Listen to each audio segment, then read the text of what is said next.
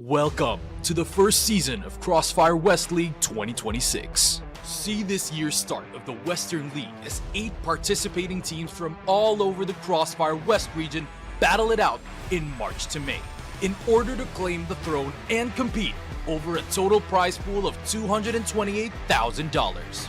For the first season of 2026, get treated to 3 months of high-stakes action, as the season consists of 2 regular season phases and a double elimination playoffs where legends are created. In the regular season, Phase 1, all 8 teams are included in a single group where they all play best of 3 matches in a single round-robin format. Support your favorite teams as every match counts here. Every performance in Phase 1 will determine which 4 teams will be part of the Elite group, where they are guaranteed playoffs, while the other 4 teams in the Contender group will either fight for playoffs or relegation. Expect no resets, as results accumulated in Phase 1 are carried over in the next phase of the competition.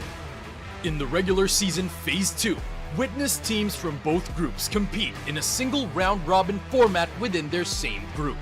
For the elites, this is their chance to secure advancement to the upper bracket round 2 of the playoffs. As for the contenders, be ready to see some of them say their goodbyes. In the playoffs, the 6 remaining teams will brawl in 10 total grueling best-of-5 blood fights in a double elimination bracket. 3 consecutive victories will result in a chance for royalty, while 2 defeats mean the end of a valiant journey. Legacies either move forward or are cut short. Here in the finals, experience a grand bout between a challenger from a victorious path and an adversary that has once tasted setbacks, to determine who will be crowned champion of the CrossFire West League Season 1. Not a memory, a movie. Every round, every map, every series is a mark of a continuous history. This is the road of recovery for the old glory. CrossFire West League, reclaim the throne.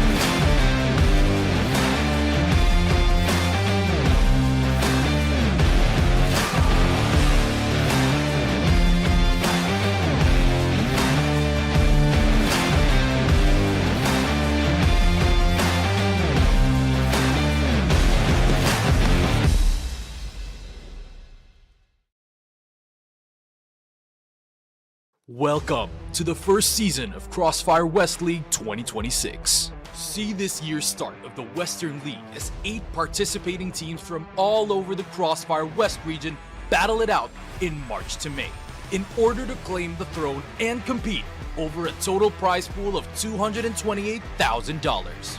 For the first season of 2026, get treated to 3 months of high-stakes action, as the season consists of 2 regular season phases and a double elimination playoffs where legends are created. In the regular season, Phase 1, all 8 teams are included in a single group where they all play best of 3 matches in a single round-robin format. Support your favorite teams as every match counts here. Every performance in Phase 1 will determine which 4 teams will be part of the Elite group, where they are guaranteed playoffs, while the other 4 teams in the Contender group will either fight for playoffs or relegation. Expect no resets, as results accumulated in Phase 1 are carried over in the next phase of the competition. In the regular season Phase 2, witness teams from both groups compete in a single round-robin format within their same group. For the elites, this is their chance to secure advancement to the upper bracket round 2 of the playoffs. As for the contenders, be ready to see some of them say their goodbyes. In the playoffs, the 6 remaining teams will brawl in 10 total grueling best-of-5 blood fights in a double elimination bracket. 3 consecutive victories will result in a chance for royalty, while 2 defeats mean the end of a valiant journey.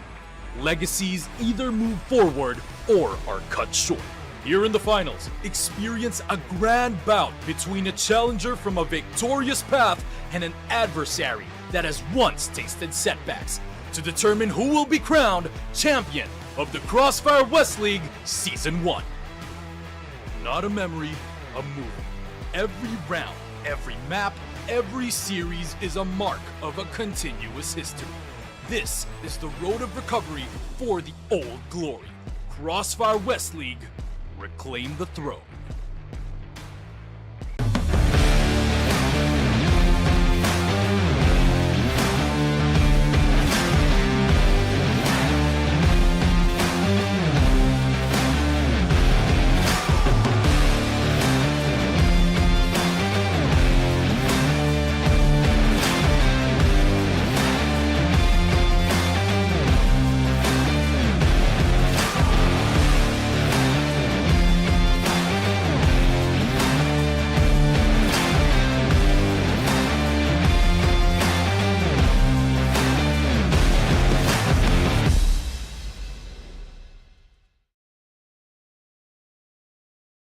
Welcome to the first season of CrossFire West League 2026. See this year's start of the Western League as 8 participating teams from all over the CrossFire West region battle it out in March to May in order to claim the throne and compete over a total prize pool of $228,000. For the first season of 2026, get treated to 3 months of high-stakes action, as the season consists of 2 regular season phases and a double elimination playoffs where legends are created. In the regular season, Phase 1, all 8 teams are included in a single group where they all play best of 3 matches in a single round-robin format. Support your favorite teams as every match counts here. Every performance in Phase 1 will determine which 4 teams will be part of the Elite group, where they are guaranteed playoffs, while the other 4 teams in the Contender group will either fight for playoffs or relegation. Expect no resets, as results accumulated in Phase 1 are carried over in the next phase of the competition. In the regular season Phase 2, witness teams from both groups compete in a single round-robin format within their same group. For the elites, this is their chance to secure advancement to the upper bracket round 2 of the playoffs. As for the contenders, be ready to see some of them say their goodbyes. In the playoffs, the 6 remaining teams will brawl in 10 total grueling best-of-5 blood fights in a double elimination bracket. 3 consecutive victories will result in a chance for royalty, while 2 defeats mean the end of a valiant journey. Legacies either move forward or are cut short. Here in the finals, experience a grand bout between a challenger from a victorious path and an adversary that has once tasted setbacks to determine who will be crowned champion of the CrossFire West League Season 1. Not a memory, a movie. Every round, every map, every series is a mark of a continuous history. This is the road of recovery for the old glory. CrossFire West League, reclaim the throne.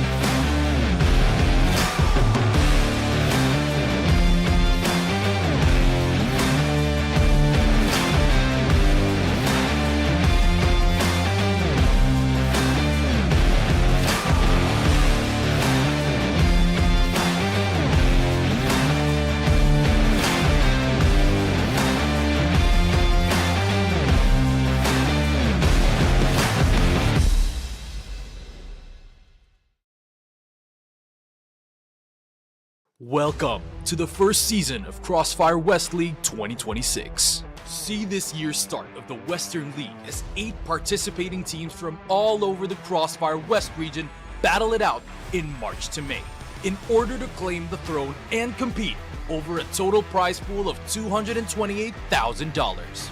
For the first season of 2026, get treated to 3 months of high-stakes action, as the season consists of 2 regular season phases and a double elimination playoffs where legends are created. In the regular season, Phase 1, All 8 teams are included in a single group, where they all play best of 3 matches in a single round-robin format. Support your favorite teams, as every match counts here. Every performance in Phase 1 will determine which 4 teams will be part of the Elite Group, where they are guaranteed playoffs, while the other 4 teams in the Contender Group will either fight for playoffs or relegation. Expect no resets, as results accumulated in Phase 1 are carried over in the next phase of the competition. In the regular season Phase 2, witness teams from both groups compete in a single round-robin format within their same group. For the elites, this is their chance to secure advancement to the upper bracket round 2 of the playoffs. As for the contenders, be ready to see some of them say their goodbyes. In the playoffs, the 6 remaining teams will brawl in 10 total grueling best-of-5 blood fights in a double elimination bracket. 3 consecutive victories will result in a chance for royalty, while 2 defeats mean the end of a valiant journey. Legacies either move forward or are cut short. Here in the finals, experience a grand bout between a challenger from a victorious path and an adversary that has once tasted setbacks, to determine who will be crowned champion of the CrossFire West League Season 1. Not a memory, a movie. Every round, every map, every series is a mark of a continuous history. This is the road of recovery for the old glory. CrossFire West League, reclaim the throne.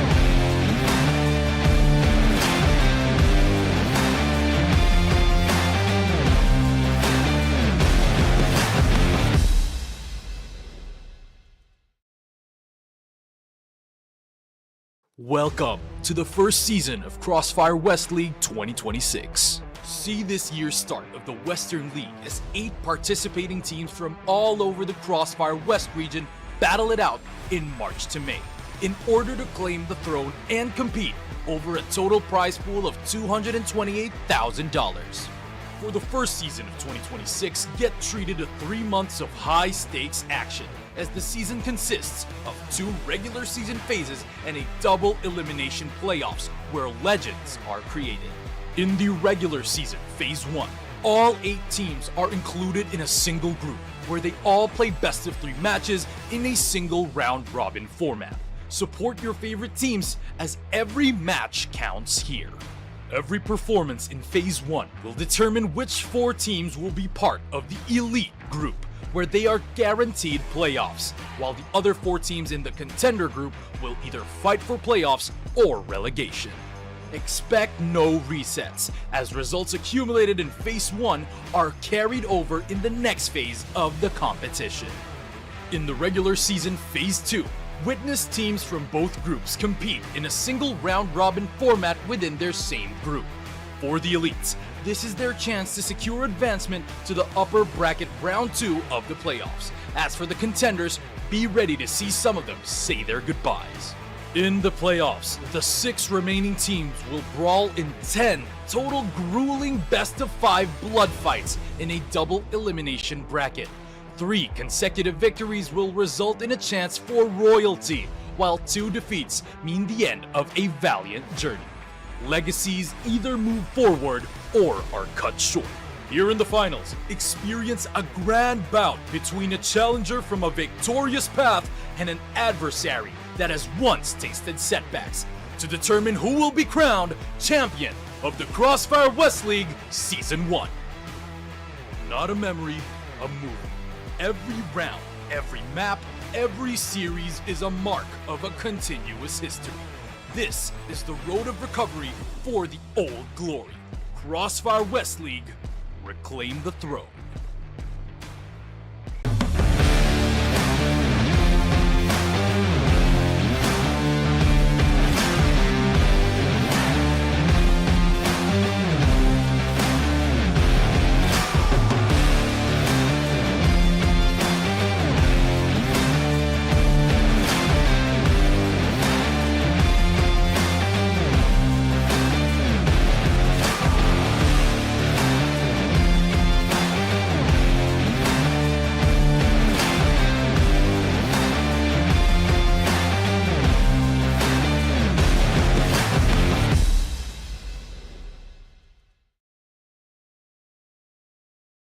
Welcome to the first season of CrossFire West League 2026. See this year's start of the Western League as 8 participating teams from all over the CrossFire West region battle it out in March to May in order to claim the throne and compete over a total prize pool of $228,000. For the first season of 2026, get treated to 3 months of high-stakes action, as the season consists of 2 regular season phases and a double elimination playoffs where legends are created. In the regular season, Phase 1, all 8 teams are included in a single group where they all play best of 3 matches in a single round-robin format. Support your favorite teams as every match counts here.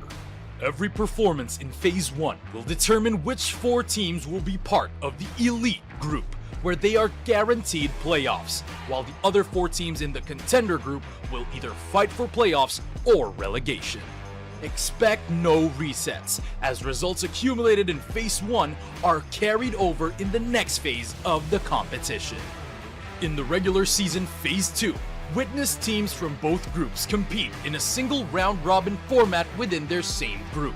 For the elites, this is their chance to secure advancement to the upper bracket round 2 of the playoffs. As for the contenders, be ready to see some of them say their goodbyes. In the playoffs, the 6 remaining teams will brawl in 10 total grueling best-of-5 blood fights in a double elimination bracket. 3 consecutive victories will result in a chance for royalty, while 2 defeats mean the end of a valiant journey. Legacies either move forward or are cut short. Here in the finals, experience a grand bout between a challenger from a victorious path and an adversary that has once tasted setbacks to determine who will be crowned champion of the CrossFire West League Season 1. Not a memory, a movie. Every round, every map, every series is a mark of a continuous history. This is the road of recovery for the old glory. CrossFire West League, reclaim the throne.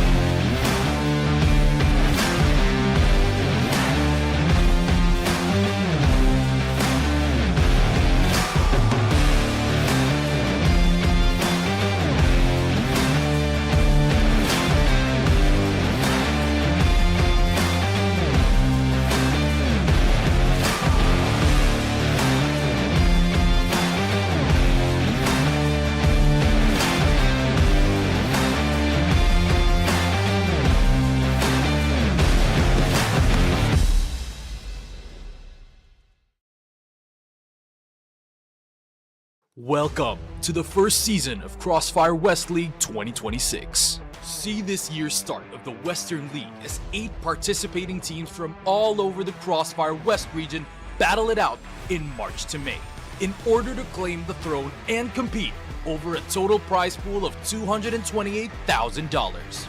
For the first season of 2026, get treated to 3 months of high-stakes action, as the season consists of 2 regular season phases and a double elimination playoffs where legends are created. In the regular season, Phase 1, all 8 teams are included in a single group where they all play best of 3 matches in a single round-robin format. Support your favorite teams as every match counts here. Every performance in Phase 1 will determine which 4 teams will be part of the elite group, where they are guaranteed playoffs, while the other 4 teams in the contender group will either fight for playoffs or relegation. Expect no resets, as results accumulated in Phase 1 are carried over in the next phase of the competition. In the regular season Phase 2, witness teams from both groups compete in a single round-robin format within their same group. For the elites, this is their chance to secure advancement to the upper bracket round 2 of the playoffs. As for the contenders, be ready to see some of them say their goodbyes.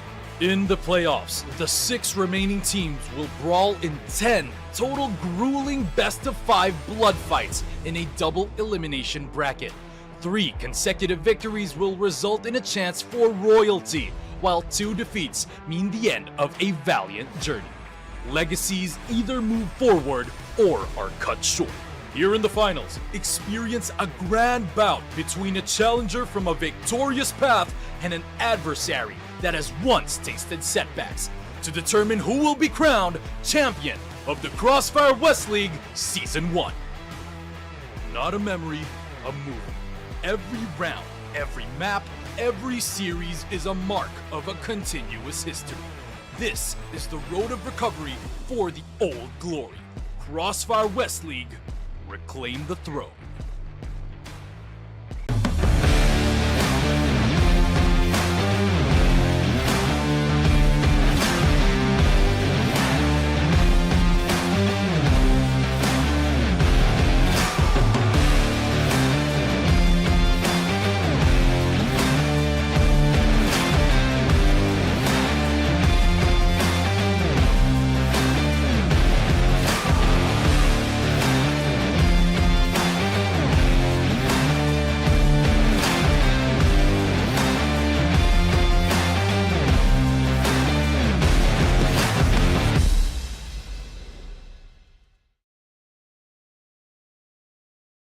Welcome to the first season of CrossFire West League 2026. See this year's start of the Western League as 8 participating teams from all over the CrossFire West region battle it out in March to May in order to claim the throne and compete over a total prize pool of $228,000. For the first season of 2026, get treated to 3 months of high-stakes action, as the season consists of 2 regular season phases and a double elimination playoffs where legends are created. In the regular season, Phase 1, all 8 teams are included in a single group where they all play best of 3 matches in a single round-robin format. Support your favorite teams as every match counts here. Every performance in Phase 1 will determine which 4 teams will be part of the elite group, where they are guaranteed playoffs, while the other 4 teams in the contender group will either fight for playoffs or relegation. Expect no resets, as results accumulated in Phase 1 are carried over in the next phase of the competition. In the regular season Phase 2, witness teams from both groups compete in a single round-robin format within their same group. For the elites, this is their chance to secure advancement to the upper bracket round 2 of the playoffs. As for the contenders, be ready to see some of them say their goodbyes. In the playoffs, the 6 remaining teams will brawl in 10 total grueling best-of-5 blood fights in a double elimination bracket. 3 consecutive victories will result in a chance for royalty, while 2 defeats mean the end of a valiant journey. Legacies either move forward or are cut short. Here in the finals, experience a grand bout between a challenger from a victorious path and an adversary that has once tasted setbacks to determine who will be crowned champion of the CrossFire West League Season 1. Not a memory, a movie. Every round, every map, every series is a mark of a continuous history. This is the road of recovery for the old glory. CrossFire West League, reclaim the throne.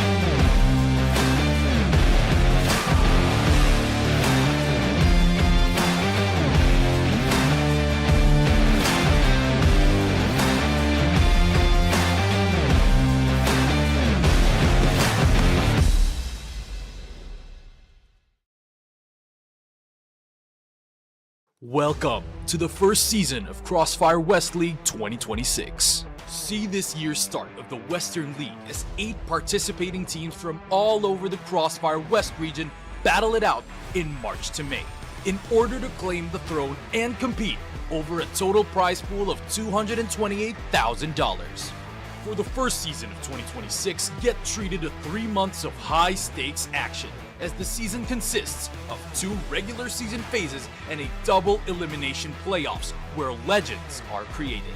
In the regular season, Phase 1, All 8 teams are included in a single group, where they all play best of 3 matches in a single round-robin format. Support your favorite teams, as every match counts here. Every performance in Phase 1 will determine which 4 teams will be part of the Elite Group, where they are guaranteed playoffs, while the other 4 teams in the Contender Group will either fight for playoffs or relegation. Expect no resets, as results accumulated in Phase 1 are carried over in the next phase of the competition. In the regular season Phase 2, witness teams from both groups compete in a single round-robin format within their same group. For the elites, this is their chance to secure advancement to the upper bracket round 2 of the playoffs. As for the contenders, be ready to see some of them say their goodbyes. In the playoffs, the 6 remaining teams will brawl in 10 total grueling best-of-5 blood fights in a double elimination bracket. 3 consecutive victories will result in a chance for royalty, while 2 defeats mean the end of a valiant journey. Legacies either move forward or are cut short.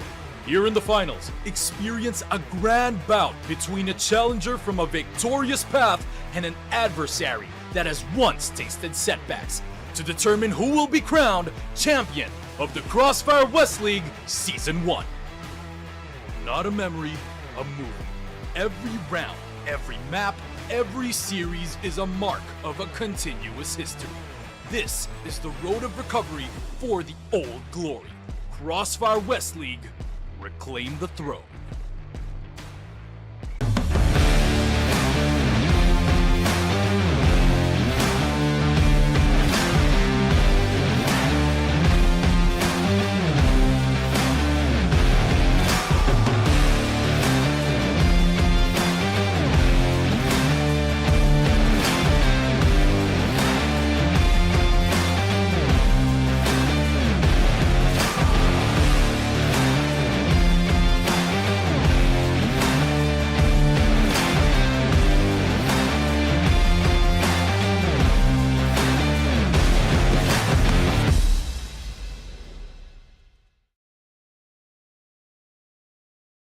Welcome to the first season of CrossFire West League 2026. See this year's start of the Western League as 8 participating teams from all over the CrossFire West region battle it out in March to May in order to claim the throne and compete over a total prize pool of $228,000. For the first season of 2026, get treated to 3 months of high-stakes action, as the season consists of 2 regular season phases and a double elimination playoffs where legends are created. In the regular season Phase 1, all 8 teams are included in a single group, where they all play best of 3 matches in a single round-robin format. Support your favorite teams, as every match counts here. Every performance in Phase 1 will determine which 4 teams will be part of the Elite Group, where they are guaranteed playoffs, while the other 4 teams in the Contender Group will either fight for playoffs or relegation. Expect no resets, as results accumulated in Phase 1 are carried over in the next phase of the competition. In the regular season Phase 2, this is exactly the kind of game and performance I wanted to see. This is the Hail Mary. Every individual player is bringing their A game right now. That's what I'm talking about. I've had enough of being quiet. I want to get things moving. Madison not able to get free override work straight out through that smoke just makes it. Zane has what about Chris here? Yes, Trevor very scared going for that quick.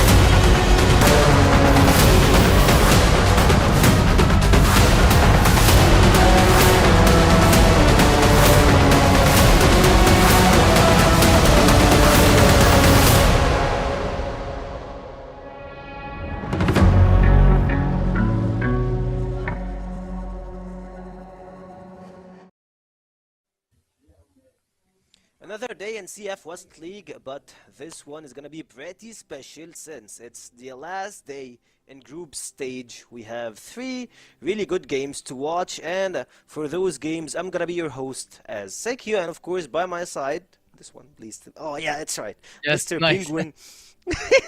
From the first time, like I didn't cheat. Yeah. Yeah, You need to switch it. It's yeah. pointless. Yeah, of course. And by my side, Penguin. How is your day, Penguin? And how are you doing? Yeah, all good. I'm very excited. As you said, it's the last day for knowing who's going to be in the league. And definitely, we know kind of who's going to be in the league. But it's good to see the teams fighting for the one last time and to see the seeding before going to the group stage. And this is what we started today. And also, today is going to be very good game versus some teams who can lead by which is the last test for them because they didn't play each other again until the playoffs. Yeah, it's the last test for the contenders group to try and touch on some really good teams and like play versus the people that most likely are gonna present CFWL on internationals, and hopefully we can see really good matchups between them. We have seen a huge difference in some competitors and others. It felt like pretty tight and close when it comes to this case, and I believe we will have a really good and cool game in a few moments. But at the same time, let's just like recap what happened and like the group stage itself. First of all, like Vitality goes and everybody goes on the other side. Like Vitality just ruled the place. They have 6 wins, and I'm not sure like would it be the 7th or would it be the 7th. You never know. Like it's Vitality, maybe 2-0, 2-1. It goes left and right. And on the other side, we have of course Team Imperium. They lost all the 7 games for yesterday. Just like have a small recap. We had a really fast show. We had 3 2-0s, and it was between of course we had 3BL win yesterday. We had Team Nemesis, I believe, also they won yesterday against UnKnights, and LC I'm sorry, not LCK. 3BL, Nemesis, and of course Vitality versus Team UnKnights. It felt so hard for Team UnKnights to match the aggression that came from Team Vitality, and it looks like Vitality on the right track, but for UnKnights still, like they have some issues, but still a really good team to look for. But for me, I'm looking for Anubis and see what can they do through this entire season. And for you, Penguin, what's your take on Anubis till now? Well, as I said, the Anubis is doing very good. They are having problems in the black side fully. As I said, if you want to win the league that get them, then you will need. Yeah, it looks like that. Yeah, I can hear you. And at the same time, we're just gonna have small changes here. Yeah, Penguin is having the robotic noise again, like voice again. So trying to move by the side. Yeah. Trying to use your voice, like it's totally fine, happens to the rest of us. And yeah, he's just like trying to explain Anubis like an Egyptian god. He can use your hand signs, and so let's play a game before we get to anything else. Yeah, for you, if you're gonna pick Anubis or Team 3BL, like left or right, pick one of those. Anubis. So Anubis is right, 3BL is left. You're picking. I'll Okay. pick both. You will pick both. Yeah, I believe I'll you. pick You both. played for, I hope you I hope played my for voice both is teams. better. I don't know. Uh, Yeah, okay, it's you okay now. got it. It's my time now. Okay, it's your time to shine. Okay. Take I said that Anubis is very good, but if you wanna win the league, get the first place, they'll need some change on the blacklist side. If they wanna go and compete, I think they're ready. And I said that Anubis have a chance that they can be fourth. This is a very good achievement for them, and they can do it. The guys have the mental momentum, strategies, and everything. The experience. They are not young. It's not the case for Imperium. Like it's not like Imperium. They just came from open. It's not like 3BL. They're just very young, aged players. It's not like Swan Gaming. They are kind of mixed nationalities team. They just formed 1 month ago. It's more into a complete structure for them to go into for the fight with them is UnKnights. So the structure is on, they have it, and as you have said, it feels like UnKnights are gonna be kinda closer to Team Anubis. But my take on Team UnKnights, they look pretty good versus most of the teams. I would say they lost versus Nemesis and Team Vitality. It went 2-0 versus both teams, but any other team, it felt like UnKnights, they they are ruling the place. They know how to play, how to counter, and how to hold each and every thing by their side. So for me and Knights, I will have them as my top three, to be honest. After what we're seeing from them, I have like for me, Vitality, LCK, and Knights, and the fourth place is between Anubis and of course Nemesis. Like it goes for like that's my opinion based on the players that they have and what we have seen across the group stages. So of course, like the second group, so like when you go to the group stage, the elite and contenders, it's gonna be a different story. But for trivia of the day, this year, season one mirrors the 2025 CF West League season one after 3 weeks. Okay, Yeah, it's okay. the same place. It's So just the teams are not the same place. It's not 2025. Quite normal. That's what we expected. And you mentioned that you were active.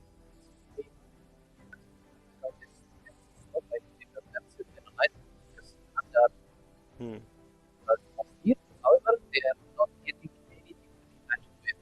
Maybe Anubis can be closer to them if they more. Maybe you can catch up with them later. However, Knights is a bit different. For 3BL and for the players or like the teams that might be on the contenders group, I'm in between 3BL and Swamp Gaming when it comes to qualifying to the playoffs. For me, it feels like that Swamp Gaming and 3BL, like beside the 1v1s or like the teams face off, 3BL they choke often, like more often than Swamp Gaming. Swamp Gaming, if they got 3BL on a bad choke day, I believe that Swamp Gaming can get the best out of them. When it comes to the contenders group, still like we're jumping steps. We still have the elite, the contenders. We still have a lot of games to unfold. But I believe in a few moments we will have our usual mini game that we have on the third day of the broadcast each week on Sunday. And for this game, it's gonna be pretty cool one, I believe. I don't really wanna like give you a sneak peek into it, but just like speaking of it, and speaking of the tournament itself, you will just check into the tournament overview phase one. You have seen it. If you have heard the intro of this stream, I believe you have heard like this video for a lot of times, like 10 times probably. But still, this is how phase 1 works. Phase 2 playoffs, prize pool 56k to the first place, total prize pool 228. Yeah, it's a really big one. What was the biggest prize pool you ever played on?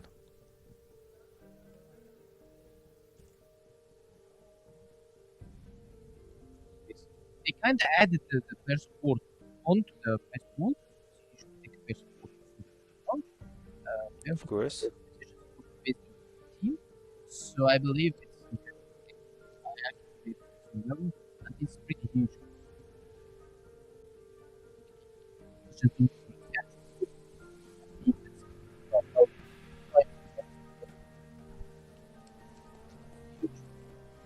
Yeah, it's I believe it's really huge for the players, for everyone. And yeah, we're back with Robot Penguin. It always goes for that, but like it's totally fine. For the total amount, it's huge. For the players, for the organizations, and that's for phase 1, phase 2, etc. You have seen it. Map pool, a slight change. with sub base. No, not sub base. I'm sorry.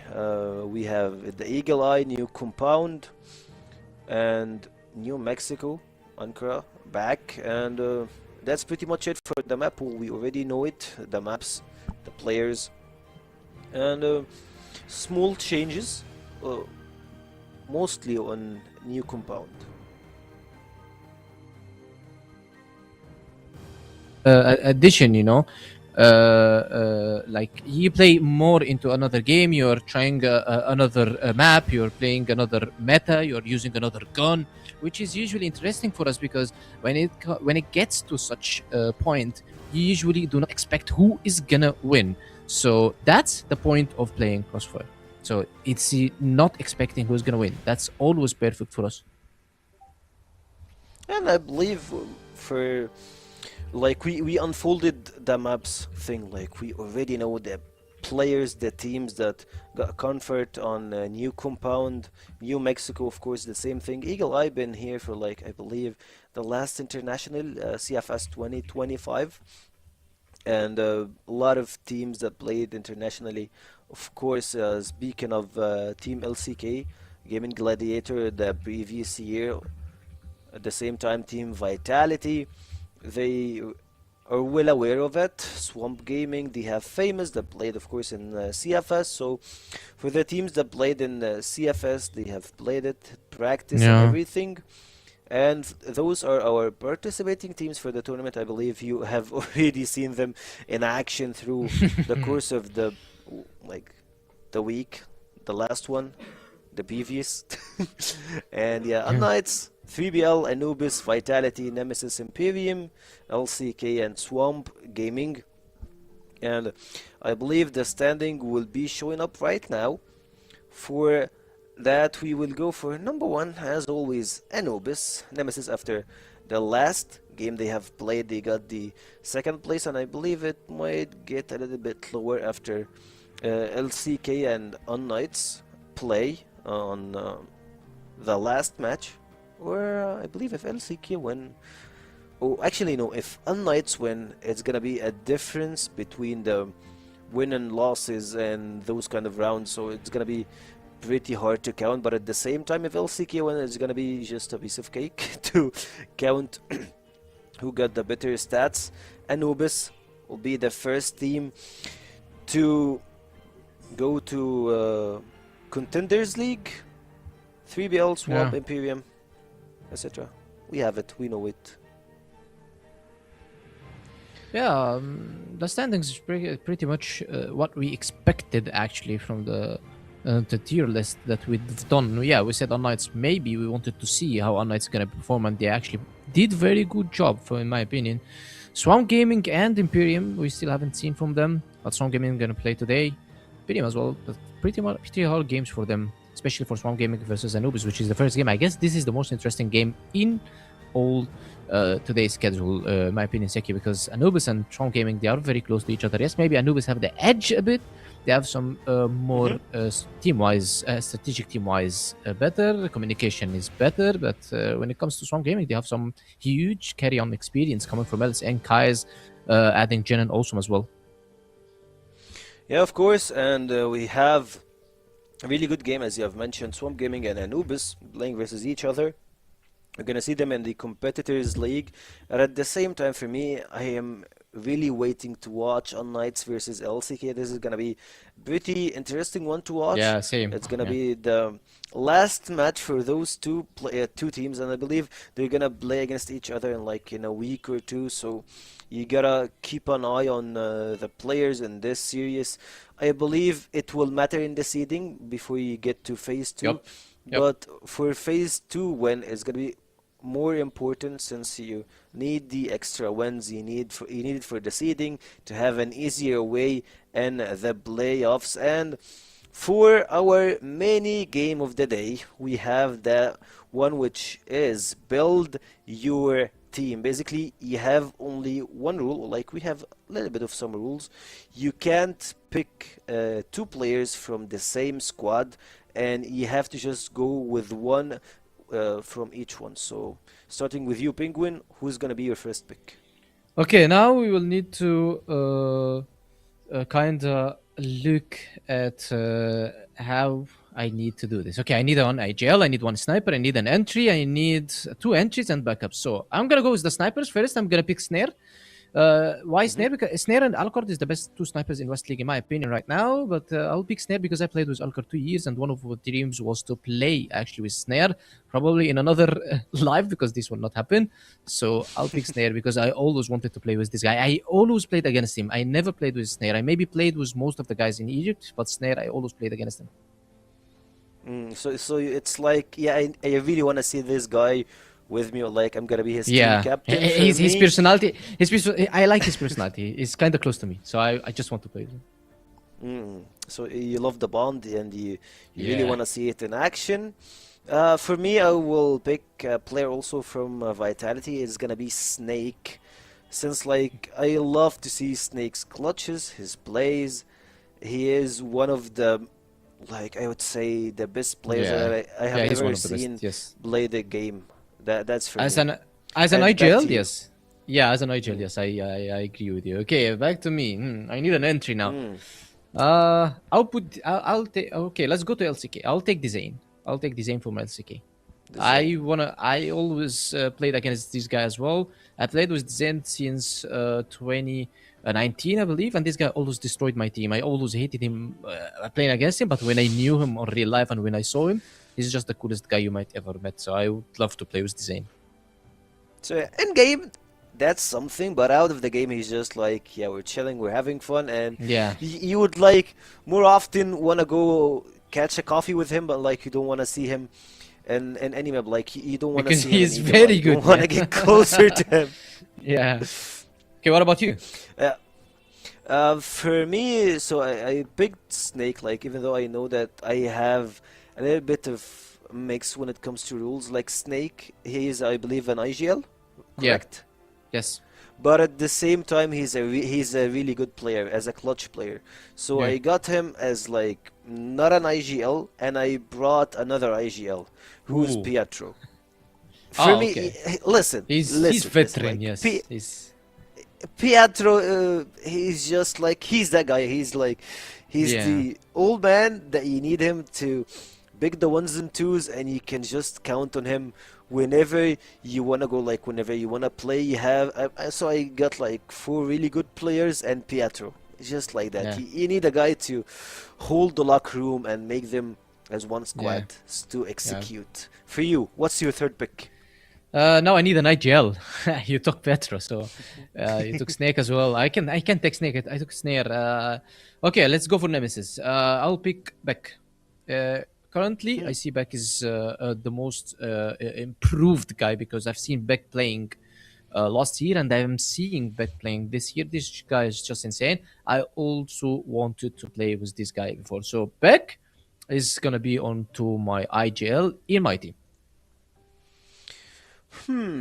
So, like, you're going for Rising Stars, I'm gonna pick mine, and it's gonna be one of the fraggers that we have seen is top 5 on when it comes to fragging, when it comes to kills, when it comes to being a really guy, like, whenever you need when you are in a clutch position, you can count on him. I'm gonna go with Noxlin from Team Imperium. I really like his play style. I watch him, it feels like he needs like a chance, a way to show up his skills. He's a really good player. We need to see him in action more, and I believe like if he got those players on his side, it's gonna be a lot easier for him to feel free to have like some freestyle and play. So Yeah. who's gonna be your fragger, or like the player you wanna count on? Okay, we need a dad. We are all kids now. We need a dad. I'll take famous the daddy, our dad, our goats, the spirit that we always watched playing into lands and tournaments in 2012 with the iconic 5K from Black Widow ramp, and we hyped up. I remember I was sitting in home watching famous playing, and he gets this 5K. I shout, I go on the stage, hey, I want to be playing against this guy or with this guy. And I remember I killed famous one time. For the first time in my life, in a free-for-all, I took the screenshot, and then I just, hey guys, I killed X-Famous. That's an achievement. So I would like to take Famous on my team.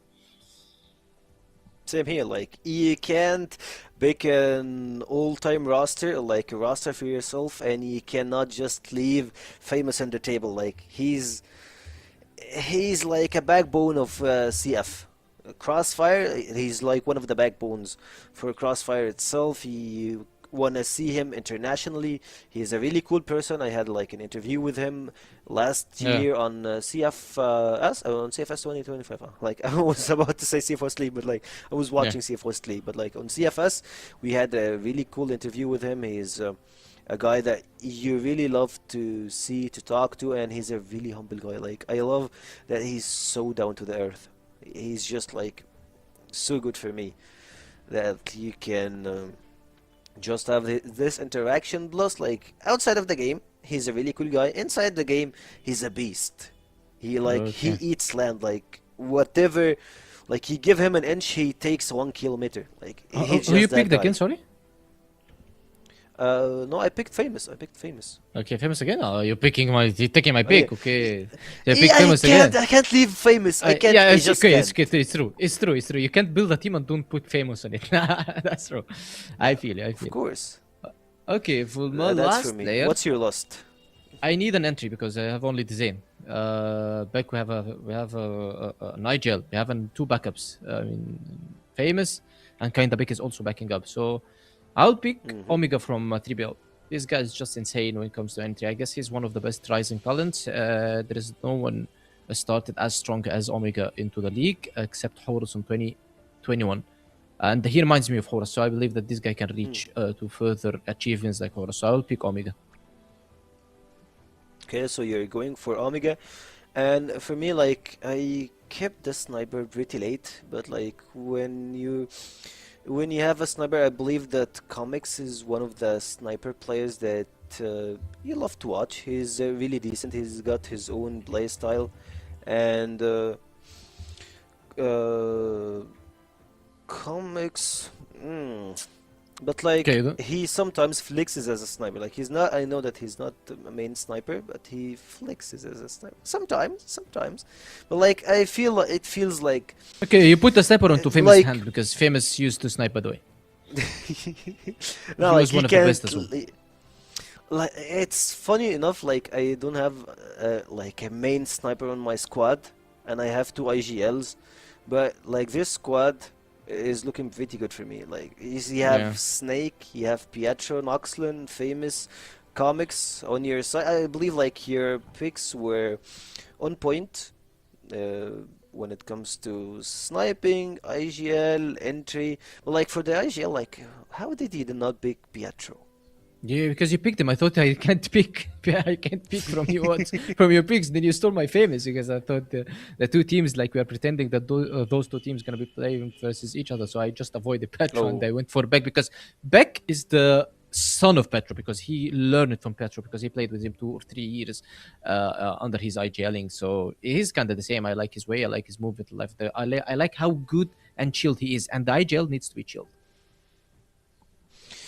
That's it. That's our picks for the teams. You can build your team in the comments, and we can just we can just talk about it. In the meantime, if you have any suggestions, you can just throw it in the chat, and we'll see who's got the better team to build. Of course, like for this one, I believe that Penguin built a better roster than me. Even though like I stole his famous, but still like you gotta man, you take took it, my you gotta man. take it. Yeah, Like, definitely. For a second I felt like, hold on, I forgot famous. Like how can it how dare I Exactly. forget famous? Like how Yeah, exactly. that was a bad one. But like overall you got this one Penguin, and moving forward for our not rising stars, for our current stars, we are going to have like a small discussion about the first game that we're having today, Swamp Gaming versus Team Anubis. Both of them, I believe that they are ready, and for the roster, we have Swamp Gaming on the screen, Jen, Josh, Kai's, Awesome, and LSN. I believe that's the third day for Awesome to play while being sick. Hopefully that he's not today. We will get the confirmation from Penguin, of course. You can just like write to him, hey Awesome, how you doing, man? You doing okay? Yeah. Right. I And believe that's he's for good. I Swamp believe he's Gaming. good. Yeah, hopefully he is good. Yeah. As for Swamp Gaming, I believe that they are logged in and they really wanna show us and tell guys like we're not gonna get out of the playoffs. We still have phase two, and like if you favor Anubis, if you favor 3BL, you forgot our name, and this match will put us on the table. Yeah, you're talking about a very good team, Anubis, a very good rising team. You're talking about 3BL and a good, well experienced team, and they actually made some troubles or they did some damage to 3BL yesterday, and they almost took a map. The first was 10-8, the second was 10-7, and they were leading the second by 6-3. So Swamp Gaming is not a team that you underestimate. However, the guys are in front of us, dirty. Gainer, Muffin, Salty, and Doom. Honestly, when I pick the teams, if you tell me you need substitutes, I would take Muffin from Anubis. Not a substitute like leave him a sub, but maybe, in my opinion, if Snare, after 2, 3 years, 4 years, he's not playing Crossfire anymore, I would pick Muffin because Muffin is still young and he's doing very good. In my opinion, he's the star of Anubis. He's the guy that they need to play around him, and he's the guy that delivering whenever it's needed. So yeah, definitely Muffin is one of my favorites right now, with Omega from 3BL, with Nexlon, and maybe Nexlon, Frabsy, and them. They are doing also very good job as a new rising players, because definitely, if we don't mention Jaguar, Of course. he's just a guy that took a lot of championships alongside against me, with me, and with everybody on the Egyptian scene. Of course, we have a lot of, and it feels like they're trying to sub in the new talents, the new players, the Yeah. new teams to start. We starting to see, of course, on Team 3BL we have 5 young players. We have a lot of them also in Imperium. Anubis are trying to make a new formation. It's more of adding blood to the Egyptian scene and the Western League scene, and to see those players even competing versus people that they raised, born and raised, and watch them. Like, speaking of, I would say the new players in Imperium or 3BL, they have watched Famous. Like, any player that played CF have like at least one of his dreams is to play versus Famous competitively, and Yeah. for those players, they have tasted its fame and the pressure that you have while playing versus big names. Of course, another one, Yeah. another one is having a chance to play in internationals. But like to have your name in international, you need to step up your game. And once you get this opportunity, I believe those players are gonna be more than proud from themselves. And that's for the young players. And for our current heroes, Swamp Gaming, they are having a little bit of a small of a fix, like a mix between new players. We have one, and we have 4 veterans on the team. How does it feel, the new combination that actually no, Swamp Gaming, the roster, they had the same roster last year, and I believe they didn't have any changes, but for the standings, they're still a bit shaky. So what's your take on the team? Like, do you think that if they change it, some players will we see some like some advantages? Can they do something, or Well, they what's lost Famous. what's They lost oh yeah, Famous they as a lost player. Famous. Yeah, they lost The- Famous as a player. oh. So yeah, if they lost Famous, they lost half of their power. But the guys are doing very good. Let me tell you that these guys are from North America, so they are just fighting to the EU region. And I'm telling Famous again, man, get back to North America. We do not want to watch CFS without Famous. I'm not saying that UnKnights will not make it CFS. They have a chance, but your higher chances are from the North American region, and you always carried this region, and everybody watched this region for you. So probably maybe he's having good times with UnKnights, but for when it comes to the CFS, Famous needs to raise the North American flag and to raise this region into higher stakes. Big words from Penguin. If we really want to see NA rise again, we need Famous back on there. But for, of course, Swamp Gaming, with no Famous, no one will have his prediction on that team. And we all are going for Team Anubis. Oh All of us, like, guys, is you gonna can be so see sad. man. Travel Fish, all of us, like we're going for Team Anubis. It looks like Team Anubis, they have the upper hand when it comes to the execution, the plays, and like they are more convincing than Team Swamp Gaming. For of course, on the course of action that we have seen them in the previous weeks. But for me, still Anubis, they still have like a mystery for me. Like, why do they always go for the slow stats or like play slow? Like, while if they just played fast and did their strat and trying to rush forward and play with the time on their side, they look more dangerous. This question we need to ask it to Anubis Nemesis 3BL. So, I'm not saying that all the rounds should be played with a very high-paced game. This is not right. But I'm saying that most of your rounds should be very high-paced. High-paced, I don't mean that you push with like it's 150 on the clock. No, high-paced that you take control of the map very fast and just decide whatever you want after it. Maybe after the control you want to execute, after the control you want to fake, after the control you want to go for a pick. Just do it. Staying in the base, trying to take the control slowly, checking every angle, going in a very slow way. That's a good way to check the map. But this is always to counter the aggressive teams that's been playing against you. If they are not aggressive, then try to be aggressive. And also, aggression is usually matched by aggression. So that's why you find the aggression more like trying to take control. Vitality is usually the team fighting for information. You would never see Vitality staying in the map, defending without knowing anything what's happening in the map. So they would send one guy checking if there is anybody pushing this side. If they're taking control, he will listen for the executions, for the flashes.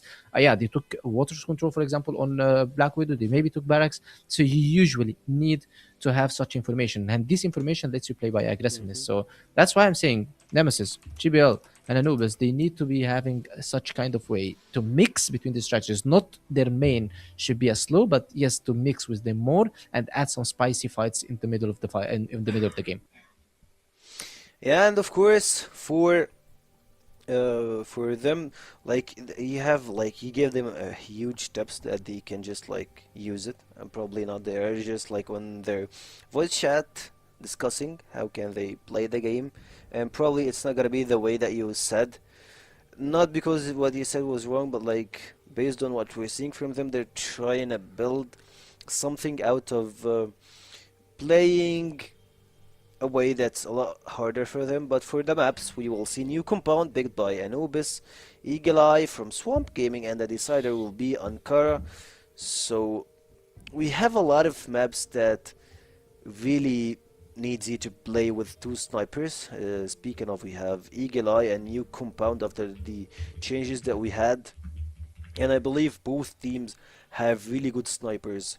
For you, like if you're gonna pick a sniper player, like from both teams, like who are your two best sniper players from Swamp Gaming and Anubis? Swamp Gaming, I would say if I said LSN, I would just underestimate Guys. Guys is one of the best snipers that ever touched Crossfire, but the guys didn't watch Guys playing on his peak. He's now using a rifle, so I would pick Guys, and definitely from Anubis I would pick Muffin. Because Dirty is So just calling. Dirty was a good talent, and he was a rising talent last year. However, Dirty is now calling, Okay. so you don't need his individual skill that much. But you need a guy like Muffin onto your roster. So you need Muffin into your roster, and you're picking a ex-sniper player from Swamp Gaming, as you're saying, like he's not in his prime, and you're seeing him with a rifle. I totally understand that. I believe we have witnessed and we have seen him play as one of the core sniper players for Swamp Gaming before, and that's for them. The maps are on, and this series, it looks like we all go for a team Anubis. The maps are looking pretty good when it comes to that, but at the same time, like in one case, do you think that we might see Swamp Gaming win? They are playing Compound first. If we see a very good performance from them on Compound, or maybe they can take Compound from Anubis and just surprise them, I guess yes, they can win, because we've seen a very good performance from Swamp Gaming yesterday. The guys have a very much sync together now. They have a high experience level of gameplay, because we've seen Kai's how he's lurking. So yes, Swamp Gaming have everything to win this matchup, but they don't have the strategic team-wise as Anubis. So we'll see. Will Swamp Gaming find a way to win Anubis versus New Compound, or Anubis will just get the series as we all expected? But for that to be unfolded, we go to Trav and Elfish to tell us the story of tonight. Thank you guys, appreciate it. We are here, we are ready. Looking forward to today. Of course, a couple of games left in the groups, Jordan, to figure out what's going to be going on here. And I think we all have our favourites for today. It feels like it's going to be a pretty smooth sailing day. But you know me, apparently I'm the curse when I cast with you, and it always goes long. So I can only hope today it is lifted on Easter Sunday. Yeah, look, we had a really, really quick day yesterday, and you weren't here. So I think maybe there is some truth in that. Typically, you're right. When we have days together where we're casting, the days do tend to go a little longer. But just having a look at the matchups today, I feel like it's pretty cut and dry for the first two. Maybe that third match could be a pretty interesting one, could get a little bit tight. At least as far as this game is concerned, I feel like Anubis, from what we've seen from them so far this season, and Swamp as well, we really do have to lean on the side of Anubis here. I mean, you even go back and look at yesterday's game, 3BL being able to beat Swamp 2-0. Anubis was able to beat 3BL 2-0 the day before that. I know it's a bit of chain logic there, but I think it does definitely indicate that at the moment it feels like Swamp are maybe not quite at that same level of Anubis, and I feel like Anubis is one of those teams that's quite a grindy team. Like they will grind their way through some of these series if they have to, and if that's what this series does turn into, if Swamp are playing a good game, if they come out and they are starting to deliver a good performance, I think Anubis will be the kind of team that can match that level and play to the level of their opponents. So I'll be looking forward to sort of seeing what Anubis is going to be able to do today. The issue, I think, unfortunately for Anubis is it probably doesn't matter for them. Even if they do win this series, it doesn't matter whether or not UnKnights then go on to win their series against LCK or not. Anubis still cannot jump inside of the top four. So at this point for these two teams, you're really kind of just playing for pride. And maybe in the case of Swamp, potentially playing to try to like take a sixth place off of 3BL in this group stage rather than sitting in seventh. But again, realistically, it doesn't really matter all that much as far as the seeding is concerned. You're still all getting lumped into the same position as one another anyway. So I think at this point, you're kind of just playing for pride, and maybe you're trying to play for a bit of momentum going into the next stage of the competition, which I think every team is actually going to get some value from. Yeah, I mean, as you said, these two teams will be lumped into that bottom four at this point, right? And there's kind of no way out. And I think that's fine, right? But it kind of does make you wonder how they're going to play out a game like this, right? Like, are they going to be playing it a bit like practice? Are they not going to be showing some of their best ideas? Or are they going to be trying some new ideas that maybe they wanted to put into practice for maybe later on in that phase? We shall see. But, yeah, I think for me, in a game like today, the main thing I'm looking forward to seeing is just how Swamp play individually. Because they played individually quite well the other day when, Awesome was feeling really, really unwell, if you remember, right? So Swamp played yesterday, right? If I remember him saying, that's a game a day I didn't cover. I assume he's feeling better now. I hope so. Yes. Yeah, that is the main thing for me. I hope he enjoys his game on this Easter Sunday, because it would be a shame, as we saw the other day, if he clearly clearly continues to play in a bit of discomfort. Yeah, no, I mean, he did seem to be up and about a little bit more yesterday.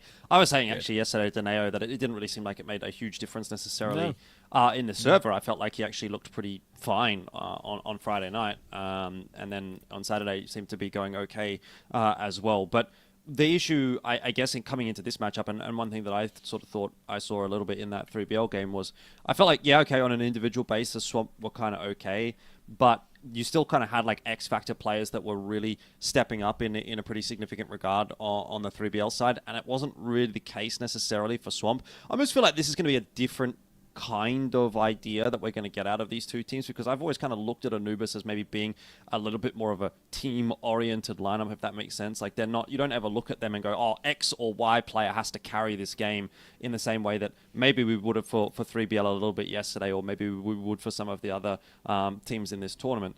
At this point, I just think if that's what we're going to get, and that's kind of what we're getting from Swamp in general, right? Team-oriented gaming, Anubis getting that same kind of mentality coming through. I think Anubis just do that a little bit better than Swamp, personally. So, end of the day, I have to say, I think Anubis is probably just almost like a better version of Swamp in a sense. So, we'll see whether or not that rings to be true today. But, of course, the fact that we've all four of us gone for the Anubis prediction, I do think that speaks to itself a little bit. Yeah, have we all gone for the same prediction throughout the entire day? I mean, obviously, all of us are going to pick Vitality with 3BL every single day of the week. I think all of us would have picked LCK against UnKnights. I think UnKnights definitely have an opportunity to show something there. And if I was to pick, maybe the closest game of the day, it would be LCK UnKnights, because of course they're exactly next to each other in the league standings right now. UnKnights with 4-2 record and LCK with a 5-1 record. Unfortunately, of course, the reason for Anubis not really playing for much here is because there is that significant gap between the league right now. The top four were always going to be the top four, I feel like, unless maybe UnKnights, as an example, really underperformed this season. And the bottom four are always going to be the bottom four. Only Anubis are really the team that I thought could have broken through. Maybe really caught UnKnights and maybe even Nemesis and LCK on their day off guard a little bit. And of course, historically, we've actually even seen them fight Vitality pretty close. But of course, that's in seasons gone by. So yeah, it's a little bit different these days. And obviously for the lower group, which of course is going to be going into that sort of 4-team little bracket, of course, at the end of these games, that battle, surely, I mean, if I was to pick a team, it would surely be won by Anubis, and they will try and stay alive. For me, they are the best team out of those bottom four by quite a way. And I think Swamp, that today they can do a normal Swamp thing, Jordan, and take a map off of a team that they're expected to lose to. It's very, very evident they've done that in the past and shown okay form in the past against teams like teams that are much higher ranked than them. They took a map off of Vitality this season, for God's sake, right? But I do think that Anubis should be winning this game comfortably. No, I definitely agree. I think Anubis is, look, on all fronts, I feel like they're the strongest of the bottom four. And there was always going to be a bit of an argument as to whether or not maybe they could jump into that top four if they would have had a good start to the season. They obviously they didn't. But then again, is that much of a concern necessarily? It should still lead them through to the playoffs, assuming they uphold their end of the bargain in this second stage. Yeah, I mean, like, what can you really say about this series at this point? We just need to get into it and have a look. I think it really does feel like if Swamp do get a win here, it will be a bit of an upset. I would like to maybe see them get a map at least, like get their map. I think they're a good enough team to do that. You've got some good individuals on this lineup, but with all of the exponential factors involved for Swamp as well, I think it's hard to really make an argument that they should be the better team in this matchup, and obviously that will follow them through into that next stage too. If they can't beat 3BL, they probably can't beat Anubis. They're probably not going to make it out of that next stage either. So potentially today's a day where they can fill us with a bit more faith. Yeah, I hope so. Of course, we've been live for quite a while. I'm going to put my finger to my wrist right now and say, how are the players not ready after they've been waiting this long to play the game? I am baffled. But just CrossFire things, I suppose. And yeah, we'll have to see how it's going to go. I am unsure as to whether it's going to be a 2-0 or a 2-1, as you said. It's a classic scenario of Swamp always being a bit of an upset team that can grab a map off of any team, it feels like. But yeah, we'll have to see how it's going to go. They're finally ready to play, I think. There we go. Didn't take them too long, did it?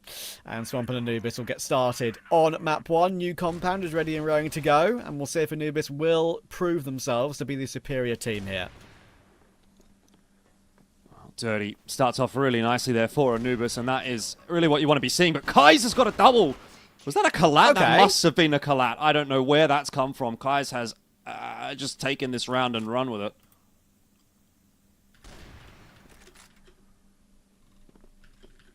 That's impressive. Nothing will answer back on LSN, but Kai's made us wait. But still delivered an incredible opening round here in this one.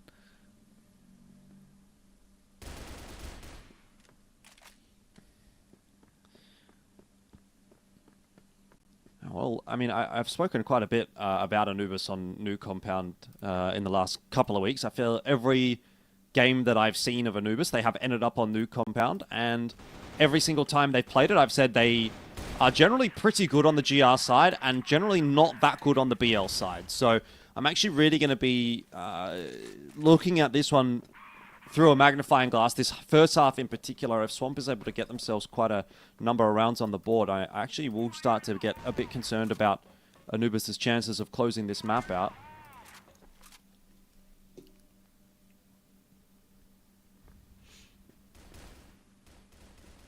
Yeah, it has felt like that on a couple of occasions for Swamp and Anubis. Just the way the pathing of this event, this current league season has gone for them. They've not had the cleanest of runs, and when you're one of the teams in the bottom 4, you're more susceptible to being more inconsistent. It's just a fact, right? So we'll have to see if they can show up today as they would want to. Already a charge in from Josh, and when Jin drops down like that, it's only 3 kills for Gainer. He's going to peek in for even more. He'll find a third. Muffin will now come and help out, and just like that, Anubis assert themselves very quickly at the beginning of the game here, and in the immediate hit back, they look to try and push up mid, take it as a duo or a trio, and Gainer does all the heavy lifting.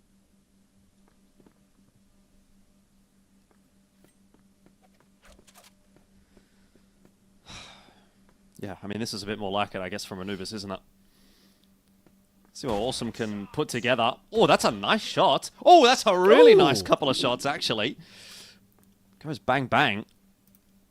Still not sure it's really going to shift the needle all that much, though.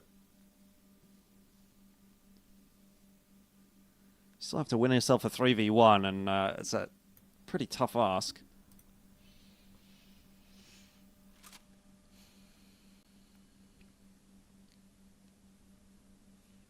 It's got a bit easier than it was before. If he had the bomb, it would be amazing, but unfortunately he doesn't. He's actually not expecting the flank there, Gainer. Awesome's going all the way around the map. It's a third tap for Awesome, but a double swing's going to come through, and oh my goodness, it was almost a clean 1v5. It took Salty on the trend. You can see the grin in the player cams. I think they know they've got away with one there. Yeah, and that's... again, a little bit of a concern, I suppose, but getting the round is what's most important at the end of the day. So they'll be, again, just trying to lock things in a little bit more cleanly, but firstly, wanting to start this round well with an opening pick or two, and they've generally been actually able to find the opener so far in this series. It's been a bit more of a recovery process, the way that Swamp have gone about winning their rounds, or attempting to win their rounds.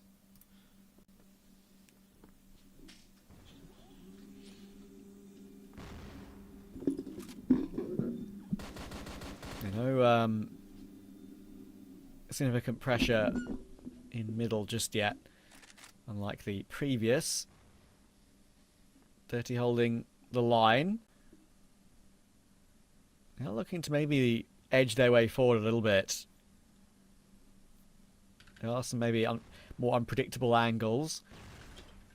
There's now Swamp will look to force their way forward. Josh and Jin, the duo we've so often seen go for those angles. Salty then does eventually swing, but Gainer's doing his heavy lifting again. One of the players that I've mentioned to you multiple times, and I think actually quite a lot of the times we've casted together. He's a player that seems to step up individually very, very well. That's a crazy spin from LSN though. Dirty will go down on that flank, and they're going to give LSN another kill. Gainer thinks he could be catching him in a retreat, but no, he's still trained on the angle. So 2v2 with LSN, 1 HP. Very winnable on both sides. That C4 on its way over towards A for now. LSN obviously quite low, but Kais could get this done here. He's the type of guy that could just double down right now. Good first shot onto Doom. Muffin, though, on the high-low angle was obviously a difficult spray transfer, so we're back into now a 1v1. But with the HP, this is going to be a tough one for LSN unless he connects with that very first shot that he gets. If he even gets a shot. TRG in hand, though. Very doable. All it takes is one bullet here onto Muffin. But he's unfortunately going to get timed, and so LSN will go down, and Anubis will win their second. Their second 1v1 in a row, would you believe, right? It just doesn't feel that way after how comfortable the rounds have felt for them, but they've all come down to the final player. This time it's Muffin's turn to get that kill. So, a bit of a surprise feeling in the early game, perhaps, here for Anubis, but they're doing okay. 2 in a row. In kind of very different fashions. And now Swamp are trying to be a bit pacier, I think. Josh and Jin are charging their way forward. Doom now needs a bit of help, maybe. He's all alone behind the box. He's doing quite a good job of delaying time, but should finally go down, and he will to Awesome. That will force Dirty's hand to come in and reface, and he catches Awesome on that line. Josh will at least manage to trade him immediately. Maybe Dirty being a little bit too aggressive there. Could have easily gotten that kill and fallen back. And Gainer goes peeking in middle again. He's been very successful with that peek in this game so far, but he's been caught off twice in a row now. Need to be a little bit careful. Salty's pushing all the way through. Will find Kais. That is a good recovery. That's a bit of aggression maybe he wasn't ready for. And again, back down to a 2v2. It feels very scrappy though, this game, doesn't it? You know, it's just a lot of individual aim duels, a lot of skirmishes around the map, pushes here and there, and a lot of how these rounds are playing out really rely on, has X or Y won their aim duel? Well, that'll be the next question we have to ask of Muffin. Does he hit his shot? Yes, he does. In fact, he hits 2 of them, and that's the round over. But, you know, again, that just as easily could have been an entry for Swamp and them into the A site with a 2v1. So, I want to see a little bit more cohesion, I think, from Swamp on the BL side right here, and see if they can actually get themselves into a site with multiple players attacking together. Anubis are playing a pretty disruptive style on this GR side, though, not really letting them have that run of things. And again, you see another aggressive start from Anubis, this time in through mid, into pillars, have a bit of a look there, and see if they can clear out any Swamp members who ultimately actually do not get spotted. Yeah, actually pushed all the way through, right? Very aggressive. And that's something we have seen from Anubis on a kind of consistent basis for quite a while. They've always played a little bit like this, it has to be said. They can change it up, they do vary it as they should, but still. Gano is playing a bit safer this time, finally, realising what's gone before. Playing in the corner. Now hot past the angle, only just getting away with that as that smoke comes down. There are multiple players on the other side. They're now going to go through the smoke toward him though. If they trade him like that, you are not going to remove Gainer from the round. Very sloppy from Swamp. Going one by one, giving Gainer free reign to gain anything he wants. Wilson will finally flank him and get one, but it's only the one. Leaves LSN last alive, and he's cleared by Muffin. Yeah, at the moment, Swamp just not exploiting kind of Anubis's aggression and their, I guess you could say, individual ability right now. Just sitting themselves in the open, getting the kills for free. Yeah, this is starting to get a little bit traumatic, I think, for Swamp. Got Awesome and LSN that are sort of delivering. Kai's is doing a little bit here and there as well, but both Josh and Jin completely missing right now, and Anubis seem like they've turned the steamroller on. What do you call the steamroller? Is that what it's called? I guess that is. What do you call it back home in the UK? So, like, something you do just, like, flatten grass with. Is that what you're talking about? To flatten a road, like a bitumen road. That's it. I think you would call it a steamroller, yeah. You made me think now, because I think there is a name for it. I'm going to have a look. Hang on. Are they even steam now? Like, well, they're not steam, I don't think, no. But I reckon there's a name for them that is different in the UK. They used to be powered by steam engines. That's why they're called steamrollers. But either way, exactly. It's 4v4 now. Actually road roller. There you go. I've never heard that. Roller. No, there's no way. That sounds so much worse than steamroller. Either way, Swamp are into this B site. They've actually got themselves a plant down. So maybe they have turned the steamroller off and they've started to think about that road roller because, well, things have gone a little bit better for them in this round. And Dirty is isolated in a 1v4, now a 1v3. He's trying to get the better of Awesome, and that's not going to happen. A steamroller is a form of road roller, a type of heavy construction machinery used for leveling surfaces. And when you click on road roller, it says, sometimes called a roller compactor. That's also worse. I agree. Entirely. Yes. I'll always remember the steamroller from Bob the Builder. What was his name again? I've forgotten. Sorry, go again. What was the steamroller's name from Bob the Builder? Are we old enough to remember that? There was Scoop, Muck, and Dizzy? Dipsy. You're thinking of the Rolly? Crossfire player. Is it Rolly? Is it Rolly? It might just be Rolly, you know. Let's have a look. Names of Bob the Builder characters. I'm pretty sure it must... Dizzy, Scoop, Muck, Lofty, and Rolly. There you go. I got it. Yeah, Rolly, but Roley. So not double L. Yeah, there we go. He was green. It's all coming back to me now. The tractor was named after me. Fun fact. That is not actually a fun fact. It's completely untrue. Doom with a brilliant spray down. That is glorious. All three of them. Swamp were able to nab that previous round, but unfortunately it's back to the norm again here. Well, yeah, that's probably not the norm that Swamp would have hoped it would be. 5-2. I mean, this half is definitely coming together in the fashion that Anubis need it to be. Like I said, remember, their BL side on this map has been a little bit shaky in the past couple of weeks. So I'm definitely looking for at least 6 from them, if not maybe even 7, just to feel pretty comfortable about going into this second half. I still think there's a world where Swamp could make something happen here. That start from Kai's into round number 8 has definitely piqued my interest. He's also aware that he's kind of got Salty stuck on this angle, trying to hunt for that fight, but not really being presented just yet. And Salty's going to go for the push, and I think he's going to catch Kai's in the side. Oh, has been spotted out now, though. So it'll just be a game of cat and mouse, and who hits their shot first. Kai's right into that headshot line. Will go down to Salty. So 1-for-1 secured for Anubis. Yeah, I do agree with you. Like, it's not a good look for Swamp early game here, but if, as you say, if they grind out 3 or 4, that is just very good considering how the season's gone for them so far on that BL side. Josh! Oh, how has he found Dirty as well there? That's a crazy second, jumping in with the sidearm. Shouldn't have been able to get 2 in any way. Doom's going to push forward, but he's doing it again. Incredible work. Another multi. Puts LSN in a clutch. I think he knows that one player is tracing him. Is he aware that they're so close to him? A great quick scope, but Salty confirms it. And another round where Swamp get pretty close. Don't forget they had 2 1v1s earlier as well. That's the 3rd, but they've all gone Anubis' way. Yeah, really tough stuff for Swamp. I think on all aspects of the game right now, they are getting a little bit outclassed. I mean, on an individual basis, there's definitely some moments here and there. But generally, Anubis have looked better. And then in the strategic department as well, I think Anubis are bringing a better game to the table right here. These aggressive plays in mid are really problematic for Swamp. Kais will not be brought down, though, by Dirty. So we might still see a bit of a recovery here at the end of the half. It could go to a 3rd for Swamp.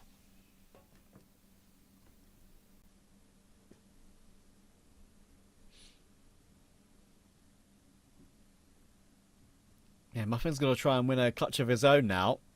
Can he create a 4th 1v1 in this half? And maybe make it 4 out of 4 for his team. C4 dropped in middle. That is the awkward part, and Muffin is keeping a relative close eye on it. Problem is, of course, playing that position, you've got to be worried about what? Well, I say 3 or 4 angles, pretty much all around him, completely 360 degrees, and I think he might be about to get flanked by Kais. There we go, good clear, good angle checking there, and Muffin will not be able to hold on to that C4 in middle. So Swamp get their 3rd round. That might not be too bad, you know, and, you know, Anubis, I reckon they might have a little bit of a comeback to deal with. We shall see. Yeah, very interested to see how these first couple of rounds go for Anubis. Like I said, BL side's been a bit of a worry for them. But if they get, 1 or 2 quick rounds here on the BL side, I think that alleviates a lot of that pressure and maintains quite a significant amount of confidence going from the first half to the second half. And that might just be enough to get things over the line comfortably for Anubis. But, Jin and LSN, with that double sniper setup, surprised that Kais doesn't actually have one of those in hand as well. So he tends to be pretty handy with the TRG.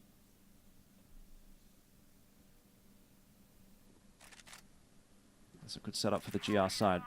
Double sniper on this map. Jin, nice connection, but not going to get a second shot off. So easy trade for Doom there. Awesome. Also a 1-for-1, but now that Anubis have filtered their way out onto the site, there'll be no entry allowed for Swamp. Yeah, really nice second kill from Muffin. Josh is going to swing into Dirty as well. That double TRG is looking very, very clean. And Muffin will close it as well. That is as best as that site take could have gone, really. Normal trades and then immediate frags when Swamp tried to push the issue. Anubis up 7-3. Has Muffin ever been asked what his favourite type of muffin is? Well, that's a very important question if you're going to name yourself Muffin. Choc chip. Lemon poppy seed or blueberry or I don't know. Oh, you're one of those guys. You're a fruit muffin guy. I like blueberry personally. I do like blueberry. I feel like blueberry is definitely underrated. I'll give you that. It's a very not actual vanilla flavor, but it's the vanilla muffin. I feel like well, you put it this way though. About muffin, blueberry. If there's a chocolate muffin, choc chip muffin, or a blueberry muffin, like I'm taking the choc chip muffin every day though. You know what I'm saying? Fair enough. Choc chip muffin. Put it in the microwave. The chocolate chips get a little bit melted. Gooey. Yeah. Bit of ice cream on the side. That's absolutely premium. I can't disagree. Personally, I've never been a massive lover of chocolate, but I've got to tell you, like, as I've got older, I've grown not to hate it. You know, like I nothing chocolate. I don't hate it, but I also like having it when it's available. So yeah, it's I can agree with that. I'd definitely give it a go. Personally, I'd go for a blueberry if I had an option though. That's for sure. I'm a big citrus guy too, so lemon is also something that I am susceptible to having too much of. Good kills early round here for Anubis again, and taking a lot of damage in getting them. We saw how aggressive they were, and then Jin is checked by Muffin looking to try and push his way forward. That gives them space to work with now. They're going to charge through as a duo. Muffin and Dirty at least push forward and look for some information to maybe confirm the freeness of that B-bomb site. But both players are here. Josh and Awesome have rotated over. Now they're going to split up again now, but at the moment it's still very much an Anubis round. I'm surprised we haven't seen a attack timeout yet. I suspect if Swamp do end up losing this round, which it should be almost assured that they will, then we will see attack timeout come through. Josh might get a nice timing here onto Muffin. He's able to clean him up, but it's still going to have to go right on this A site as well. Oh, and it will. Awesome. Tucking behind the bench. Almost makes the difference. That plant's still going to be available, though. So I couldn't quite double down. If he would have got 2 there, that might have been round over. Still, Josh can have a bit of a crack here and gain a full HP. If he falls, it's all on the shoulders of Doom, who's now been spotted out. He's got nowhere to go, and Josh will win it. That is a fumble from Anubis. A 4v2. Close your eyes. Well, I guess you could say maybe it's a little bit overdue in some ways. Swamp have had, what, that's a 4th 1v1. And they finally found a way to win one of them. So, important to feel like they're still in the game. Once again, it's a scoreline of 7-4 with Anubis 3 away and 3 ahead. Dirty is going to hop his way forward. They've done a very good job at finding openings so far. Swamp, if they're aware of that and don't want to continue pushing the issue, a bit like how Anubis did on the first half, they just try and confirm themselves having 5 alive for a while. Maybe that could change things. But again, just losing opening kills, very, very commonly.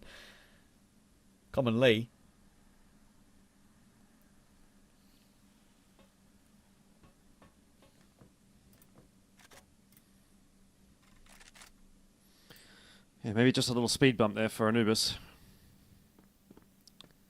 Start this round nicely. Again, if they were to win it, go up to 8-4.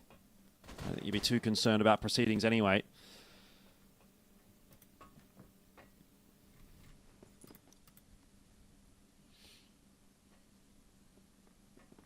Slowed it down very much so, Anubis here. So really having a think about how they want to approach this round. Seems to be that maybe in through mid will be the play, and with that kill onto Kais, it's definitely going to open up the hole in the map that Anubis will look to exploit. Awesome down to a headshot from Dirty, and that is an absolute steamroller around. Yep, more Rolly in play. Rolly never did this to anyone on Bob the Builder, I'll tell you that for certain. Muffin will get the last, and that was honestly a really good example of a round for Anubis where everything goes right. 1, opening pick. 2, the site tech itself had every single line of attack utilized correctly. I think those are the 2 things that if you get that right, never will go wrong. And obviously an after plant wasn't even really needed, and now they're just running them over. Swamp try a bit of aggression, and every single pick is coming through from Anubis. Domination at the moment. And obviously Anubis, like, we know the level they've had in previous seasons, and we know how good they are. It feels like in a game like this, look, I could be proved wrong when we go into Eagle Eye, and it could be go to a long map 3. But it just feels like in this sort of situation, Swamp are more likely to be playing a bit more lazy in a game like this, which is kind of a dead rubber, than Anubis are. Because Anubis have more experience and more, I guess you could say, expertise at playing at a higher level in CFWL, historically anyway. Well, it should be a pretty easy one to navigate for Anubis now in the 2v5, but they are still taking their time about it. Obviously did lose a 2v4 just earlier, so they don't want to repeat those same transgressions.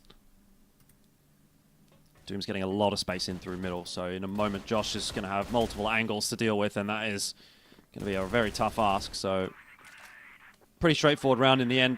1v5 for Jin.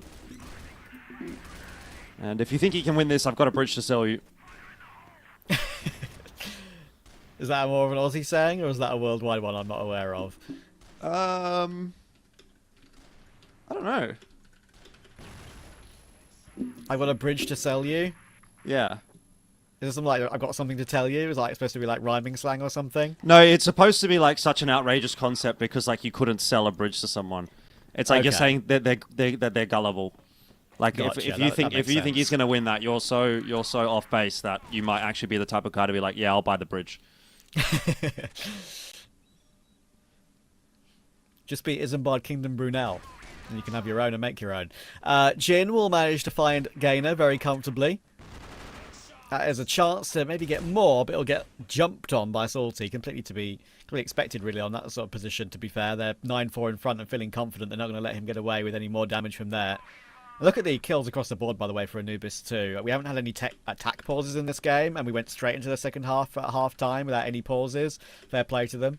And the kills across the board for them are perfectly distributed, I would say.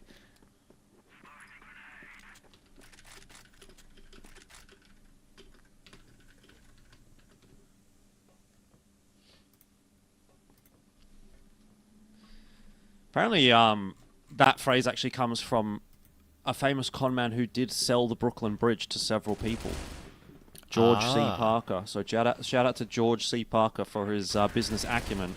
Salty on his way forward into that B bomb site. And awesome, doing a pretty good job of holding on, but does eventually get overwhelmed by the numbers. Still, he's given his team a chance to hang in here for a 5th round and stave off that 10th. Plan yet to go down. Will eventually get put on the floor, but it's taken a bit of time, and so Kaiser's already pretty much made his rotate. Muffin gets caught in the side, and it's now all on the shoulders of Doom to try to get this one done in the 1v2. It's very doable. Hiding behind the site, very easy to really isolate these angles, and when you duck and dive like this, and now Kaiser is fumbling, and there we go. Doom had multi-frags in this entire game. Remember, on that first half, he was doing incredible work fighting in middle, alongside Gainer, and in the end, well, it's an apt finish to map 1. He managed to get both in that 1v2, and it's a story of clutches, really, in that entire game for Swamp, right? 4 1v1s total. Sure, some of them are pretty unwinnable, but they only won one of those 4. And that one at the end, of course, is one they maybe could have gotten over the line. So, not the case for them, unfortunately. Anubis do run them over. Going on to Eagle Eye, it could be a different story. We'll see if that's the case, but first, Sekio and Penguin. Thanks, Trav, and it looks like Anubis, yeah, they just run down Swamp Gaming in a really bad ways. Multiple frags we have seen. The last one of them, it was like you're playing 1v2s while having pretty low HP, and yeah, we have seen it multiple times. It looks like Anubis, they're ready mentally. They have, I won't say a lot of it changes when it comes to the play style, but Team Anubis, they found a way to close the games. And for you, Penguin, I have a question. I won't say like those like basic questions like who do you think is the best player, who's that, who's this, who's that. Like for Anubis, who you're would you talking love about to put highlights on him? Anubis, definitely, I said every time it's going to be Muffin because this guy's always the guy who's consistent. The rifles, yeah, sometimes they're doing the kills. We've seen Doom doing multi-frags. We've seen also Salty doing some kills, but it's not the kills that wins you rounds. But Muffin kills rounds. And He just won you 2 rounds. Yeah, Doom, yeah, today just won 2 rounds alone, and he got a lot of clutches. But Doom, I'm saying that about consistency, Muffin is the key because the clutches that Muffin does it's a day by day thing, or maybe it's a daily routine for him. So that's why I'm saying Muffin is one of the best. After him, instantly we can say, yeah, Doom is very good. Absolute is very good as rifles. Dirty is doing very good job as well because we need to mention that Dirty is IGLing for Anubis. So he's doing this job while he's IGLing. I believe that Muffin got like 15 or 16 kills and Dirty like 12 or maybe 13 kills. So that means that the 2 snipers for Anubis are doing very good job. One of them is IGLing already, which is quite decent in my opinion.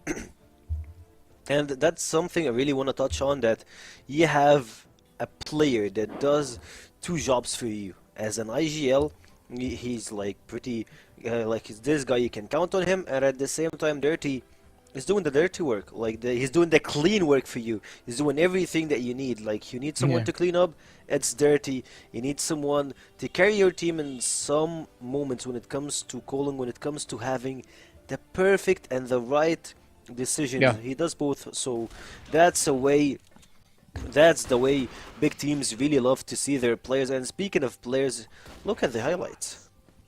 Yeah, we've seen a very good rounds, and talking about the clutches, also was about to 1v5 Anubis, and it just felt very short. I guess Salty was like 70 HP, so it was like only 70 HP from getting a 1v5, maybe 1v4. Could have been one of the best clutches that I've ever seen. It was mostly, yes, 1v1s, but it was clean from him. And we've seen also Swamp Gaming kinda in the clutches falling shortly. They do a lot of good job, but they can't just end it. And yeah, Anubis in the end, it's one of their best maps. Usually Compound becomes very good for them, and we usually see them playing very good on the global side. However, today we've seen a kind of improvement onto their blacklist side because they pushed into B side at the first round. We've seen multiple frags, we've seen entries from Muffin, we've seen Gong also into A side and planting the bomb. So now I can say that yes, Anubis is kinda working on their mistakes and working on what they are weak on, which is the blacklist side, because that's usually what happens when you play with double sniper setup. However, Anubis is just trying to find their way. Yeah, of course, Anubis, they were trying to find their way, and I am pretty sure that they found how to break Swamp down. For Swamp Gaming, it felt like awesome, even though that he just got back into being in a pretty normal shape. I believe he's doing 80% of his work when it comes to playing, of course. He's the top fragger for Swamp Gaming. That's something you need to highlight on, like to put the spot on. Like, awesome. Swamp Gaming without him, it would be a pretty harsh and bad truth. I believe, like, without Awesome, at least versus Anubis, they might just go down to the grave, and I believe they're like Imperium but on a premium position. Yeah, well, Swamp Gaming, yeah, also is doing very good job. But in my opinion, Swamp Gaming today, they haven't gotten to the servers, or maybe they are not locked in that much because we haven't seen them warming up or practicing that much now. Because as you can see, the KD is Kai is having 0.7, Josh is 0.5, Jin is 0.6, and LSN, who's one of the best players in Swamp Gaming, also is having a 0.4 KD. That means that nobody was hitting his shots in this game. So now we're gonna be checking on to the next game. I believe it's gonna be Eagle Eye. It's not an easy quest for Anubis. It's not an easy quest also for Swamp Gaming. Both of them have double snipers. They have Kais, they have LSN, and the other guys have Muffin, they have Dirty. So it's gonna be a very, very good matchup between both. That's why I'm saying if Swamp Gaming is not hitting the shots today, it's gonna be an easy game for Anubis. However, if Swamp Gaming starts shooting back, I don't think it's gonna go the same way because 10-4 was a very quick one, and we've seen Anubis falling 10-4 versus Nemesis on the first map, which was Black Widow. Then they almost won the second map, which was Compound, and they went to overtime. So sometimes your first game is your back game, and that's what we've seen from Swamp Gaming. Nothing was working for them, but everything was perfect from the Anubis side. And ironically, Anubis been known that they are the team that comes short when it comes to early rounds. They drop a lot of rounds and they start scaling late game. They're like a light LCK, like they are LCK of the contenders group for me. It feels like Anubis fit that port, and for Anubis, like by winning the first game, not falling short in the early rounds, they are feeling themselves and they are in form. And I believe if they can keep doing that thing, like those stuff, at the same level, the same strats, the same play style, I believe they can just find a way to unlock Swamp Gaming and put them to the 7th place with only one win across the entire league. Till now, they still have, I believe they don't have a lot of game. Oh, yeah, actually, that's their last. That's the last game, one, and yeah.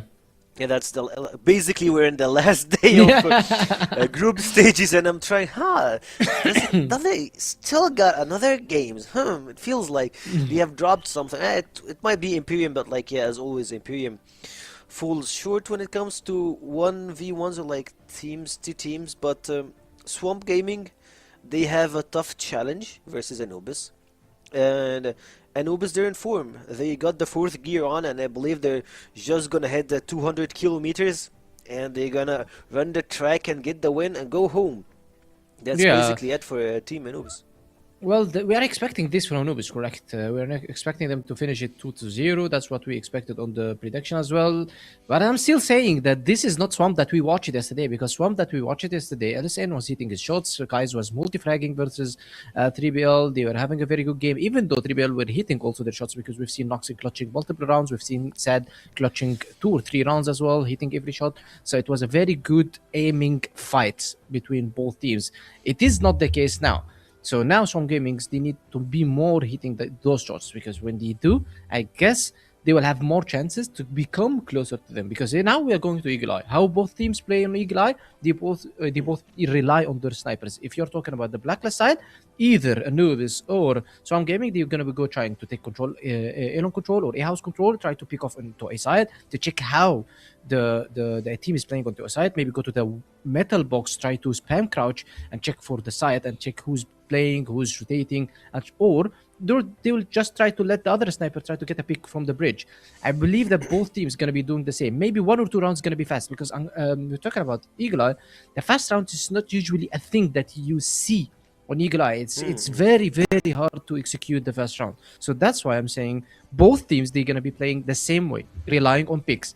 And when it comes to relying on picks, you will need always to have your aim ready, and you'll need to have your stars ready. You need to have Tukai's ready, you'll need LSN to be ready and waking up for the second game. On the other hand, Muffin is already destroying everybody, is doing very good, and Dirty as well is doing his job, and also he's IGLing and leading his team. So it's the battle of the fights or the individual skills and the picks in Eagle Eye.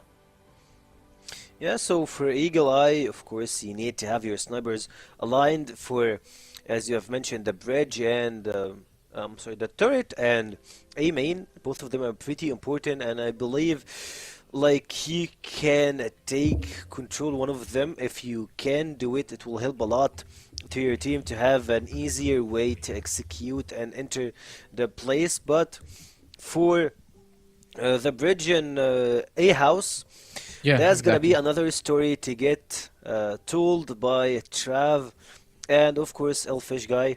Thank you guys, and hopefully we see a really good game. Yeah, I hope it's a little bit closer than map 1, if I'm completely honest with you, because that was a bit of a demolition job. Swamp were nowhere to be seen. Every single thing that Anubis tried to put into practice kind of worked for me. And, you know, we know, as Penguin said, we all know how good they are on that map. Different map entirely, of course, so Eagle Eye. I reckon we're going to see a bit of a different change up here. Yeah, I think it's been a little while since I got to see Anubis on Eagle Eye, so I do wonder what we're going to get from them. I think they definitely were the better team on New Compound, there's no question about that, but they obviously also got through a couple of clutch rounds. To be fair, they did lose one of their own, but at the end of the day, it felt like maybe that scoreline was a little bit more one-sided than it felt like with the eye test, right? You could maybe have given Swamp like a 10-6 loss instead of a 10-4 loss, and you'd go, okay, that feels pretty representative of how that game played out. But again, see what Anubis is going to have for us here heading into this second map, and I think it's quite important for them to just kind of continue to try to build a bit of momentum heading into what they're going to have to deal with in the next few weeks here at CFWL, because the upcoming matches are, I think, in theory, a little bit more important than this one, but nice to just build up a bit of that momentum when you've got some time to get some match practice in, some match fitness. Yeah, exactly right. I mean, we went into the game thinking maybe that's a little bit of a dead rubber in a way. It's pretty unlikely that it changes anything for either one of these two teams. As you say, it's a little bit of prac, but when the pressure's off, more often than not, that's when I feel like I see Anubis play very, very well. I don't know if that's maybe a me thing or just but I think obviously it changes the mentality of every single individual player or coach or whoever, whatever you are on the server. It could change you as a personality when the pressure's on or the pressure's off. But yeah, I just feel like in general that Anubis play better when the pressure's off compared to how Swamp play, and Anubis's ceiling is that little bit higher. So we'll see if that's the case or not. Eagle Eye is a bit of a change-up, as we said in the veto. I mean, it's one that see Swamp play on quite a bit, and I wouldn't say it's like a specialist map for them, but it's one that they are good on. I've seen them play it quite a lot and had to create a few upsets on it. So we'll have to see if that comes through here. Would not be surprised to see Ankara, if I'm completely honest with you. But let's see if Anubis can show us something we're not expecting on map 2 here. Maybe close it out 2-0. Yeah, let's really just wait and see. This is one of those maps, I think, where it's quite hard to come in with any preconceived notions, but that's a good start from Josh as he pushes his way out in toward middle. Got Muffin, who sets himself for a nice shot there onto Awesome, and Doom's also gotten better of Jin. It's going back and forth, really, this round. There is a no-holds-barred approach from both teams. I think you do have to say, though, at this point that Swamp have come out of it with the advantage. I wonder if they're going to try and go all the way around to A here. That's actually not a bad call from Anubis at all.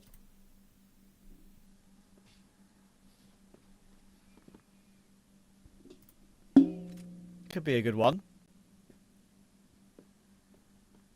And obviously, when you get a chance to get an after plant, usually you would feel like maybe you have a little bit of an advantage. Let's see if it's going to be the case here. I have managed to bypass the Swamp players and got Dirty and Salty set up. See if they can get an opening kill somewhere. They're going to want to go looking for something to try and at least get a handle hold in the after plant, but it's going to be very difficult now. Salty does well to find one. He's already done big damage to the other as well, by the way. Can one player hold that defuse and force Salty up? Yes, they can. That's exactly how they play it. Josh will get that defuse over the line. He'll leave himself off the map and die, but it doesn't matter. The round's already won.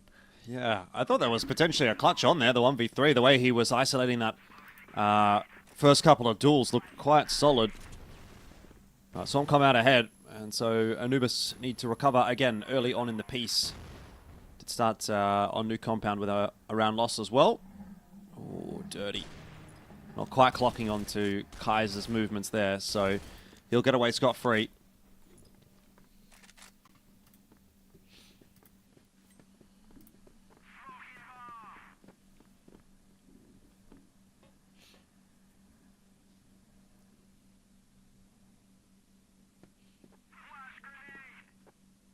Hassan looking for a peek through the doors.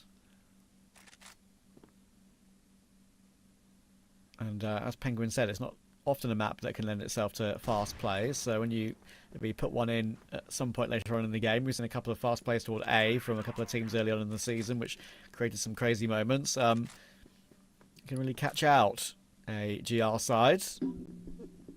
They've already got an opening pick here. Have Anubis. That's a good bit of patience to force Swamp to go looking for something.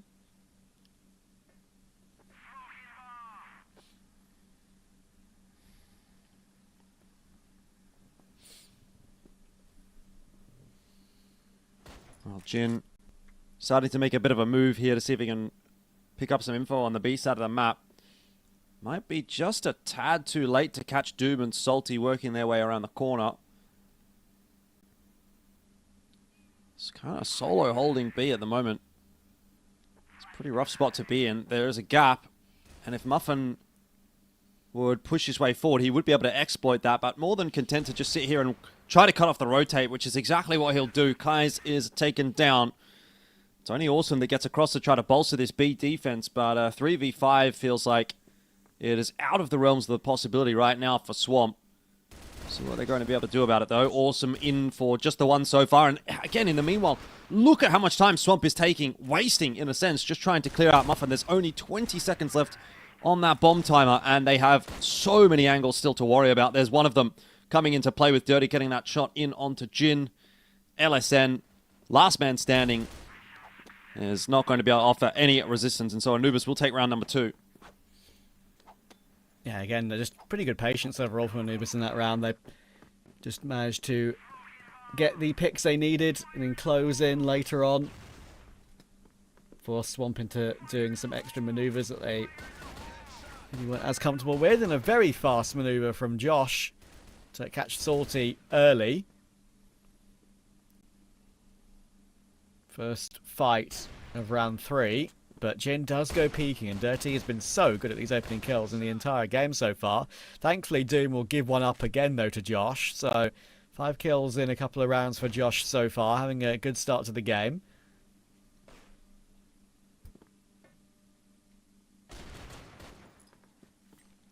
It's a good kill for Kais.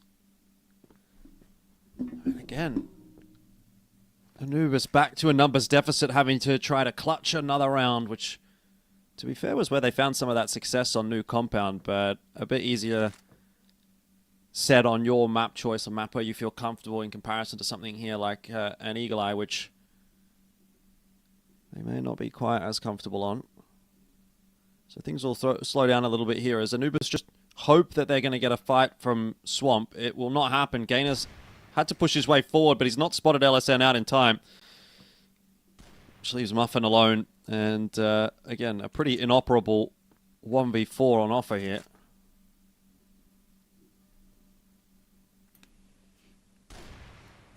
It does get gifted one. That's just extra info about where he was playing from. Trying to see if anyone on Swamp gifts him any more of these heads-up fights.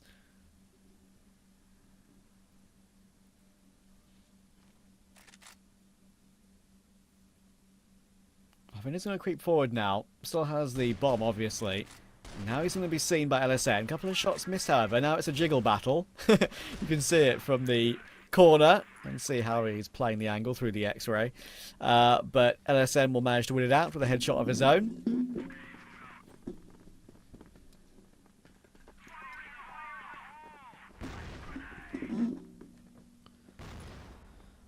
Back to it for round number 4. Muffin going to go for a swing on long. Oh, and LSN just gets deleted. Did not have an answer for that. That's a nice clean shot. And that might be all that Anubis is going to offer early on in the round here. They'll have that opening pick and see if they can just wait around for Swamp to make a further mistake.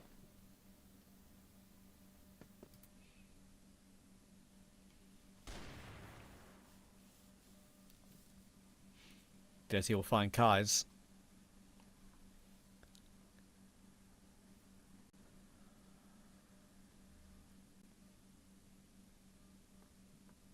Now it's a question for Swamp if they want to just continue to go looking. I think they are going to do that with Josh here.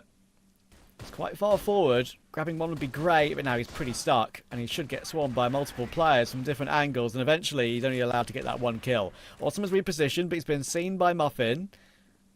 Now it's just a question of where Awesome will peek again from. Awkward, of course, when he's got that elevated angle, but a great catch from Muffin.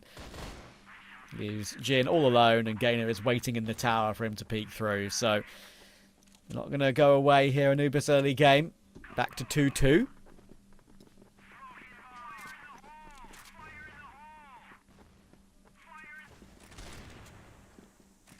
Sloan said he wins the race, but not in the case of Gainer, who's just gone charging his way in middle. Tried to pick the pace up there. Josh was waiting for it. Meanwhile, Jin falls on the B side of the map, so we find ourselves with a equalized outfit on either side. 4v4. Anubis thinking about working their way over to Ward A.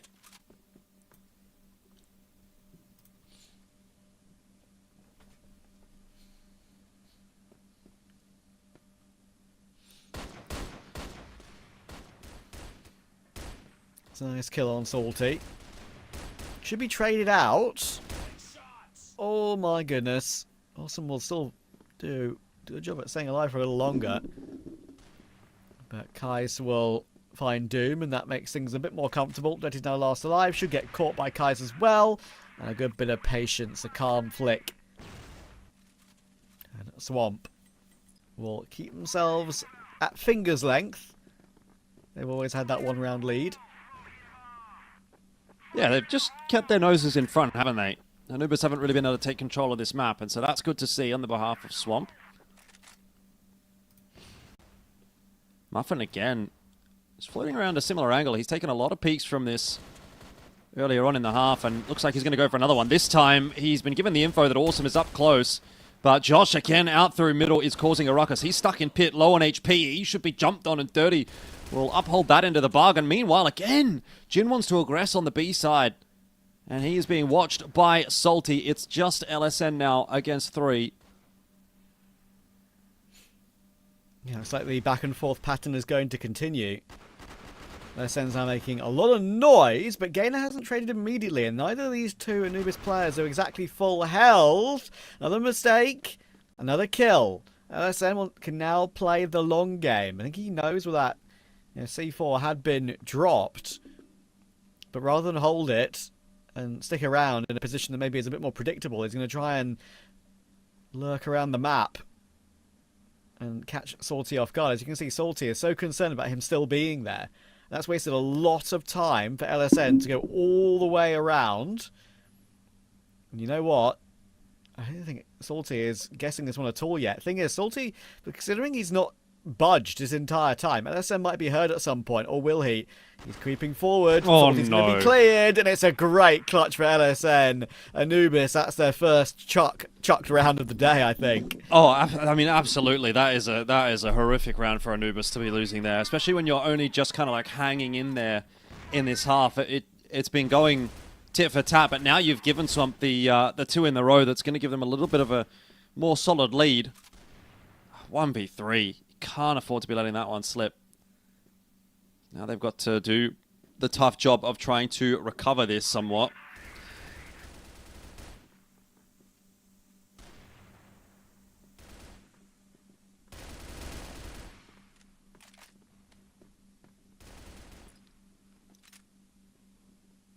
Has started a little nicer. 1-for-0 this time as opposed to a 1-for-1. Josh this time, I mean, he's definitely been on the front foot for the most part on this GR side. This time looking to push down B long instead of through mid, which has been typically where he's opted to get aggressive.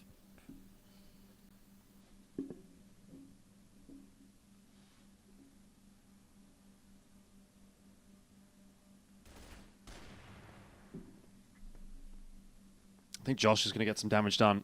I really don't think Anubis are prepared for this. Doom and Salty are just throwing utility as if he's not there. Just up to whether Josh can hold on. Obviously, it can be difficult sometimes when you've got players jumping over the top of you to be able to track them. He's going to peek now, though. Oh, he's been seen. Ah, that's a painful one. He thought they had moved away. The extra silence after that utility being thrown just kind of egged Josh into going for a peek. And it was a peek that was, unfortunately, his demise in the end. The M14 with that wallbang gets the kill, and Anubis is trying to react in a way here very quickly, and Gainer will hit a good headshot because they needed this round. They couldn't let Swamp go up 5-2 after what's gone before. It should be a Anubis lead at this point, to be fair, but it looks like they're going to be one round behind unless they fumble a 2v5 this time. It's going to kill them. Awesome. Oh, it's a bit scary. He's found another one. But now Jin has to get another 1v3. We saw him get one earlier on Swamp, obviously. It was LSN. It's now Jin's turn. And he won't be able to get anything this time. So much better from Anubis. They again managed to recover to within 1. Yep. But still need to uphold their end of the bargain a little bit and grab a second here in a row. Just to equalize those numbers back up, which had been the trend at the start of the map.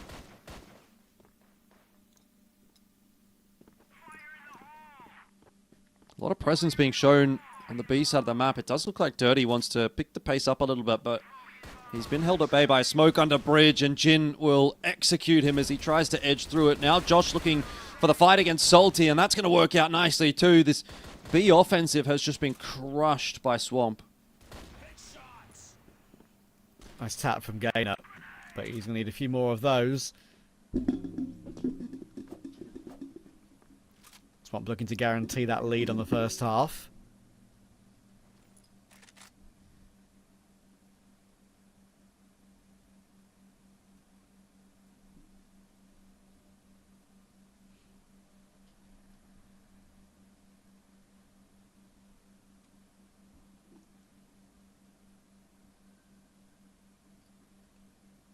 Nothing's creeping up.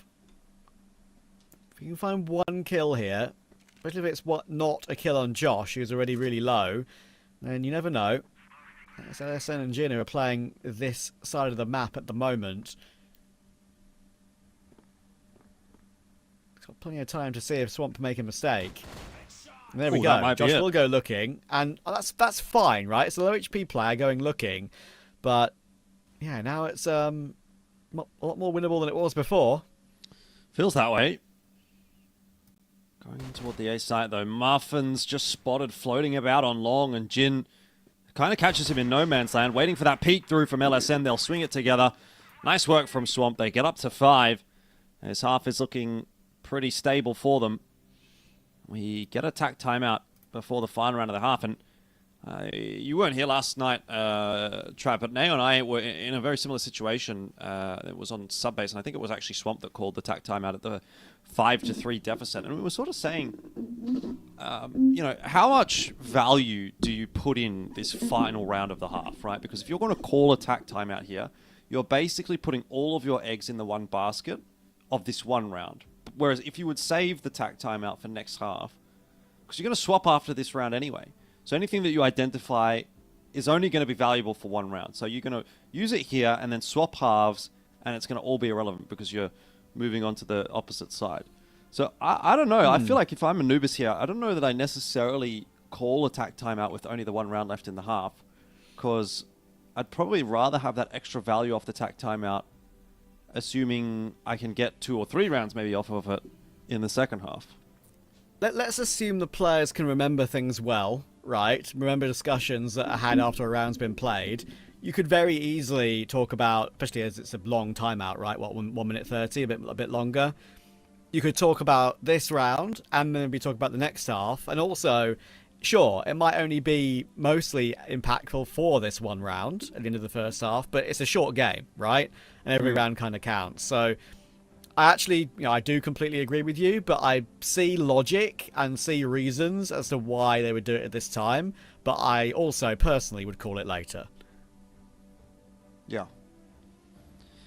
Well, maybe Muffin just had to go AFK for something. That's possible as well. Use the tack timeout for that. Use the bathroom break. I mean, maybe. it doesn't seem like there's a huge amount of chatting even really happening here for Anubis. Gainer maybe saying something to Salty, but it was mainly Gainer, I think. Yeah, as we've seen quite a few times.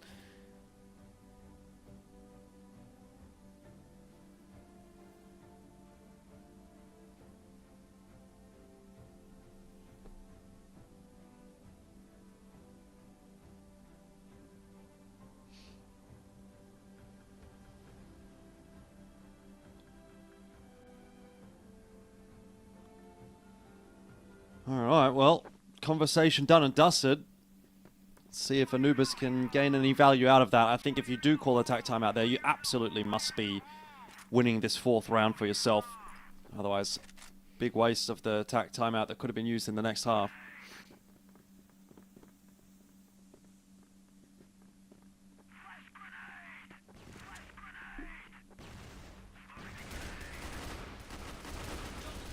Oh, that's a nice entry. Gainer for the double. He's been trying to get aggressive.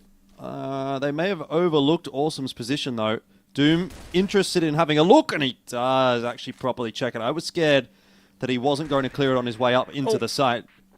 The fact, though, that he went down so cleanly has probably put this round in the hands of Anubis, although Josh, again, has been a pretty scary prospect over the last couple of days.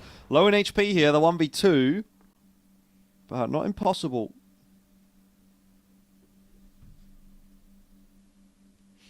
Definitely winnable. If he was full health, I'd be even more hopeful. But now he's taking quite a long time to make his way up. And I don't think it's going to be possible from here. There we go, just an easy wallbang frag from Doom. He'll get that 4th. That'll end the half. In the end, it is one of those classic moments where that tack pause, look, it worked. It got them the one round they wanted.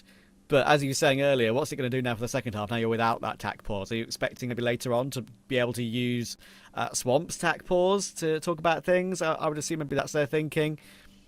But yeah, what I will say is that I do appreciate the change of pace there in that round, because that's the main thing that did get them over the line. They got the bomb plant, with 1 minute 40 odd on the clock. So yeah, it's always an opportunity to make that play happen, as I mentioned earlier, especially over on the A side. Oh, I mean, the danger here is like, yeah, okay, you could say maybe Swamp's going to call attack timeout and, they give us a chance to reset as well at some point in this half. But that doesn't necessarily mean that that tack timeout A is going to come at all if Swamp get off to a good start here and just close the map without needing it, or B, it might not come at an opportune time for you. So yeah, definitely something that Anubis are going to have to be wary of, and they'll be hoping that they can start this half well on the GR side. It is an aggressive push down from Doom. It's actually Dirty there to help him out as well, but Doom's been spotted through that smoke, so he'll be sprayed into oblivion, and we are back to the 4-on-4 as a result. Dirty sticking around, looking like he wants to stick around for a bit more of a fight. And does not get his timing right.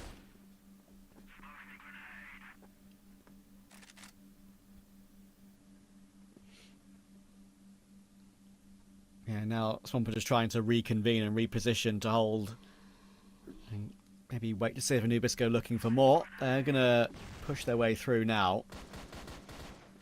Awesome trying to take the duel, but actually it sets up LSN and they jump across the line to remove Gainer. Salty's going to hold on for one, but Muffin will get run down by Awesome as they look to reposition and split up through A. That means that now Salty, they know where he is from earlier. Not much they can do. Very tight line being held by Awesome, and as you can see, an easy click on the head. And Swamp, as I said earlier, Eagle Eye's a totally different prospect to map 1. So a little bit of a feeling that Ankara could be very possible, and now they're that 2-round lead again. Yes, it's not a map that we see in the wheelhouse all that often for Anubis, but hey, I mean, Gainer's still shooting well. Oh, he's shooting really well. He's got himself 3 to start this round off. I mean, that's kind of the power of Anubis here. I wish they would just back themselves a little bit more sometimes. I think Gainer, go back to his roots when we first sort of saw him come into the West League, was such a scary player with that multi-fragging ability. I can't remember which team it was, but it I can't remember what his first team was. It would have been one of those teams towards the bottom of the standings, certainly. Yeah.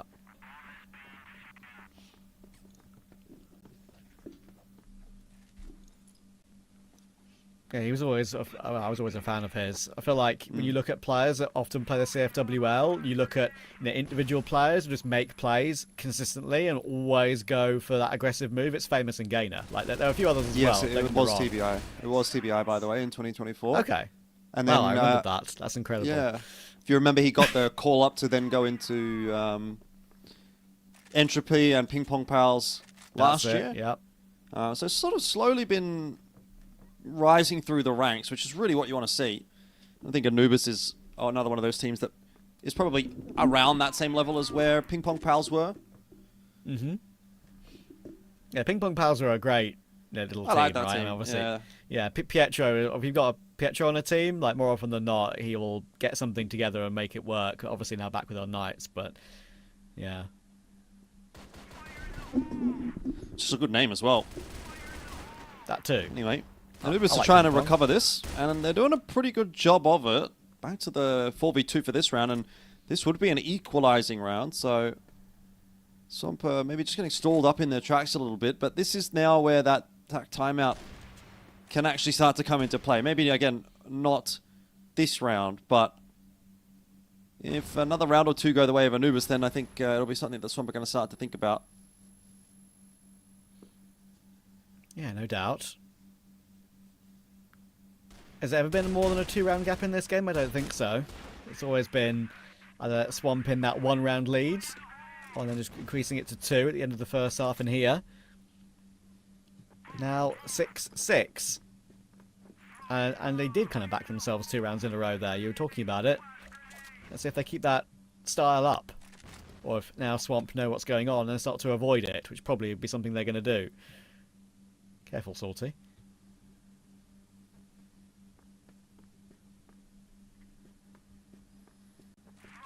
He's all right.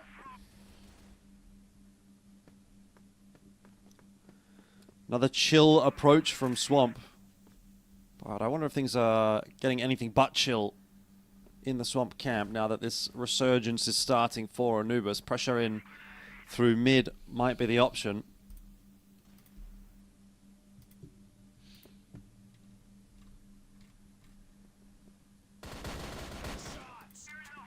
It's a good start for Awesome. Gainer a pivotal player in the last couple of rounds is going to go down, and Muffin's missed a shot. It seems like a few from Salty also going astray. It now comes onto Muffin's shoulders to do anything about this round, and he is holding on for dear life. I don't know how he's still alive. It's bought time for Dirty to come across, but it's still, I think, just far too many missed shots on that initial defense from Anubis that has resulted in Swamp with a one-player advantage. It's not a massive advantage.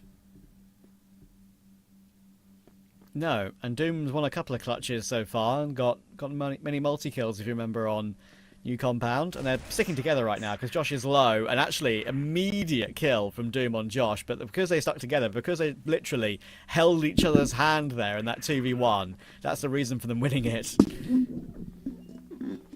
Swamp stay ahead, as has been the case for the entire game thus far.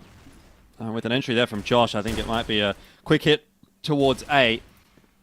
Jin and Awesome, though, do drop in middle, and Muffin is still on the site here. He's holding strong, and the rotate comes through, and Anubis will be very pleased with that. That was looking sketchy for a moment, but they are holding on for the 7-7 for now. Yeah, just not going away. This game has been tit for tat the entire way. Again, it looks like we're going for something aggressive. Look at the maneuvers that they're trying to put Swamp under. Look at how far Doom has pushed up. Dirty's trying to take these pot shots through the smoke, so it takes the attention away from Doom. But he's not pushing up any further than that now.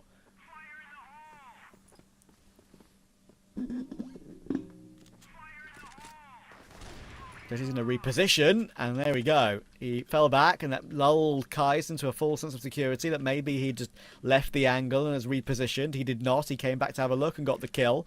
He's still there with Doom as well. Thankfully, Swamp are able to take one back and remove Muffin. But the angle's held by Dirty. Josh goes in to his demise. And Anubis get another advantage. Can they finally grab a lead here? Well, if Gainer falls like that, maybe not. Rotation will have to come through. 3v3. I feel like in this situation, Swamp get a plant down, a 3-on-3, very much favoring them. Dirty going to try and deny that. It's a great shot onto Jin. Good game knowledge, map knowledge, good shot in. And so advantage to Anubis. Also with Doom sort of isolating these two BL players could be really bad news. Oh, he spots out LSM, but he actually doesn't land his shots. That could have been the round over and done with, but maybe Awesome can do something, and all of a sudden Doom is alone. That's a missed opportunity for Anubis. 1v1, but Doom has no idea where Awesome is coming from. He's got to be surely thinking about him coming from long. He turns just in time and wins it. Another clutch for Doom. So consistent in these moments, isn't he? He's so good at them. And now, obviously, Swamp know things are going wrong. They're managing to recover these rounds in the mid to late round very well. Almost a second opportunity, second instance there, I should say, of getting a round back into a 2v1 and then closing it out. Gainer, I think, definitely peaking a bit too much in that moment. He was kind of in a position where, sure, he's backing his aim. That's what we want him to do, but he was kind of in the middle of no man's land when he had a couple of players coming his way there behind that box, not really having much space to work with. And I think he would have been a lot better on a different position to maybe have a chance at a multi-frag. But in the end, they recover it all. Doom failed in one of the previous 1v2s. He succeeds in this one. And yeah, in general, it was quite a well thought out round from Anubis. They're continuing to... They're not being gimmicky here, Anubis, in any way. They're just playing with the mind games and playing with the timings. And it's catching out Swamp with a couple of these opening kills, especially from Dirty around that B side of the map very early, very often. Yeah. I mean, this is the very necessary tack timeout for Swamp that I was sort of mentioning might not necessarily come at an opportune time for Anubis, but I actually think they will kind of like the timing of this one. Some of these rounds have been very, very close. I'll obviously also get the opportunity to have a chat here about how are they now going to close this series out 2-0. It feels like it is very much in the grasp of Anubis. Just need to cross the T's and dot the I's in these upcoming couple of rounds. What's the adaptation going to end up being as well from Swamp, who, again, in typical Swamp fashion, feel like they are so close, but yet probably will end up losing this series 2-0 and feel like they were so far away, you know, even though this map looks like it's going to be a really, really close one.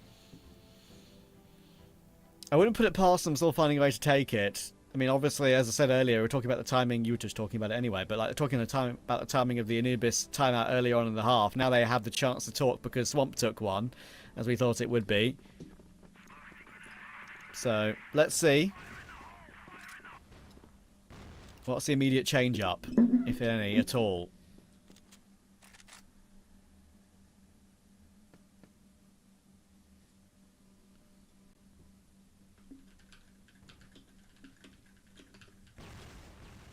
Josh is moving up pretty aggressively, being watched by Dirty. Nice kill. Kaiser's going to also take out that position, but Gainer did go down. They're going to need the Tracer to go back in their favour, and they will. That's a very good hold. And there's Muffin with the second. Whatever Swamp called, as you can see, it was a bit of a faster manoeuvre. Anubis, really, to be fair to them, repositioned for that very well. Yeah, 9-7. That was not what Swamp thought was going to happen after their attack timeout. That's not how it's supposed to go at all. In fact, Anubis have seemingly powered up off of that timeout a little bit more than Swamp have. LSN at least is able to pull a kill back after the opener did go the way of Anubis in this round as well. Dirty's aware that Kai's is sticking around, so just trying to give him a haircut. Nothing landing. Swamp desperately trying to hold on to this map. Need to win 2 in a row. Yeah, they're not doing badly. They've actually had a decent second map here, but Anubis is starting to show their superiority. Good manoeuvre there from LSN, catching Gainer on top of the tower. That's why the map's called Eagle Eye. Get those elevated angles. Now Anubis might feel like they need to go back in for something. Dirty's going to push his way forward now. Kaiser's kind of waiting for that move.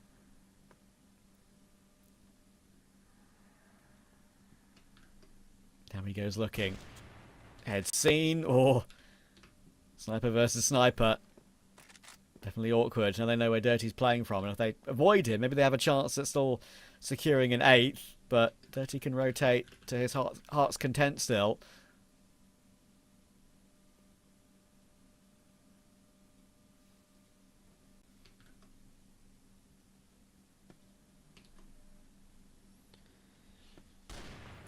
Round's definitely not done just yet. Dirty is being so patient. Oh, but he's not rewarded for that patience. Yeah, he just gets caught off by the pace maybe there of Kai's. Missed the shot, don't know. But either way, it looks like Swamp are going to get through this round. There was a point where that definitely could have swung back, but it was not grasped by Anubis. Well, Doom has won many clutches, but usually 1v2s. 1v4 would be a bit too far, I reckon. And there we go, cleared by Kai's. So, one final round to win the game in regulation.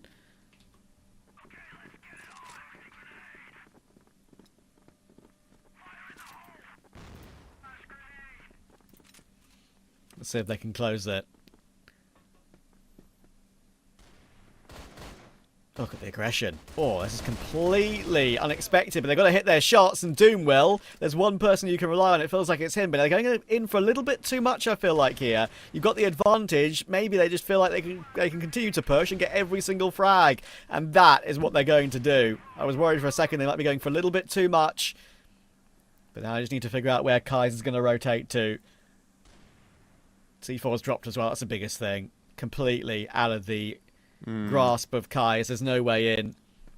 And sure, you might have a whole 1 minute 40, but being able to push through and grab that bomb and or get all 3 kills is looking like a pretty impossible task. Swamper fought pretty well on this map too, but I think just the overall quality, and especially when they go for these aggressive maneuvers for Anubis, has started to pay off for them. And look how they played this final round of reg.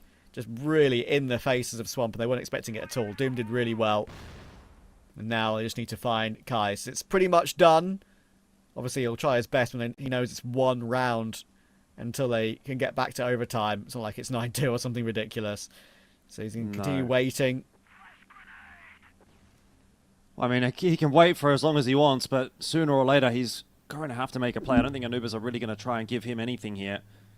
He's going to have to make something of it, and that is a good start. Dirty down, 45 seconds on the clock, still doable. Gainer, obviously now alerted to the presence of Kais, is going to come across and sort of just bait Doom a little bit. Doom for the swing.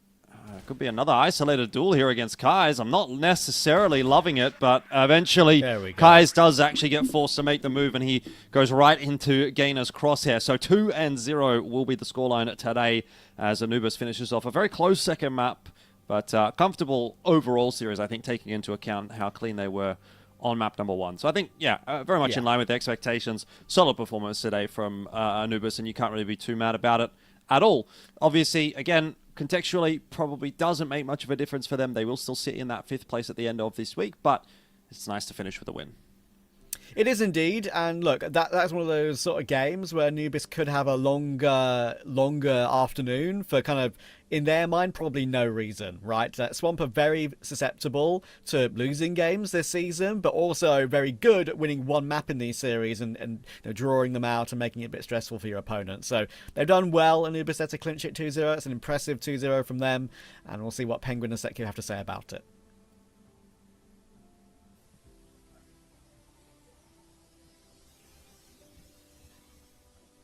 Okay, I believe Sek is not here, so I will have to do it myself. Yes, Anubis did it. Yes, Anubis won. Yes, we've seen a better performance. I wish Seki was here to tell me that Anubis deserved the win.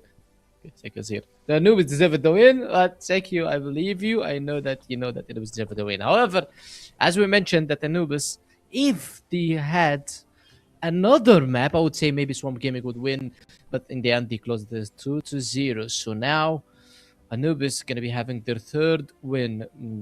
Team Swamp Gaming, they will have only 1 win. That means that they will be going to phase 2 with only 1 win, which is kind of going to make them very, very shaky, because one more lose and I guess the guys will be going for relegations. Swamp Gaming, they kind of fought harder on Eagle Eye. If I'm talking about strat-wise, maybe it's the same as Compound, but I guess and I believe that Anubis Gaming had kind of harder enemy, because they started shooting back, Swamp Gaming started shooting back, and we are doing... Guys, don't send me Sekio's picture, please, as we can see now. That, yes, in the highlights, that honestly, still talking about Anubis, talking about how good they played this map, I actually appreciate... I want to talk about the good tactical timeout that came from Anubis right before the side switch, because Yusuf, Anubis' coach, he knew that this round is just a game changer for Anubis. If they win it, they still have the chance to win the map. If they lose it, it's going to be very hard for them. So I believe that they did the right thing, which is taking this pose 5-4, and everything went perfectly for Anubis. Because I believe if this round went to Swamp Gaming could have just gone into map 3, and maybe Anubis would be... situations would be tougher now, but it was a very, very brilliant going tactical post coming out from Anubis, well deserved by them. I've seen a very good multi-frags also from Gainer. They did a very good job. All Anubis today, and Swamp Gaming, they lost 2 games in a row this week, which is very hard in my opinion for them, especially for their standings on going forward into phase 2, which is gonna be right next week. They're gonna be going only with 1 win, Imperium with 0 wins, 3BL got 2 wins, and Anubis, they've got 3 wins so far.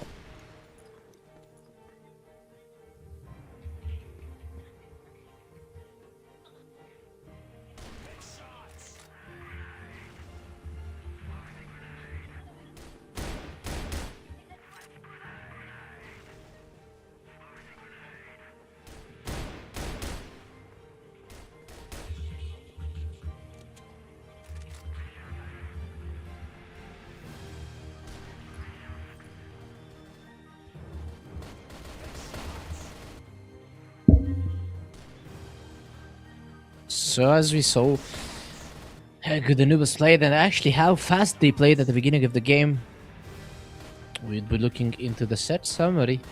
It shows, in my opinion, that all the Anubis, they were just so good when it comes to aiming, when it comes to KD. Maybe Salty didn't have his best games. However, we've seen Anubis when they played Compound, they all were positive KD. So now, we've seen almost all of them also positive KD. However, only gained a 0.92 on Salty. Maybe he didn't have his best games, but definitely Muffin did, and Dirty Doom as well had a very good series. In my opinion, the set MVP is going to be one of those two. It's going to be either Muffin or Doom. Actually, Dirty played good on both maps as well, but Muffin is more the clutchable player that I usually look onto, and that's our set MVP. Gonna be Dirty, the IGL and the leader of Anubis, the guy who's doing the good and hard job. But Anubis with a 1.62 KD. Congratulations for all the fans and for all whoever is supporting Anubis for the third win. And by the way, with this win, that means this will put Anubis in a very good, as we can see, 10-4 and 10-8. They will put Anubis in a very convincing spot onto phase 2. When it comes to phase 2, they will have 3 wins. So in my opinion, Anubis needs only 1 win and they will be making it to playoffs. And this win could be versus Imperium, even though if they lost versus Swan Gaming, or even though if they lost to 3BL, I still think that Anubis have a chance to go to the playoffs. And if we are talking honestly, I guess they locked in their playoff spot already. Talking about based on the performance that we've seen for Imperium. However, the match MVP is going to be Muffin?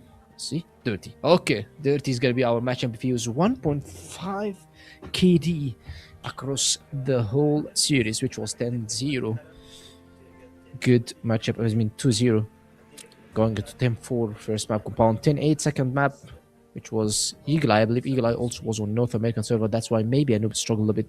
Otherwise, I believe that Anubis could have closed it in a better way. However, win is a win.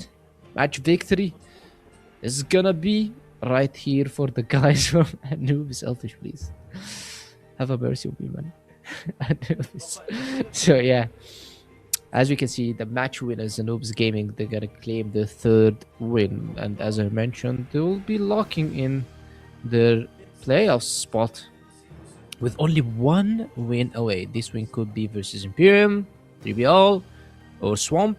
They already won against all of them. However, that's it for this series. We'll be waiting for the next banger game, Vitality versus 3BL, which is the derby of the Egyptian players. Will Vitality bounce back and claim the revenge, or will 3BL show them it wasn't a luck? Let's go to break and get back to you after a while.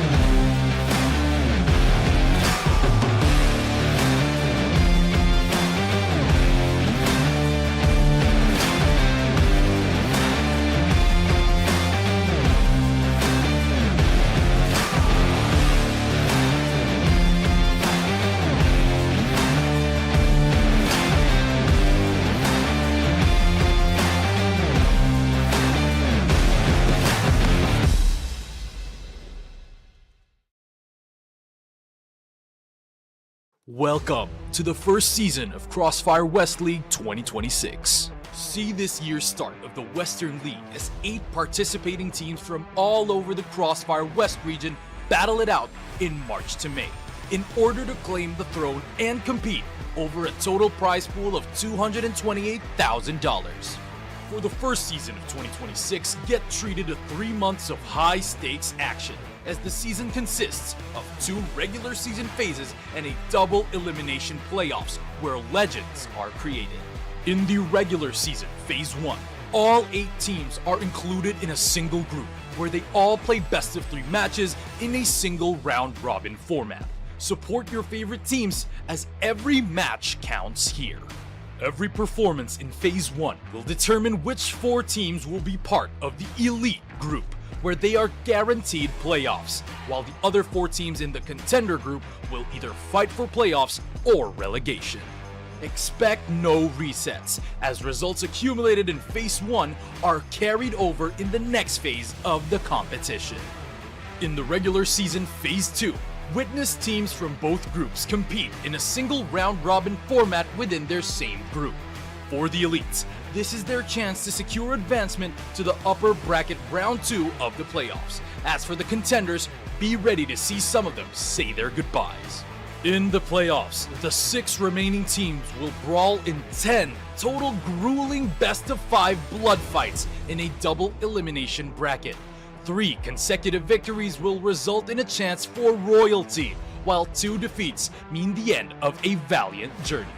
Legacies either move forward or are cut short. Here in the finals, experience a grand bout between a challenger from a victorious path and an adversary that has once tasted setbacks to determine who will be crowned champion of the CrossFire West League Season 1. Not a memory, a movie. Every round, every map, every series is a mark of a continuous history.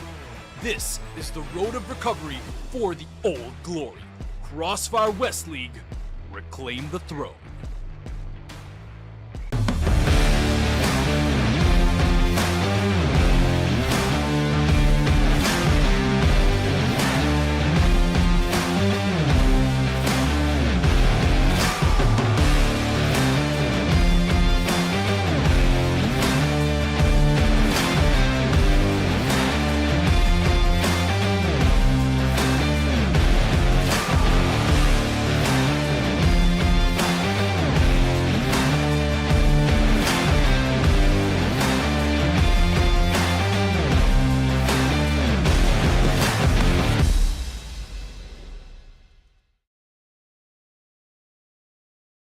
Welcome to the first season of CrossFire West League 2026. See this year's start of the Western League as 8 participating teams from all over the CrossFire West region battle it out in March to May in order to claim the throne and compete over a total prize pool of $228,000.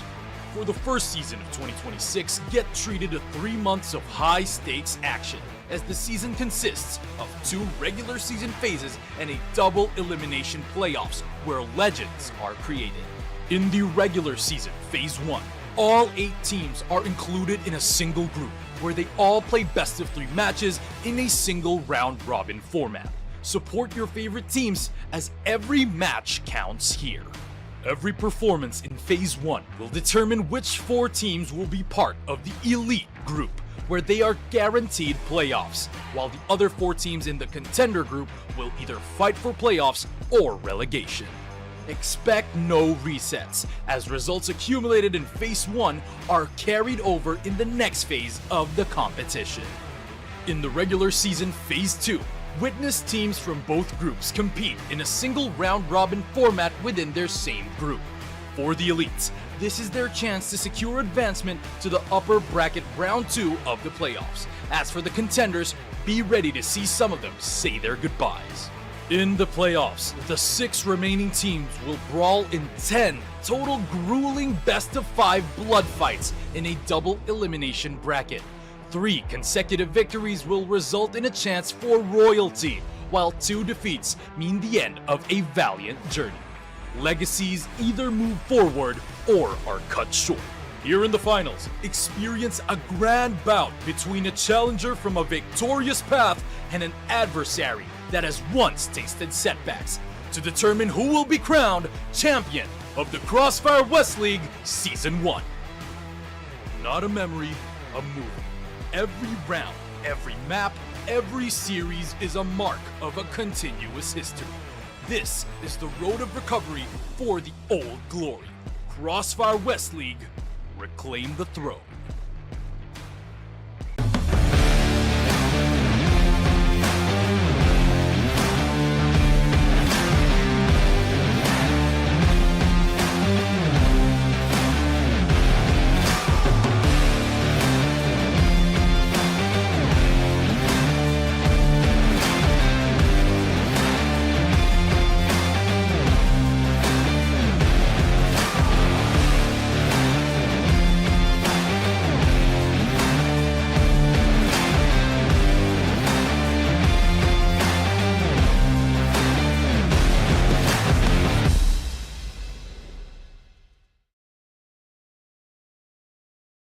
Welcome to the first season of CrossFire West League 2026. See this year's start of the Western League as 8 participating teams from all over the CrossFire West region battle it out in March to May in order to claim the throne and compete over a total prize pool of $228,000. For the first season of 2026, get treated to 3 months of high-stakes action, as the season consists of 2 regular season phases and a double elimination playoffs where legends are created. In the regular season, Phase 1, all 8 teams are included in a single group where they all play best of 3 matches in a single round-robin format. Support your favorite teams, as every match counts here. Every performance in Phase 1 will determine which 4 teams will be part of the Elite Group, where they are guaranteed playoffs, while the other 4 teams in the Contender Group will either fight for playoffs or relegation. Expect no resets, as results accumulated in Phase 1 are carried over in the next phase of the competition. In the regular season Phase 2, witness teams from both groups compete in a single round-robin format within their same group. For the elites, this is their chance to secure advancement to the upper bracket round 2 of the playoffs. As for the contenders, be ready to see some of them say their goodbyes. In the playoffs, the 6 remaining teams will brawl in 10 total grueling best-of-5 blood fights in a double elimination bracket. 3 consecutive victories will result in a chance for royalty, while 2 defeats mean the end of a valiant journey. Legacies either move forward or are cut short. Here in the finals, experience a grand bout between a challenger from a victorious path and an adversary that has once tasted setbacks, to determine who will be crowned champion of the CrossFire West League Season 1. Not a memory, a movie. Every round, every map, every series is a mark of a continuous history. This is the road of recovery for the old glory. CrossFire West League, reclaim the throne.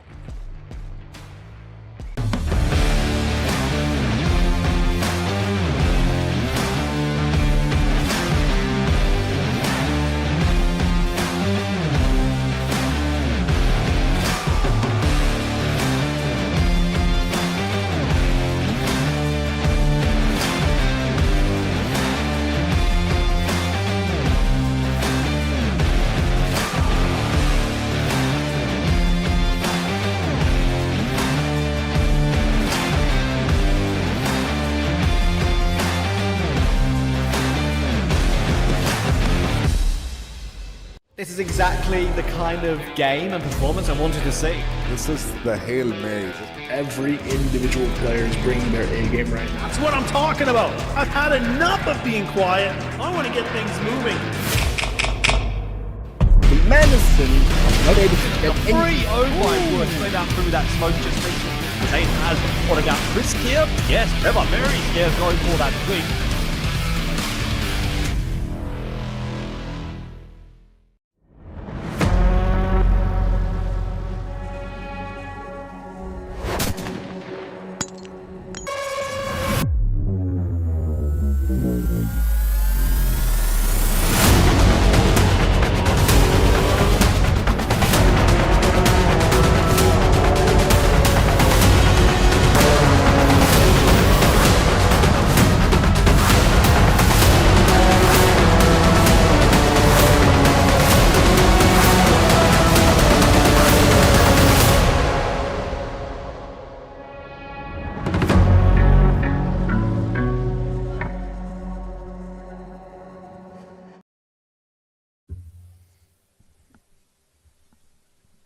Oh, I'm back. I'm just here, sitting.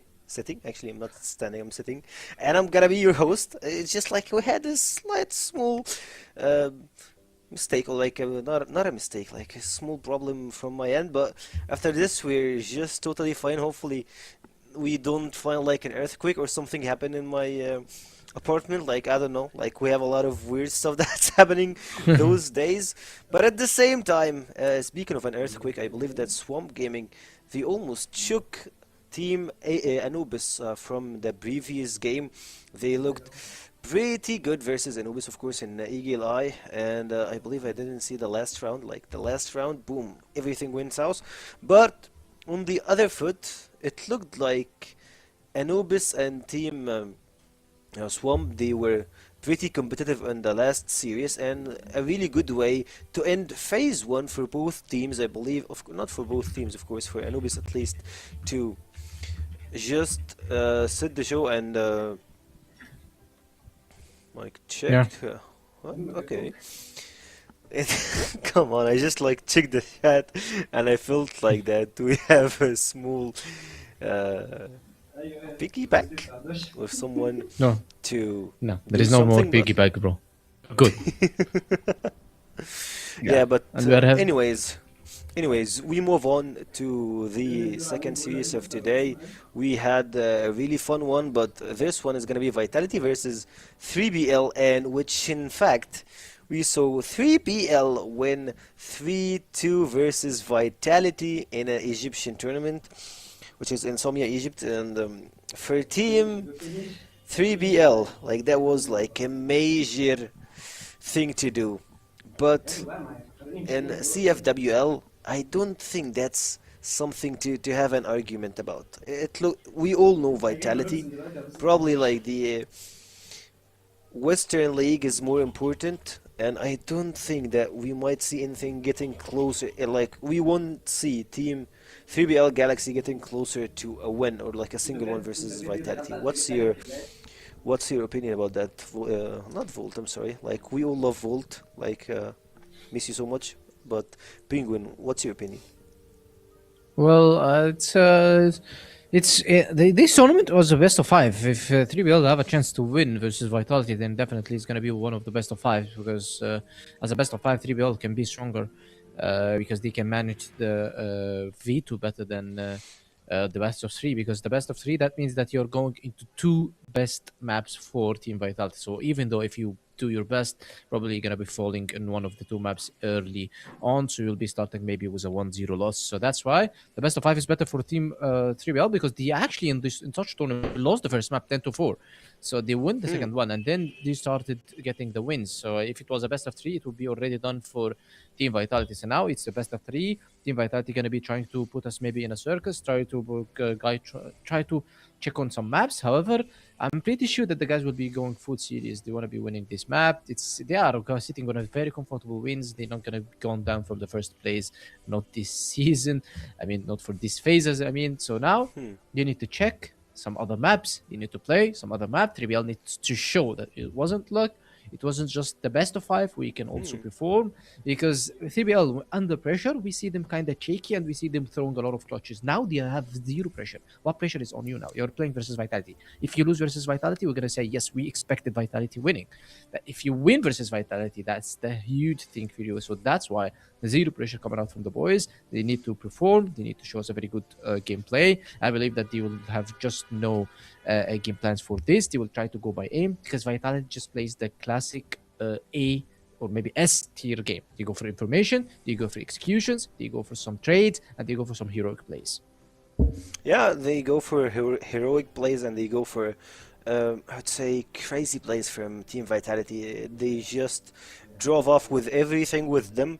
They can just finish you off without you even blinking. I believe for 3BL, it's gonna be a huge upset, or not an upset, like a huge show, like telling the competitors league that they are coming in hot and they're ready to do whatever they can do, that they can win. If they can just, I don't think that they can win versus Vitality. None of us thinks that they can win versus Vitality. It makes no sense seeing a team choking and struggling versus Team Anubis and dropping everything after losing few rounds, or like after having a hard comeback came out from Anubis, to expecting them winning versus Vitality, that team that no one actually ever won versus them, and I believe that we're closer to a year and a half.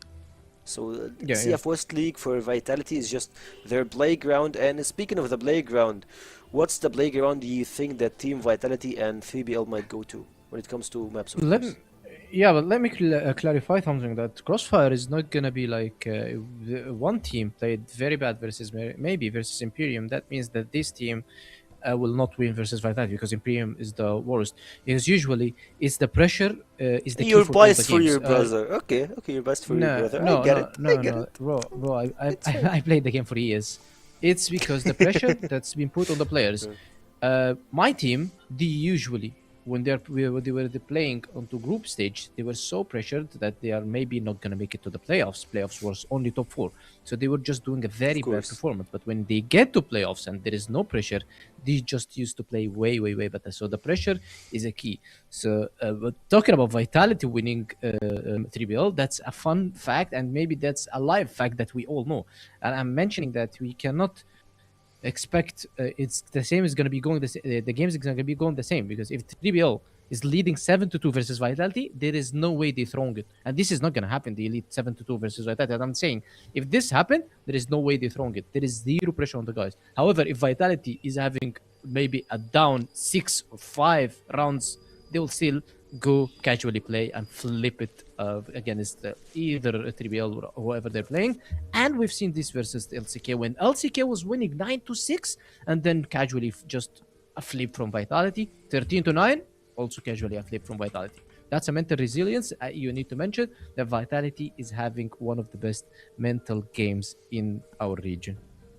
Yeah, and Vitality, they know how to take shenanigans and have like those side quests, the 1v1s, those old guy that stand on his side and just tells you like, hey, Todson, can you take this 1v3? And he's like, sure. Extra 200 gold for him. And I believe, yeah, Vitality, they are pretty solid. They're ready, and it looks like day in and a day out, Vitality, I won't say they accomplished the domination over the West League when it comes to the first phase, of course, and last year. So we have a lot to, I won't say unfold on this series, but a lot to discuss after, or like if Team 3BL can do something, since we can see the maps are Ankara, New Mexico, and Subbase.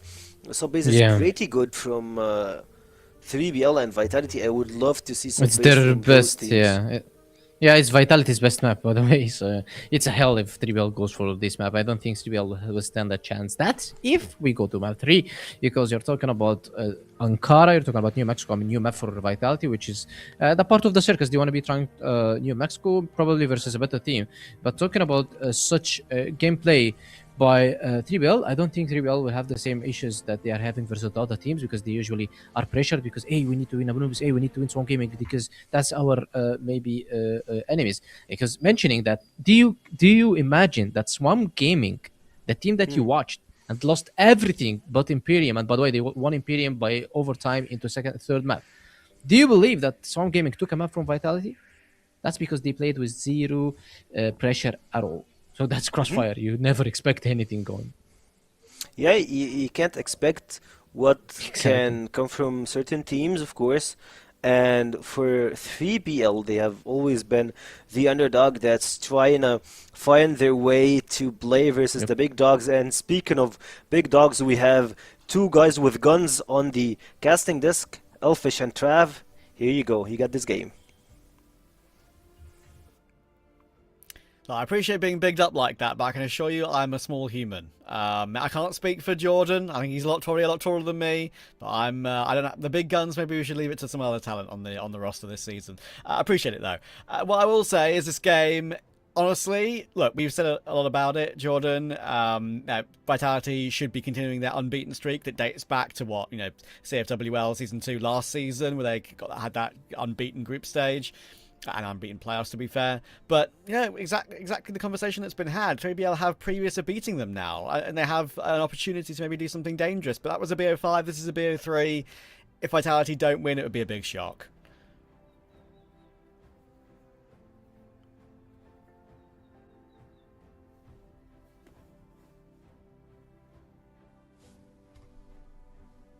That's all right. I made a mistake, guys. I was muted, but that's fine. I'll just repeat what I was saying. Where was I at? Like I was saying, You'll get there. In these kinds of situations, okay, I definitely come in with Vitality having been the heavy favorites, because I'm not necessarily always someone that really reads into other tournaments quite so much, you know what I mean? Like, I definitely value the results in something like a West League, in something like a CFS, a lot higher than I do in some domestic tournaments and whatnot. So I definitely still feel, even if we're going to talk about 3BL finding themselves with a win in a best of 5 against Vitality, I kind of put that on the shelf. Like, I want to see it in West League. I want to see it here where it matters. And I personally feel like that's not going to happen. I'd be looking at this as being a straight up 2-0 for Vitality. We will see, though, whether or not that will be the case. But based on the way things have started, it seems maybe my train of thought will be correct, at least for this first round.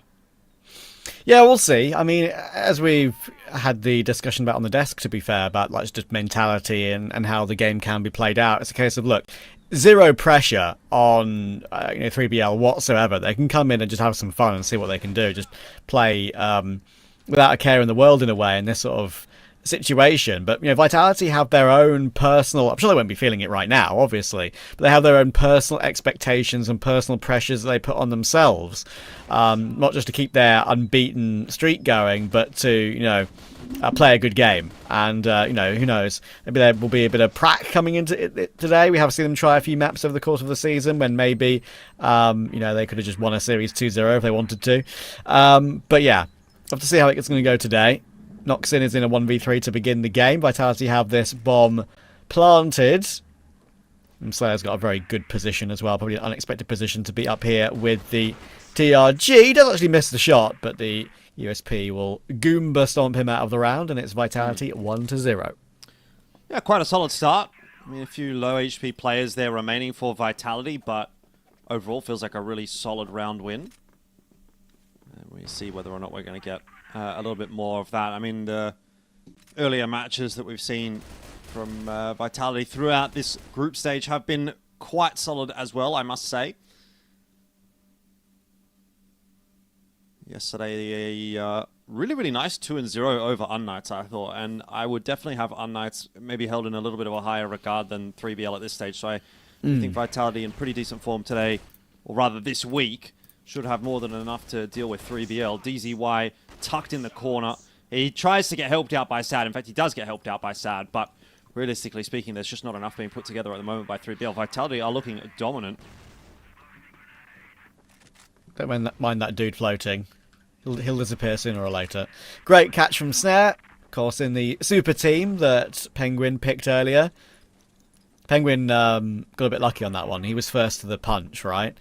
He'd already picked a player that couldn't be taken, and Sekir was left with the leftovers. Poor guy. Penguin knows who he wants to take. His team would compete internationally, I reckon, from pure firepower alone. Yeah, Snare's the main man, and performing well to begin this series already.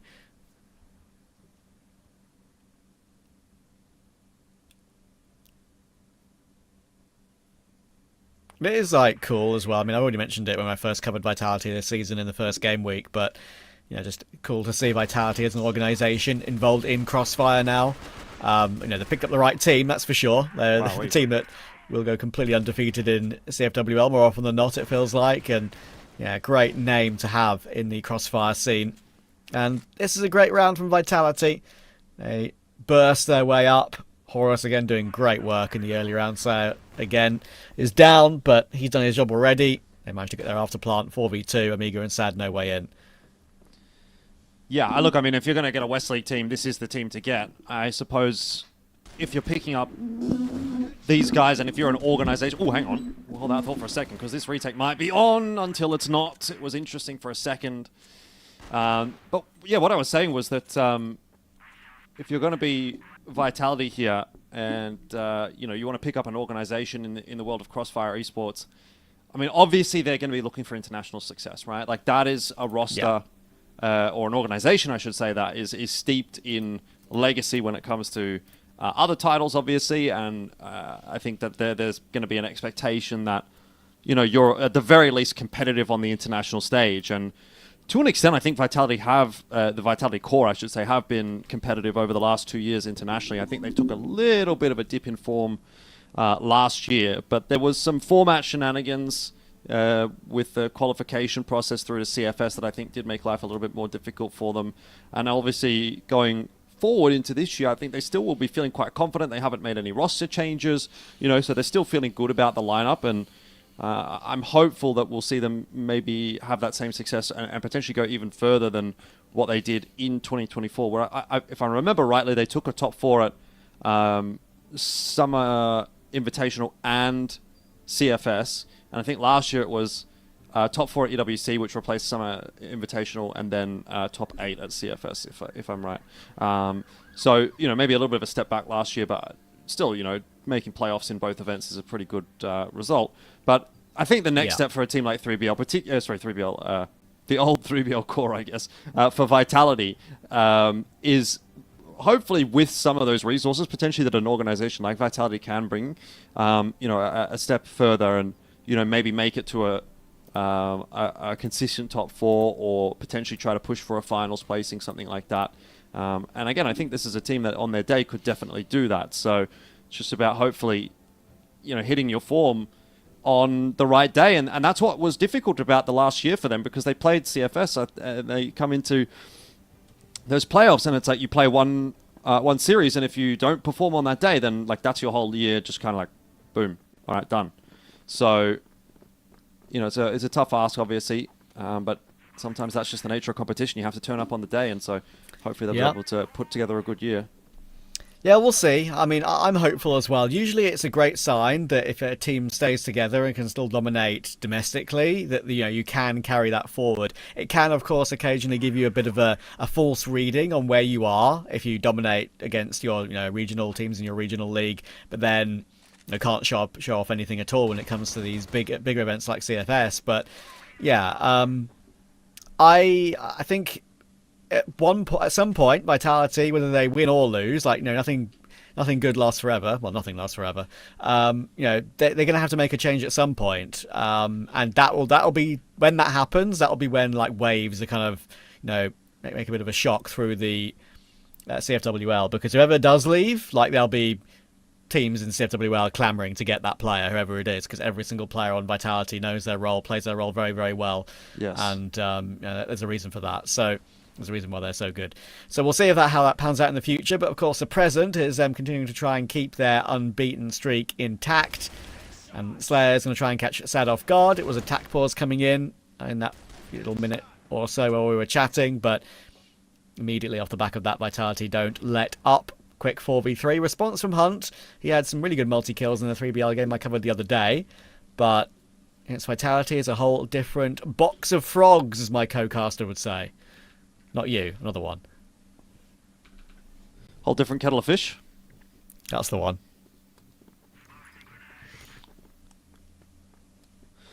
Would you know what I was saying if I said let's hit the frog and toad? Is that rhyming slang for something? Yes. Okay. Let's hit the frog and toad. So I assume it rhymes with toad? Yes. Okay. I'll have to think about that one. All right, well, I guess that answers my question, at the very least. Looking to be a 4-0 here for Vitality. Let's see whether or not maybe Omega and DZY can cause a bit of a ruckus. That's one onto Snake, but he even gets himself the 1-for-1 in that engagement, so it's not really going to help out all that much. 4-0. Vitality looking solid today. Yeah, no let up. I probably should have known that, but yeah, I figured it out now, thanks to Google.com. So. Thanks, Google.com. Yeah, hit the road. Hit the road, Jack, and don't you come back no more, no more, no more, no more. And now I'll stop singing and cast around. That's it. Yeah, you can keep singing if you want. That was actually not bad. Alright, Sad, what have we got? Oh, a great flick up on Snare, but unfortunately the problem is there's many more Vitality players where that came from. If you're in the open like that, you're going to be run down immediately. Vitality don't let those sort of frags go untraded, ever, really. So, 4v4 and a 4-0 lead. Well, not a 4v4 anymore, it's a 4v3, and with that 4-0 lead, things continue to look better and better for Vitality. Ankara also the 3BL map pick. So, you'd imagine that's going to be stinging a little bit. I mean, I don't know. I get into this kind of position a lot, and I think, what can you do as 3BL, right? Like, you've come into your map pick, you've sort of given it a bit of a crack. It's been 3 rounds in a row that don't work. You call the tack timeout. You think, okay, we need to change something up, fix something out here, and then you just come into the next 2 rounds and you continue to get plastered. It's got to feel a little bit overwhelming, you know? It's like you're drowning and the waves just don't stop. Yeah. And usually that doesn't lead to you being alive for too much longer. And right now they are being completely run down.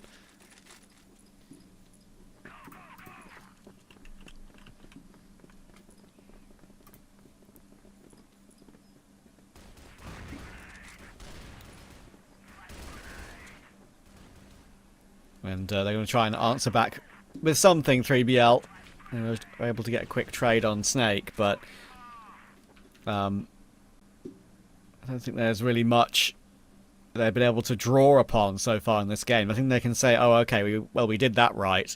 Let's try and do a bit more of that. It's been very hard to glean any sort of information for them on that front so far. They're going to push aggressive here. With Amiga looking to lead the line with Hunt. Toxin could get caught out if he's not overly careful. But he's managed to creep through. And that's going to be a great catch on DZY. Wow. All these frags seem to be coming through so comfortably, but that should be a lineup for Hunt. Oh my goodness. There's the damage. Toxin will go down. That recovers at least one more, but now they know that there's space is available for Vitality to take the bomb site. I mean, this is looking like one of the more winnable rounds, though, for 3BL. No inherent disadvantage apart from that time ticking against them. I mean, they've got a couple of players that are tagged up, and that won't help. Also, that wall of smokes hurting them too, but Hunt having now been dropped, and Noxon also spotted out. It, again, kind of starts to slip in the direction of looking like a comfortable win for Vitality. And that is exactly what it will be. This is a flawless game thus far from the top dogs in the CrossFire West League. Now, I know it's not going to happen because I want to ask a question. Now I'm going to ask it. But when was the last 10-0 you casted? Do you remember at all, by any chance? I actually can't remember. It must have been a number of years ago, I think, at this point. Okay. It actually used to, ironically, be somewhat common.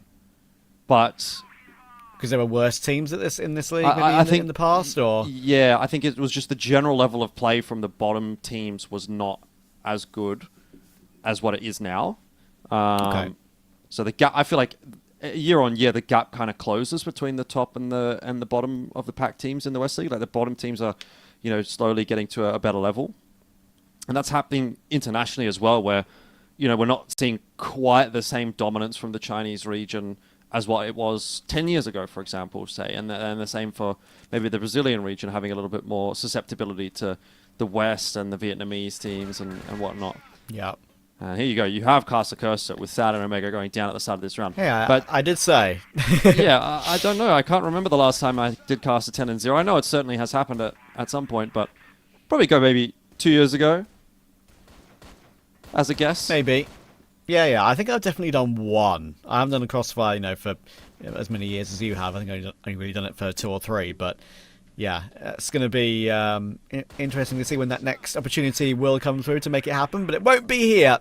Noxon's done well. He'll headshot Snake as he tries to rotate around to grab that bomb diffuser, but it was already being diffused in front of his face. Nothing they could do about it. And that'll be the way that 3BL get over the line for their first round in the game. But Snare, oh my goodness.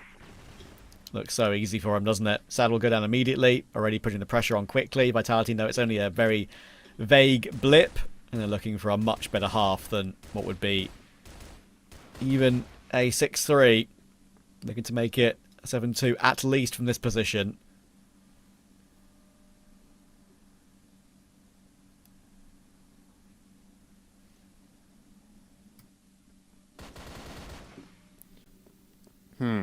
Quick response.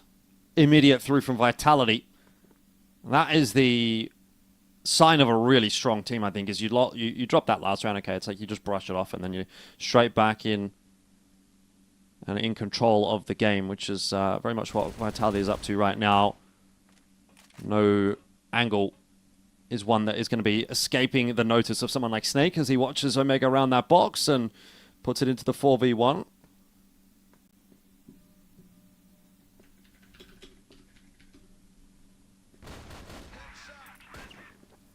Good kill from Noxin, but he's going to need 3 more of those, I'm afraid.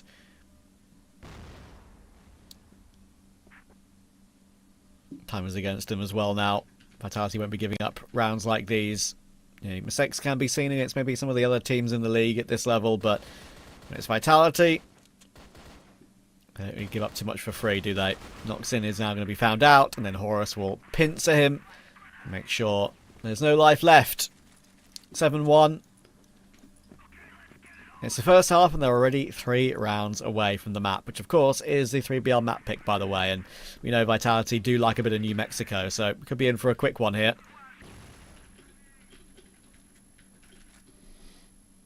It would seem so. He's not exactly going to plan for 3BL here at all on the GR side. They don't have any more tack timeout, so they're just going to have to keep on getting on with it. That's a good opening pick for Hunt, and he is trying to get himself out to safety here in middle, which is going to be helped out by that smoke. So he does survive.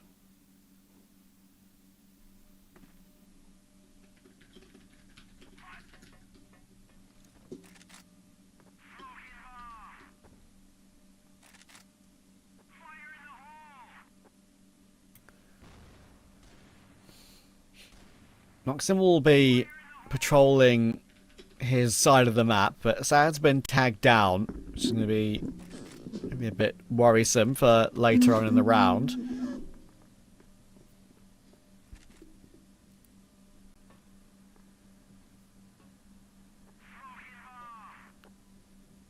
Snare about to peek the window, or going back and forth, but Sad was ready for it. There we go. You can try and at least double their score before this half ends. That's going to be a bit of good grenade work. Slayer will get 1. Should be able to trade Hunt, though, and Slayer will do exactly that.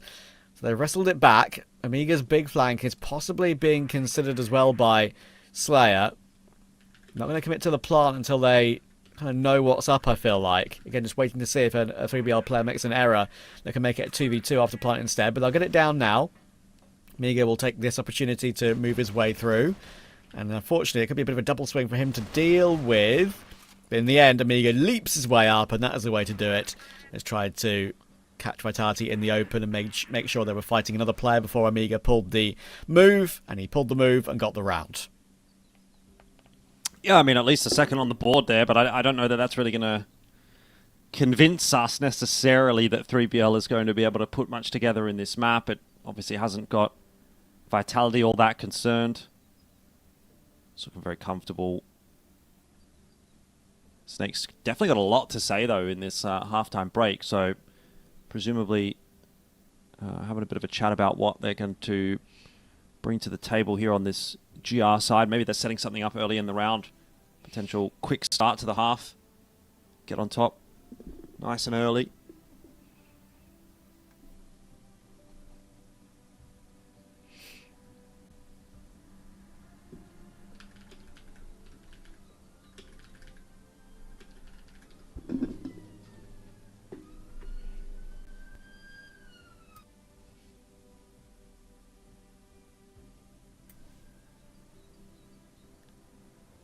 Yeah, we'll see. I think just full control at the moment for Vitality, as we expected it would be. But 3BL, they're not going to be too disheartened. They knew what they were up against when they came into the game, I'm sure. They are no strangers to what Vitality have to show more often than not.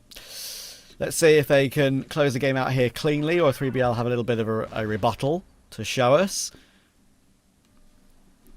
Full M14s for Vitality.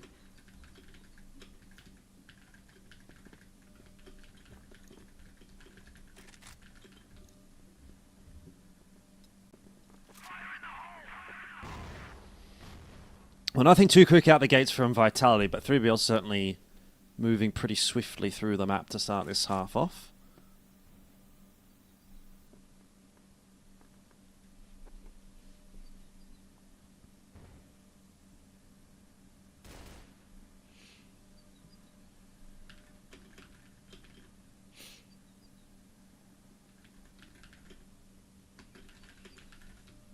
patience. They are grouping up outside A, R3BL. 2 Vitality players here waiting at the moment.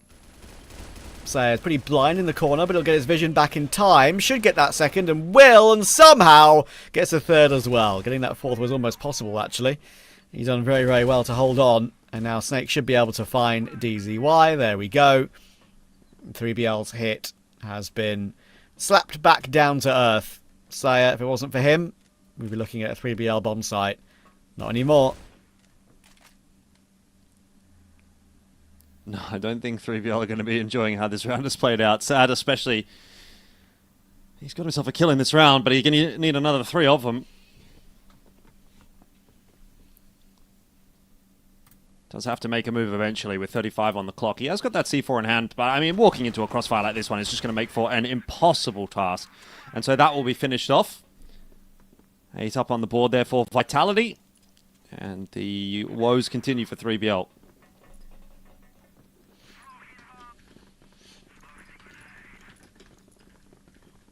Yeah, this game playing out a little bit like a dead rubber in a way. It's not one for Vitality. They want to continue their unbeaten streak. They don't want to let any team stop them, but yeah, there's not really much on the line for either one of these two, and maybe that's why 3BL is just going to throw a bit of caution to the wind here.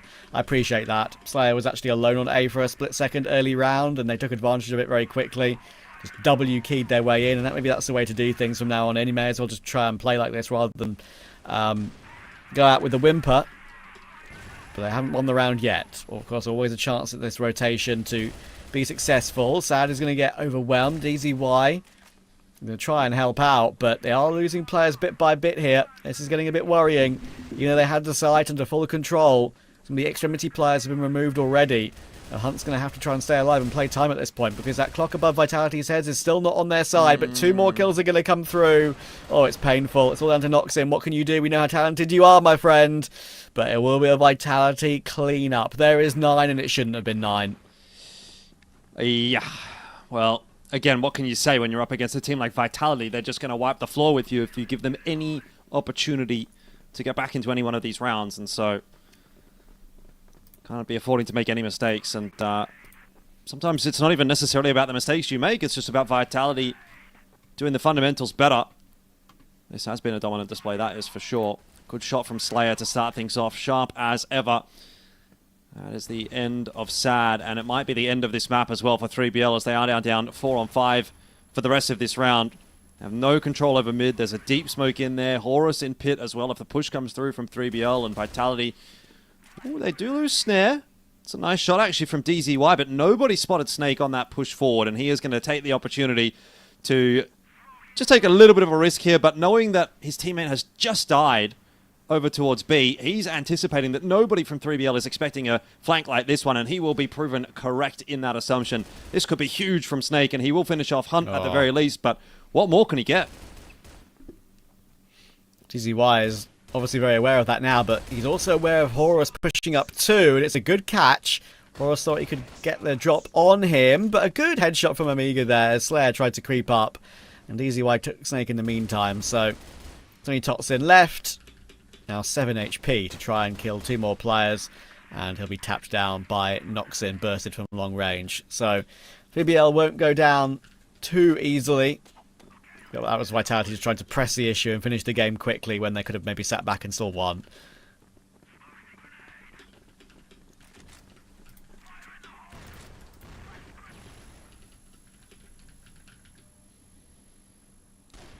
Sad.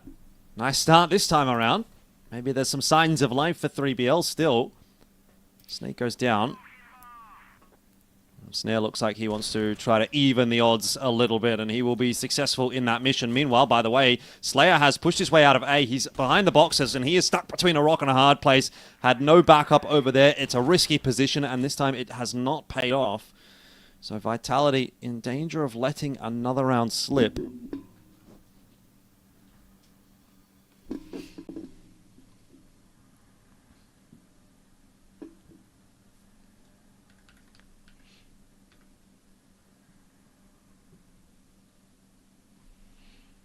Yeah, definitely a chance. And 3BL are playing it properly. Waiting to see if Vitality will do what they did in the previous round and go aggressive. They're going to go for a bit of a swing here, and it's held nicely by Sad.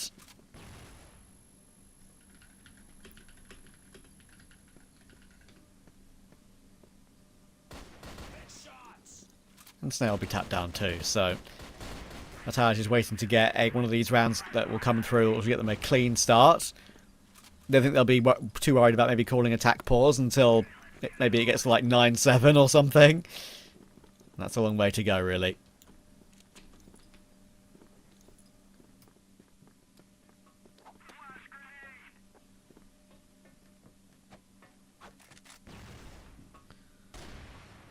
Out the gate strong again for Snare. He's changing up his positioning.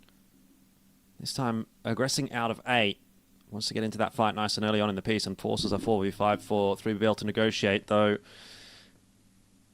Working their way in towards B. The issue is that is a side that is pretty heavily stacked right now by Vitality members. Horus and Snake both on the same angle, and they will dispatch of Horus, but I think Snake is still going to come in with the goods here. Bites his time nicely, and that is just the bait and switch setup that Vitality is looking for to finish off the map. 10-4, it is a comfortable victory today on map 1 for them. Yeah, beautiful. I mean, that is exactly the type of performance from Vitality we expect, whether it's their map pick or their opponent's map pick. There's a reason why these guys have been unbeaten in CFWL for so long. Sure, the series isn't done yet. We can't, completely count 3BL out because it's not over till the generously proportioned lady sings, is it? So we'll have to see how it goes. And I think, really, the challenge now is for Penguin and Sekio to find something to talk about with that game, because that was a bit speedy.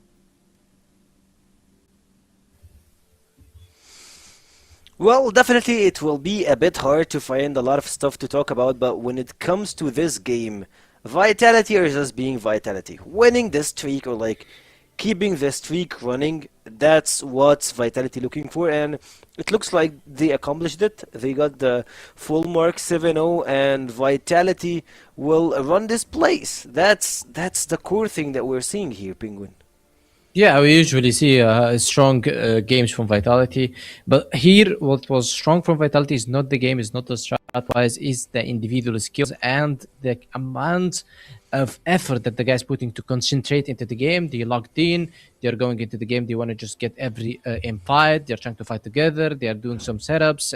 Vitality wasn't trying strategies, they were actually trying to do some new things that testing if it's going to be working. We've seen double Horus setup coming from Team Vitality, which actually paid off in the end of the game at the last round when Snake killed 2 players. So what Vitality is doing is actually they are just kind of trying everything they have. They want to just put some papers on the deck, and they're just trying to check what's going to be the best for the next phase. And that's what we're doing. And we've seen a very good performance coming out from them. On the other hand, 3BL, they started very slow. They started very, very weak. They tried to go back. Yes, they kind of woke up late, and we've seen on the late rounds, like they started winning the aim fights, but it was too late already because 7-2 on the Blacklist side on Ankara. We know that Ankara is a Blacklist sided map, but 6-3 is good to say, but 7-2 is just hard to come back from, especially that you're playing versus Vitality. Yeah, 7-2 when it comes to the first half was just a really shot to their mental. They can't really regain it, I believe, and Team 3BL been one of those teams that we know once you get in their heads, they are out of the game. We have seen it multiple times versus big teams, of course. And speaking of big teams, you're facing the final boss. You're facing Exodia, you're facing Godzilla, name it whatever you want to name it. But Vitality, yeah, they are bees, and like they're just trying to give you a small shot, but I believe those guys have really big guns. I will say that on Team Vitality, I believe the players know what they're doing. They don't need to show a lot of stress. They don't need to just give you a page of their book, but Vitality can just like do that. Yeah, and we've seen also a couple of picks coming out from the Vitality guys. I want to highlight how Vitality played the Blacklist. The Vitality played the Blacklist like they're reading the book because they knew how the guys are playing. I've seen Snare a couple of times checking where exactly is Omega and he's picking him off, or going to Sad and trying to get the duel versus him, and he actually won it. So that's exactly a good read coming out from the boys, and this is a good strategic wise coming out for all the boys because they usually watched how 3BL is playing Ankara, and they played versus them on Ankara multiple times, maybe on practice, maybe on other games, and now they have done what exactly their coach told them, and that's what we've seen. And Snake is a 2.0 KD, is just carrying. It's always a Snake. Snake is making a lot of good, I would say, clutch rounds, and beside having the clutch factor, he's a really good team member that you can count on, his info that he gains, and of course his sneaky bites. They always makes you poison and can't move. Speaking of that, he's always that guy that goes for the anchor play or maybe trying to flank, do something here, something there. Anything fishy, you can just call Snake or Horus. Sometimes he does those stuff. So those guys been pretty wonderful, and Vitality streak will stay on. And like, I have a question, to be honest. Like, when we will see Vitality streak get broken, like they are just winning everything. Probably on the playoffs, because as I said, LCK, they changed the roster. Nemesis, they changed the roster. Anubis, UnKnights, 3BL. Who else? We're going about Imperium, Strong Gaming. They all changed rosters. So when it comes to phase one, you need to play by communication. Okay, who's gonna beat you by the communication? The teams has been playing together for like 2 years, and this is the third year. So that's a casual wins for Vitality. That's what the logic says. So you need to win this because they're going by experience and they're going by communication. Also, teamwork is way better than the other teams. Okay, when might Vitality fall? I believe that it might be on the playoffs. Maybe on phase two, they might fall one game, or somehow other maps, because they're going to be playing versus very strong teams. It's not going to be like you're playing everybody in the league, but I believe that mostly if Vitality is going to have a chance to fall, it's going to be on the playoffs, because this is where the real test is happening. Yeah, of course. Real test for Vitality and the playoffs will be on. And for Vitality, they still have phase two, and I believe they are one of those teams that you like. We can't just see an international event without Vitality. And speaking of Yes, international exactly. event, speaking of Vitality, that will be on another day. But for today, they are still playing versus 3BL in CF West League, and we'll head to Elfish and Trav to cast the second game of this series. Yeah, very quick break between maps. Vitality and 3BL wanting to get straight into this one to try and get the game done as quickly as possible. I'm sure in in Vitality's mind. But look, at the end of the day, it should be that way. It should be that course of thinking, right? Because New Mexico is a map that Vitality kind of have in their wheelhouse and have had for a while. So yeah, I'm looking forward to seeing if they can show kind of the same form and not let up, because often you kind of get occasional blips from some of these top teams. So here, I need a similar result, like a 10-5, something like that. Yeah, I mean, I think even yesterday's game for Vitality is maybe an example of that. They won 10-5 on Ankara and then went on to their map choice support, and it sort of took them a little bit longer to get that one over the line. That was a 10-7 win, which again is still reasonable enough. You're not going to have too many discussions necessarily about that, but you again expect the fact that they've won so cleanly on map one to then go into their map choice. This should continue to be a clean series, but it's not necessarily always the case. So we will see as we jump onto our second map of the day, which is going to be New Mexico, and it was one that's always been a bit of an interesting pick in the Vitality pool. I feel like they were one of the first teams that was kind of picking into this when it got changed, and they had some sort of up and down results, but seemed to have really integrated it into the pool, and I think now it's quite a solid one to be picking, because still not many teams love to go towards this map. Yeah, it's probably one of the more underplayed maps in CFWL, that's for sure. But Vitality, having it in their wheelhouse, able to pick it, is just such a nice thing for them to have. Especially if many teams aren't comfortable on it. DZY going for a slight change up in weaponry as well. We see that pulled out a couple of times actually. Horus now will move his way forward. Flash through. It's the USP to go for the entry. Gets the kill immediately. And the flash really hurt Nox in there.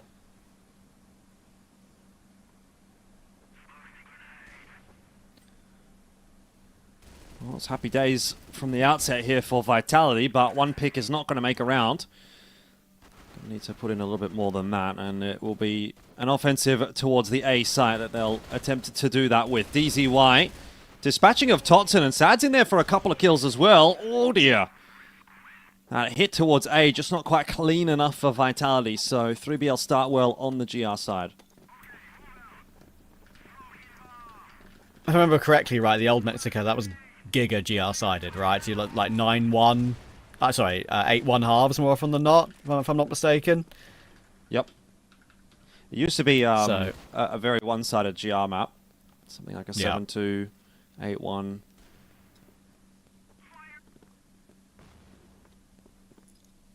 But I think New Mexico is maybe not quite that GR heavy, to be honest. There's certainly a lot more avenues that the attackers can use.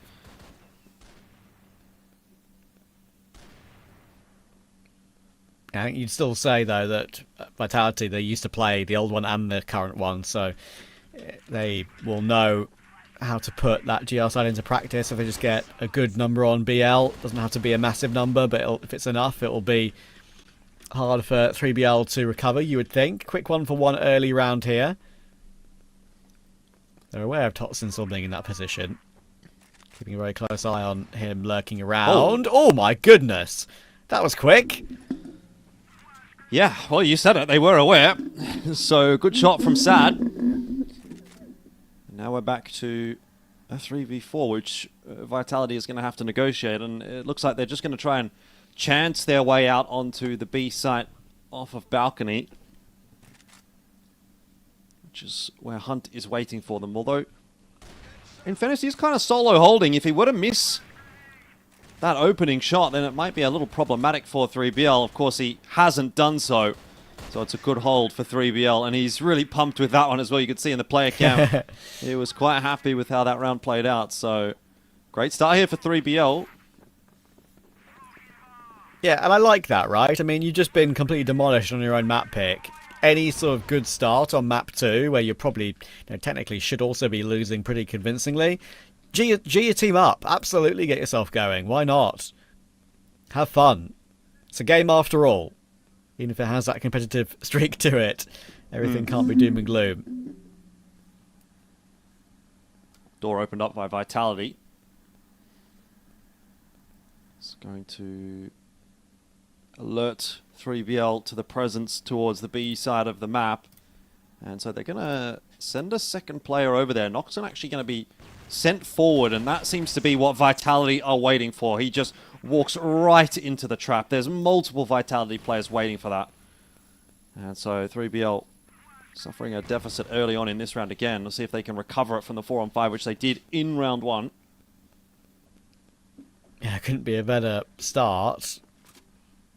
We don't want to let 3BL start to feel too good about themselves. Slayer's missing his taps there, but will eventually find Amiga and then jiggles Sad out of the round. Good job. 3BL had to go looking for something, and unfortunately they come up with nothing. Good pick from Hunt, but there's the instant trade. Snare delivering.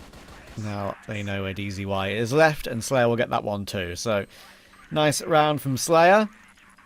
First round on blacklist for Vitality. First of many they'll be hoping. They'll look at those first two as a blip in the radar, but nothing to be too concerned about, assuming they can continue to put in the good work. Door again going to be opened up for Vitality. Worked last round to draw out a peek from 3BL, but it seems as though maybe they've learned their lesson.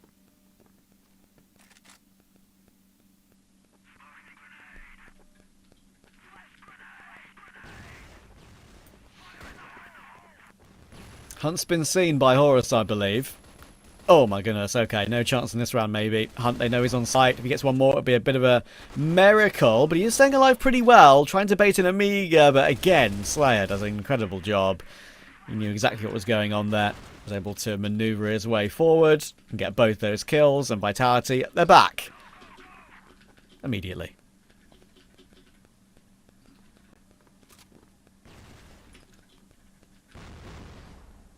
Yep, 2-2. Quick response from Vitality. A round that they just won. A very confident, comfortable looking round as well.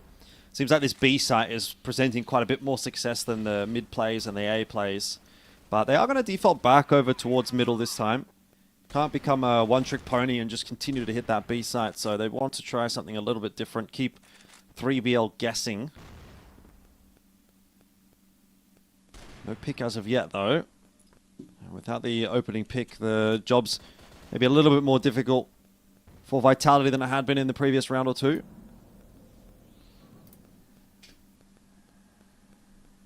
So they are going to go looking again into sewers. Just have a gander. Slayer is their main enemy in that position, that's for sure, so far in this game. Long range burst will be able to deal with Hunt comfortably, and unfortunately he was separate from Sad, so all he can really do is now smoke him off and try and play his life.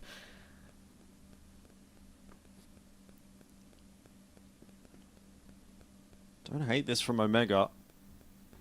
Actually, you wouldn't even mind seeing him continue that push a little bit more so, just to try to grab some info for 3BL.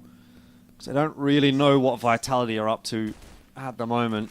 He does actually ultimately walk into Totson, who was waiting for him. Again, you know, you're down on numbers. These rounds have been getting a bit tougher for 3BL. I think they need to take a risk there, and even if it doesn't pay off, you can't really fault them for it too much.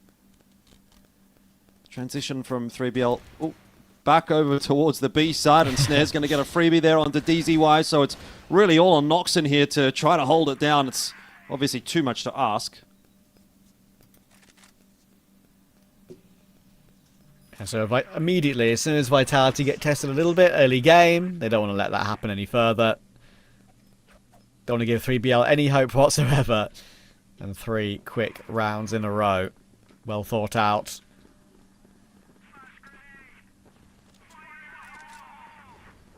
Sad now looking to try and change things up a little bit. And Snare will give him that kill.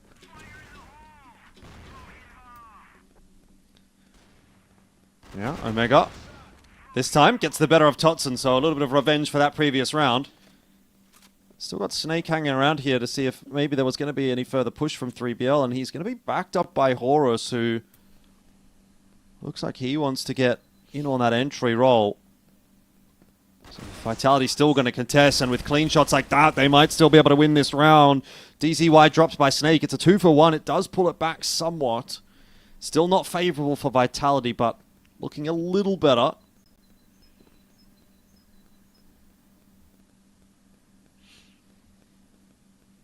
Yeah, not bad. C4 now being picked up and grouped up with each other. But Hunt and Sad are trying to make sure they've got that same sort of setup. One left, one right. But if you get deleted, it might not matter. Hunt does the right thing. Gets the trade kill and tries to fall away. Plays a better angle and gets the flick up onto Slayer nicely. So, good job there from him. Didn't go in too deep on that occasion. And 3BL will keep themselves even. Definitely a much more competitive map so far than what we saw in Ankara, Yeah. though. I mean, it's definitely feeling like Vitality are really having to work for these rounds, and 3BL are throwing in some nice change-ups that's keeping Vitality guessing. It's one trade for Snare in this round, but still a numbers deficit for Vitality. Omega hanging on by the skin of his teeth, and if Horus gets a bit of work done with that push there in middle, it could be scary, though. He'll be pushed away.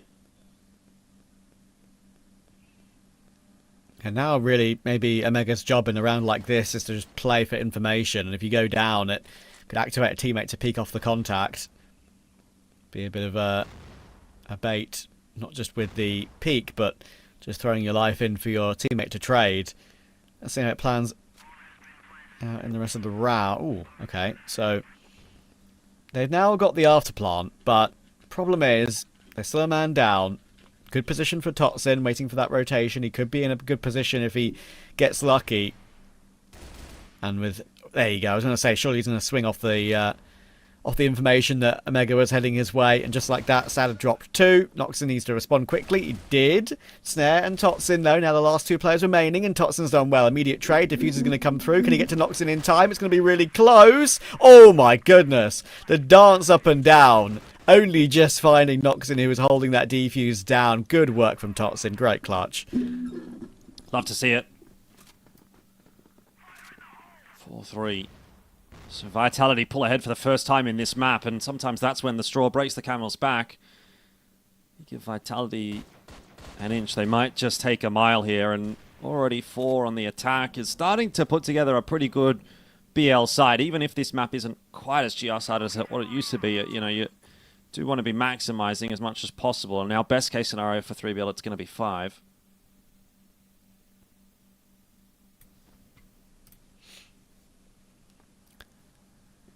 Yeah, Vitality just doing enough right now.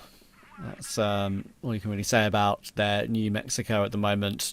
Pretty decent as it stands. Should be in a good position when the GR side rolls around. And they could even make it a lead too. Let's see. Horror Snake, Snare and Totsin all working their way through.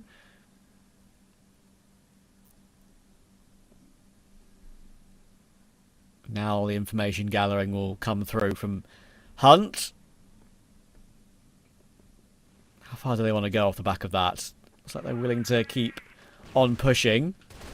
That could mean Slayer gets caught off guard. That's exactly what happens. And Noxin finds 1-2. A tap on the second. Very clean. Oh, he's having a round here. 3 headshots. And makes it 4 as well. Beautiful quad kill. And 3BL stay in touch.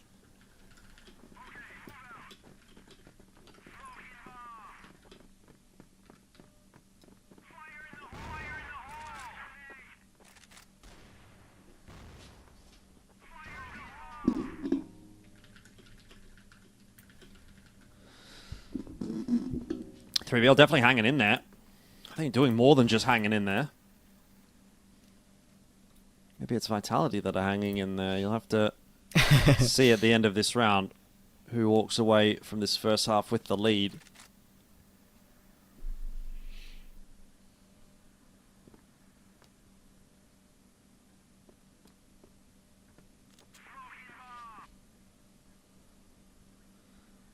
Is this just going to be a straight up hit on A through Ali?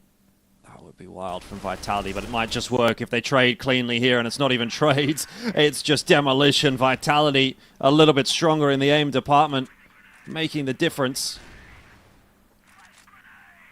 And really, a bit of a nothing round from 3BL, unfortunately, to finish the half. Yeah, exactly.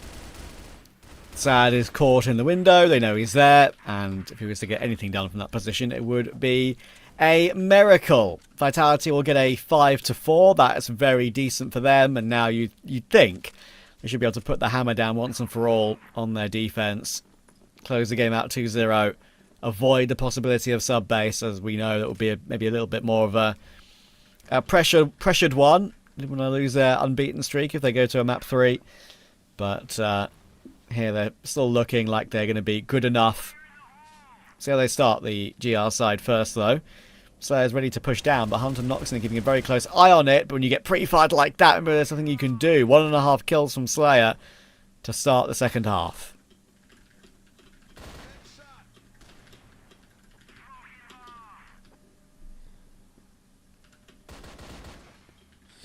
Oh, Horus has done well. Yeah, they're just going to keep pushing the issue, aren't they? I mean, Slayer started nicely as well. It's just across the board, Vitality kind of winning their fights. Getting more than they ought to. And so 3BL looking like they're going to suffer a defeat in the first round of this half and go down 6-4. And again, Vitality will just slowly start to push that lead out.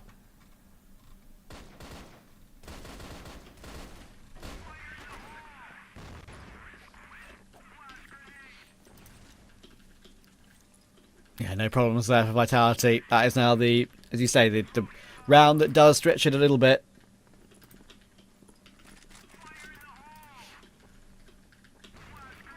to try and keep that up until the end.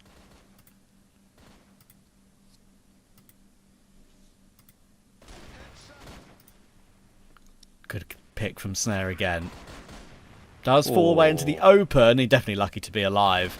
He's got a bit of help from Totson now, but Totson could just go down. And yes, a little bit too much from Vitality there. Slaye's going to be finally coming through to get that trade kill, but he'd love one more. Now he's picked up the TRG, obviously, as well.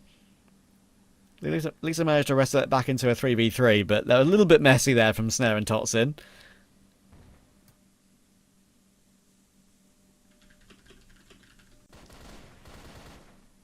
Sad.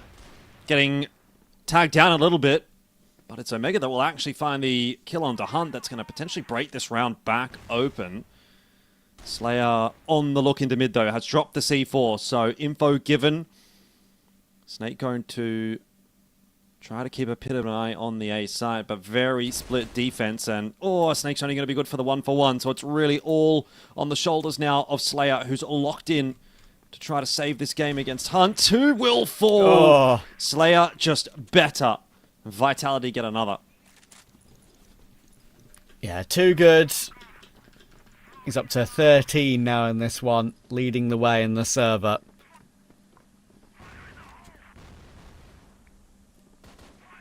BL will be, will give them a little bit of hope that I had a chance in that one. Hunt's going to force his way through here. Actually reacts to Snake peeking very well. Snare will manage to find Noxin on that trade kill. They are really trying to push Hunt out of the round. They eventually will. Totsin will help out to get that one. And Slaye's continuing to want to peek. Sad's in the open somewhat. Easy swing. Knows where Amiga's playing from. And now he's having to hop away. Can Omega even get away? He's trying to, but he will manage it. Unfortunately, he needs to try and fight his way out. And he's done well to find Snare. That is something, but it's still a 2v3. Oh, 2v3's not going to be an easy task against a team like Vitality. C4 looks retrievable, though. Or maybe it's not going to be easy. Slayer spotting them out as they try to grab it.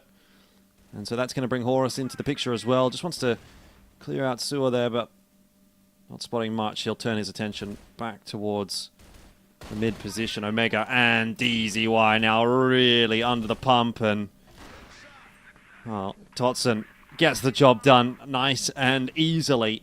Vitality up to 8-4. We are going to get that tack timeout from 3BL, but I have to say I feel like this might have just come a little bit too little too late. Yeah, possibly. That's usually the way things go. I think they also just know that they're going through the motions at this point, right? They'd be doing themselves a disservice if they didn't actually put the pressure on a little bit and try and make attack pause happen to change the game. If they just let the loss come through, they wouldn't be trying their best, really, would they? So at least got to have a quick discussion about it, may as well.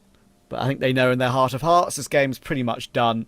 Vitality will continue their unbeaten streak. So what was it last season? Let's have a look through the Liquipedia right now. So they lost a game in 2025 Season 1. They ended that league season with actually lost a couple in Season 1. They lost 3 overall. But in Season 2 of 2025, they went 14-0 and then won both their playoff games. Here, they are currently 6-0, about to be 7-0. So that is 14 plus 2 plus 7. That is 23 games in a row. That's quick maths. At least in the CFWL. In CFWL, I was going to say, obviously, things haven't been quite so clean if you take into account the international games, but yeah. I mean, yeah. I mean, I think that's what makes it so hard about making that step up, though, for that core. It's like, that's just the competition you get to face, and you're obviously trouncing them pretty comfortably. So what are you really learning in a lot of cases from that? When you go to play internationally and you really get tested, it's certainly not making for the best practice necessarily. But I suppose you can only do what you can do.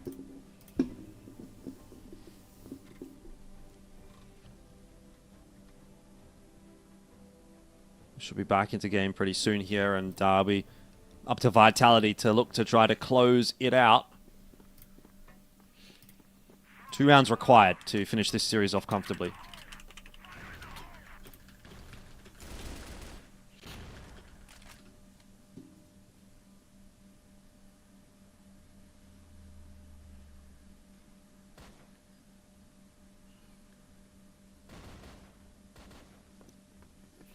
Lots of damage taken by Totson and Horus already. Had a bit of a look early round, and a few spams taking them down to half HP. Probably from Noxin, considering what we're seeing from him now.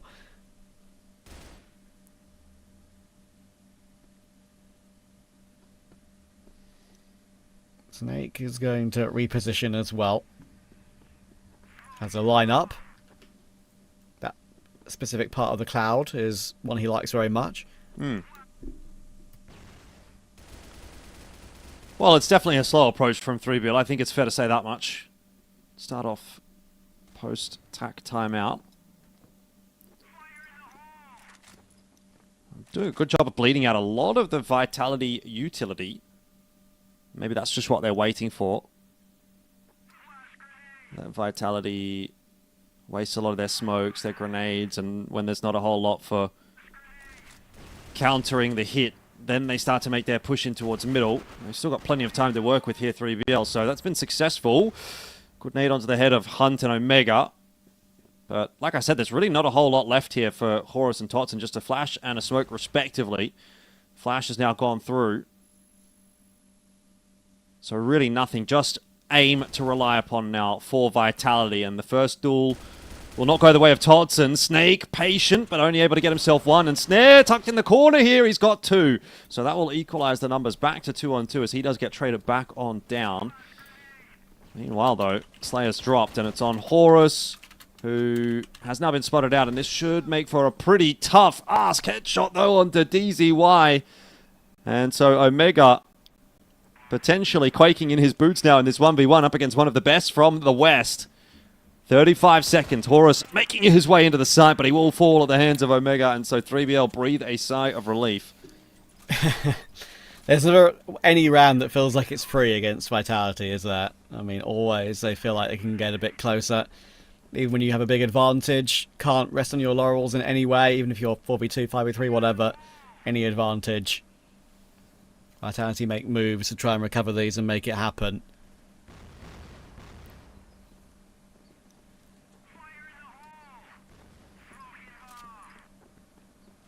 A little bit of a quicker approach at the start of this round, but it seems like once the dust settles, we're going to again find some pretty standard openers. Bit of a push from Totson onto DZY, though. We'll catch him unawares. So an opener again for Vitality. And 3BL with their response being a push in towards middle. Ooh, will not quite have the same success as that last round. This round it was a much faster attempt into mid, and I think a bit of a mistake in the end for 3BL as that round gets swept aside so easily by Vitality. They just have that ability, don't they? Have that ability just to make one slight alteration. And that slight alteration can sometimes just make the round look completely dominating. 10-4 in the first map. A little bit closer here, but only by a round. Can they make it a 10-5? For a very comfortable day's work. Hunt will go peeking into Slayer, freest of free openers. Does create a bit of space maybe for his teammates to go pushing in elsewhere, but Vitality are, look at Slayer. I mean, he's even willing to go further in here to look for information and realise what they're setting up. So they have all the information in the world, I think, now on what 3BL are trying to do. They are going to move back away, to be fair, but they could get cut off earlier than they think.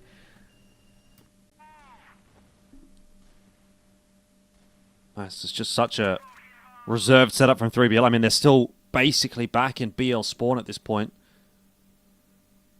Very tentative about making this push, and you can understand why. This half has not been a kind one to them, but inevitably at some point they're going to have to make their move.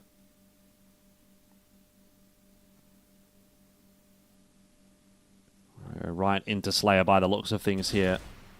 Sad goes down at the hands of Slayer. He's found himself a double. Could be on for a few more there. The 3K. Oh, and Slayer gets it done himself. Okay, why do you even need a team? Slayer is a one-man army. 10-5 is the score there.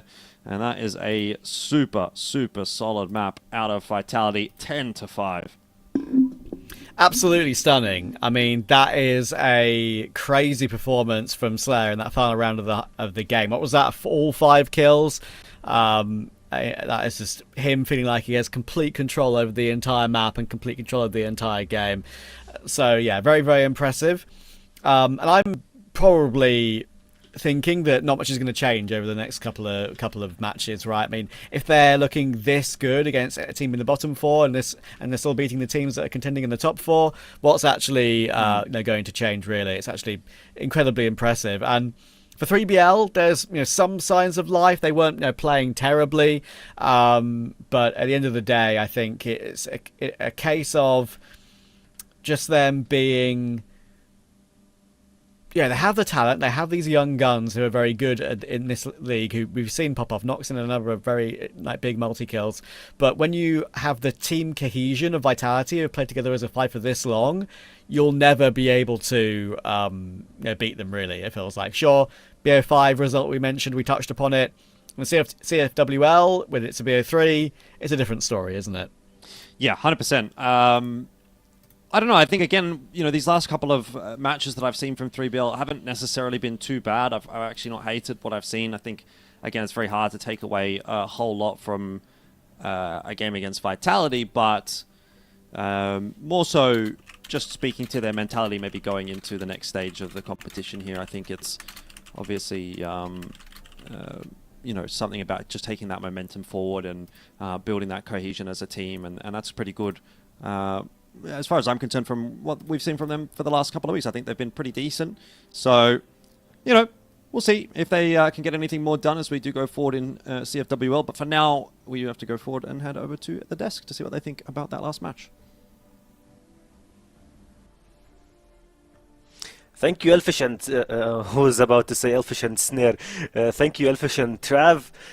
Snare is in my head after this final clutch. He got a 1v4, a crazy one that's coming from him. He's just knows what he's doing. He's stepped aside, and it felt like he's drawing a line with 3BL player heads laying around on the grass.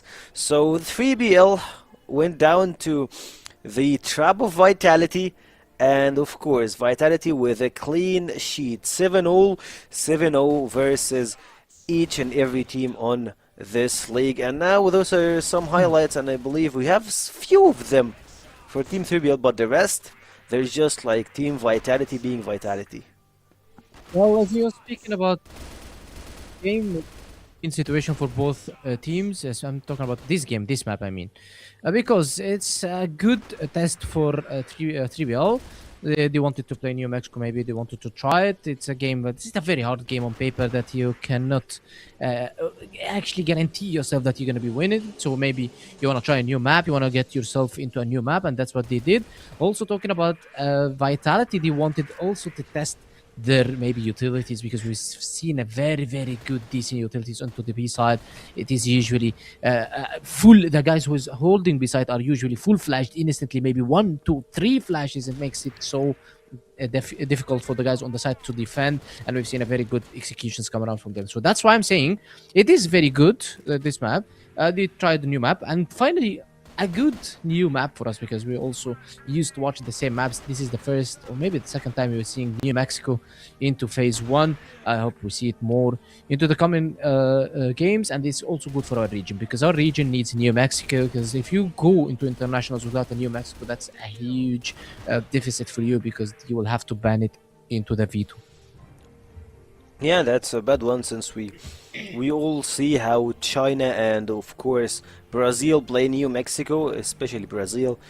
You don't really want to face them in New Mexico. And speaking of New Mexico and stats in New Mexico, Slayer with 2.38 KD. Keep in mind, guys, this guy is just he's hungry, he's fragging, and he's clutching the rounds. Yeah, he For played a me- very good game. Yeah, Todzin as well. Yeah. And of course, for you, Todzin. Oh, actually, Todzin also 2.14. It's a bit Yeah. blurry for me, but the screen for him was not blurry at all. Yeah, he played a very good game. Actually, without looking at his KD, we've seen how good he defended this mid coming out to the global side. He usually was swinging the AC, trying to get the kills, trying to get the picks for his team, and yes, they did it. So honestly, It's Slayer gonna be this set MVP. Match MVP can be maybe. I guess it's gonna be Slayer also. It needs to be Slayer because he played so good in this map. He was just the key factor for winning this. And we've seen how good also when he used to push. This guy did a very, very good thing on the Blacklist side. He used to go, open the door, do some pressure, and just let all the 3BL guys rotate, and the rest of his teammates is just on A side. And then they push A side, they find 3 only players sitting there, and or maybe only 2 and 1 rotating, and they push 4v2 or 4v3 versus them, and they have an easy win. Other time, he faked the opening the door, so 3BL guys tried to check if he's pushing or no, and he waited them on base. It was just a huge mind the games coming out from this guy. So New Mexico, it all relies on this door. If you'll be able to open the door, take the control, you'll be able to gain a lot of space in the map, and this is what actually Vitality did on the Blacklist side. Yeah, exactly, and the Egyptian Kings remain the unbeaten team on this league, of course, and for a long time CFWL been one of the most competitive leagues that you will ever see. But when Vitality came in, they just flipped the script and set their own rules, which is Team Vitality runs the place, Team Vitality wins everything in every game. Congratulations for Team Vitality, and they are gonna have a really tough challenge, not in Phase 2, of course, in playoffs. Phase 2 is gonna be more of I would say another practice round for Team Vitality. They already got the 7-0 Snake, Snare, Todzen, Horus. They're just magnificent, and that's why Team Vitality picked those players. That's why Team Vitality chose that team.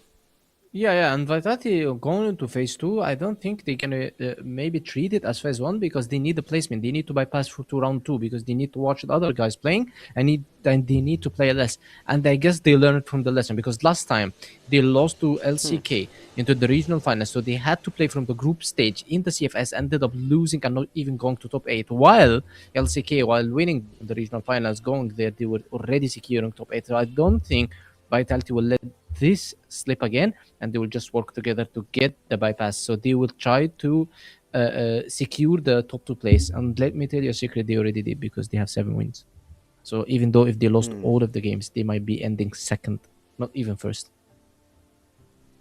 That's a really easy argument to say that Team Vitality is still, or actually not still, they are pretty chill and they don't need any more wins, but they need more practice. And speaking of practice and speaking of the third series, we are going to hit like to a small, just a small tiny break.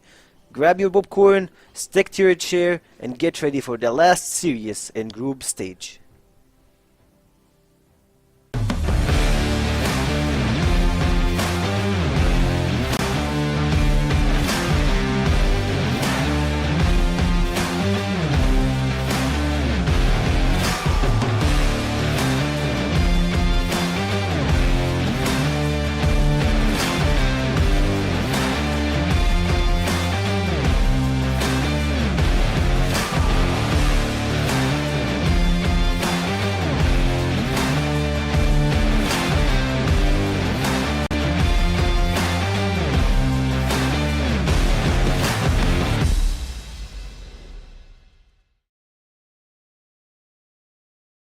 Welcome to the first season of CrossFire West League 2026. See this year's start of the Western League as 8 participating teams from all over the CrossFire West region battle it out in March to May in order to claim the throne and compete over a total prize pool of $228,000. For the first season of 2026, get treated to 3 months of high-stakes action, as the season consists of 2 regular season phases and a double elimination playoffs where legends are created. In the regular season, Phase 1, all 8 teams are included in a single group where they all play best of 3 matches in a single round-robin format. Support your favorite teams as every match counts here. Every performance in Phase 1 will determine which 4 teams will be part of the elite group, where they are guaranteed playoffs, while the other 4 teams in the contender group will either fight for playoffs or relegation. Expect no resets, as results accumulated in Phase 1 are carried over in the next phase of the competition. In the regular season Phase 2, witness teams from both groups compete in a single round-robin format within their same group. For the elites, this is their chance to secure advancement to the upper bracket round 2 of the playoffs. As for the contenders, be ready to see some of them say their goodbyes. In the playoffs, the 6 remaining teams will brawl in 10 total grueling best-of-5 blood fights in a double elimination bracket. 3 consecutive victories will result in a chance for royalty, while 2 defeats mean the end of a valiant journey. Legacies either move forward or are cut short. Here in the finals, experience a grand bout between a challenger from a victorious path and an adversary that has once tasted setbacks, to determine who will be crowned champion of the CrossFire West League Season 1. Not a memory, a movie. Every round, every map, every series is a mark of a continuous history. This is the road of recovery for the old glory. CrossFire West League, reclaim the throne.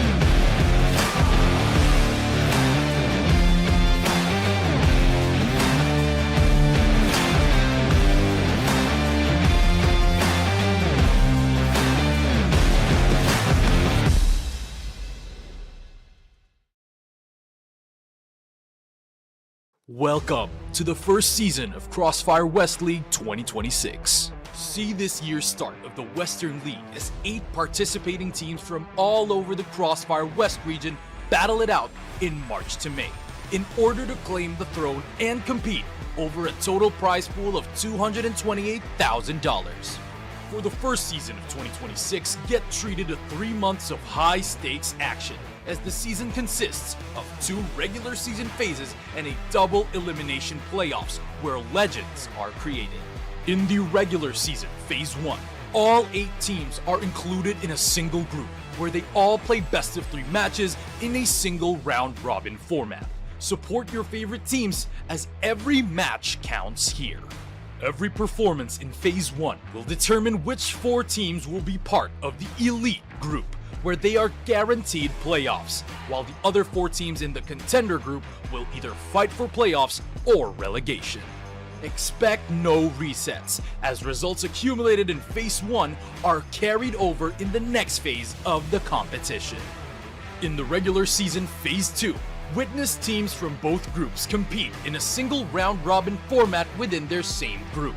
For the elites, this is their chance to secure advancement to the upper bracket round 2 of the playoffs. As for the contenders, be ready to see some of them say their goodbyes. In the playoffs, the 6 remaining teams will brawl in 10 total grueling best-of-5 blood fights in a double elimination bracket. 3 consecutive victories will result in a chance for royalty, while 2 defeats mean the end of a valiant journey. Legacies either move forward or are cut short. Here in the finals, experience a grand bout between a challenger from a victorious path and an adversary that has once tasted setbacks, to determine who will be crowned champion of the CrossFire West League Season 1. Not a memory, a movie. Every round, every map, every series is a mark of a continuous history. This is the road of recovery for the old glory. CrossFire West League, reclaim the throne.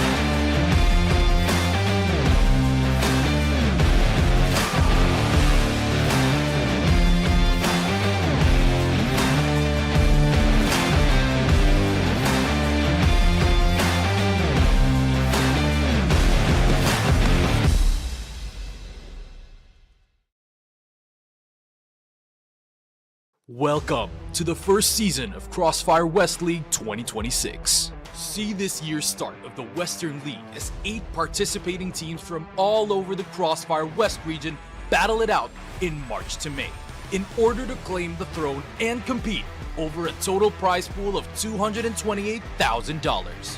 For the first season of 2026, get treated to 3 months of high-stakes action, as the season consists of 2 regular season phases and a double elimination playoffs where legends are created. In the regular season, Phase 1, all 8 teams are included in a single group where they all play best of 3 matches in a single round-robin format. Support your favorite teams as every match counts here. Every performance in Phase 1 will determine which 4 teams will be part of the Elite Group, where they are guaranteed playoffs, while the other 4 teams in the Contender Group will either fight for playoffs or relegation. Expect no resets, as results accumulated in Phase 1 are carried over in the next phase of the competition. In the regular season Phase 2, witness teams from both groups compete in a single round-robin format within their same group. For the elites, this is their chance to secure advancement to the upper bracket round 2 of the playoffs. As for the contenders, be ready to see some of them say their goodbyes. In the playoffs, the 6 remaining teams will brawl in 10 total grueling best-of-5 blood fights in a double elimination bracket. 3 consecutive victories will result in a chance for royalty, while 2 defeats mean the end of a valiant journey. Legacies either move forward or are cut short. Here in the finals, experience a grand bout between a challenger from a victorious path and an adversary that has once tasted setbacks to determine who will be crowned champion of the CrossFire West League Season 1. Not a memory, a movie. Every round, every map, every series is a mark of a continuous history. This is the road of recovery for the old glory. CrossFire West League, reclaim the throne.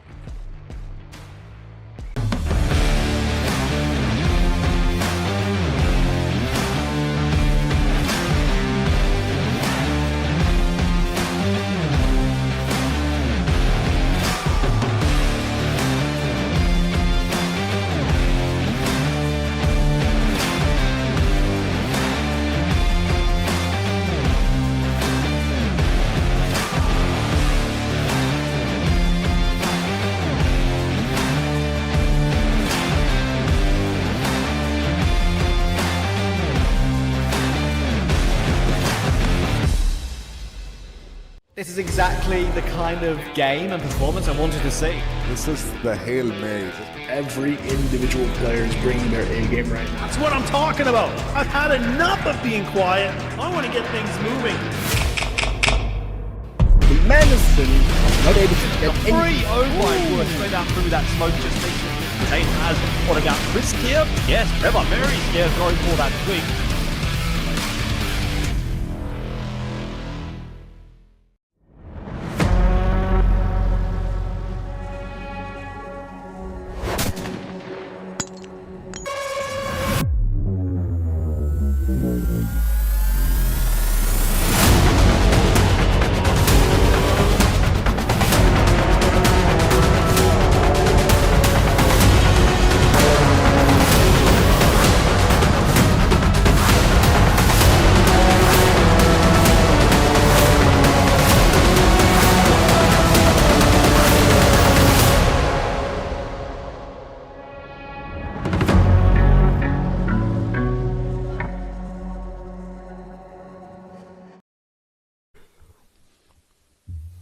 And we're back with the third game of the night. I hope we didn't take a long break.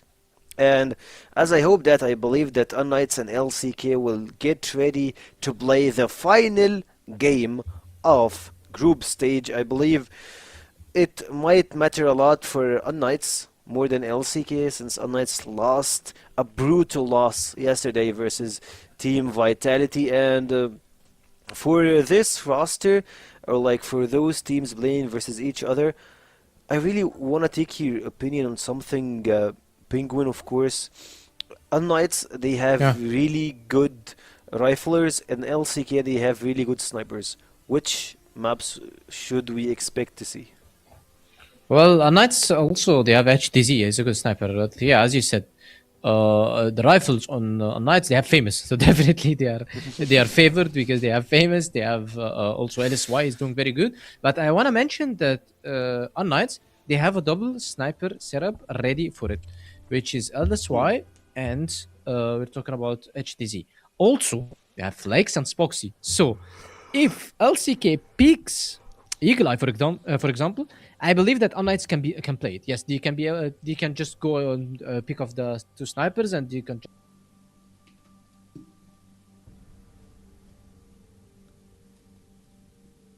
that ever played Eagle Eye when it was introduced to the competitive scene. So now he is kind of maybe wants them to pick Eagle Eye, and if they did it, maybe he picked that first. Second, both teams they like to play Black Widow, and Black Widow favors two snipers, and also both of them played two snipers. And we've seen last time they played Black Widow, Dizane was insane. He just hit every shot, and he was like having 25 kills, and he was just carrying his team. So it was it was versus Imperium, I guess.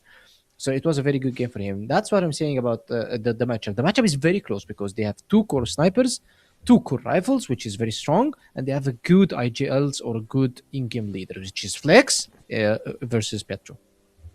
And for that, you would love to see Subbase, since Subbase is one of those maps that really, really, really needs good communication, good individual skills, and good understanding on the fundamentals and how can you play on attack and on defense. It really matters. Basically, when you are in BL Blacklist, you need to find your ways to get extra rounds, and I believe that's gonna be the main course for any team to, like, while playing in Subbase, like, you want to get 6 rounds, you want to get 5 rounds at least. Yeah. So whenever you are on GR, you will have to try to collect a little more rounds. We know that Blacklist is the better side, of course, for this map, and at the same time we are seeing the rosters again on UnKnights on the screen. LSY, famous, Pietro, Snox, and HDZ. We mentioned them early. We have seen them. We know them.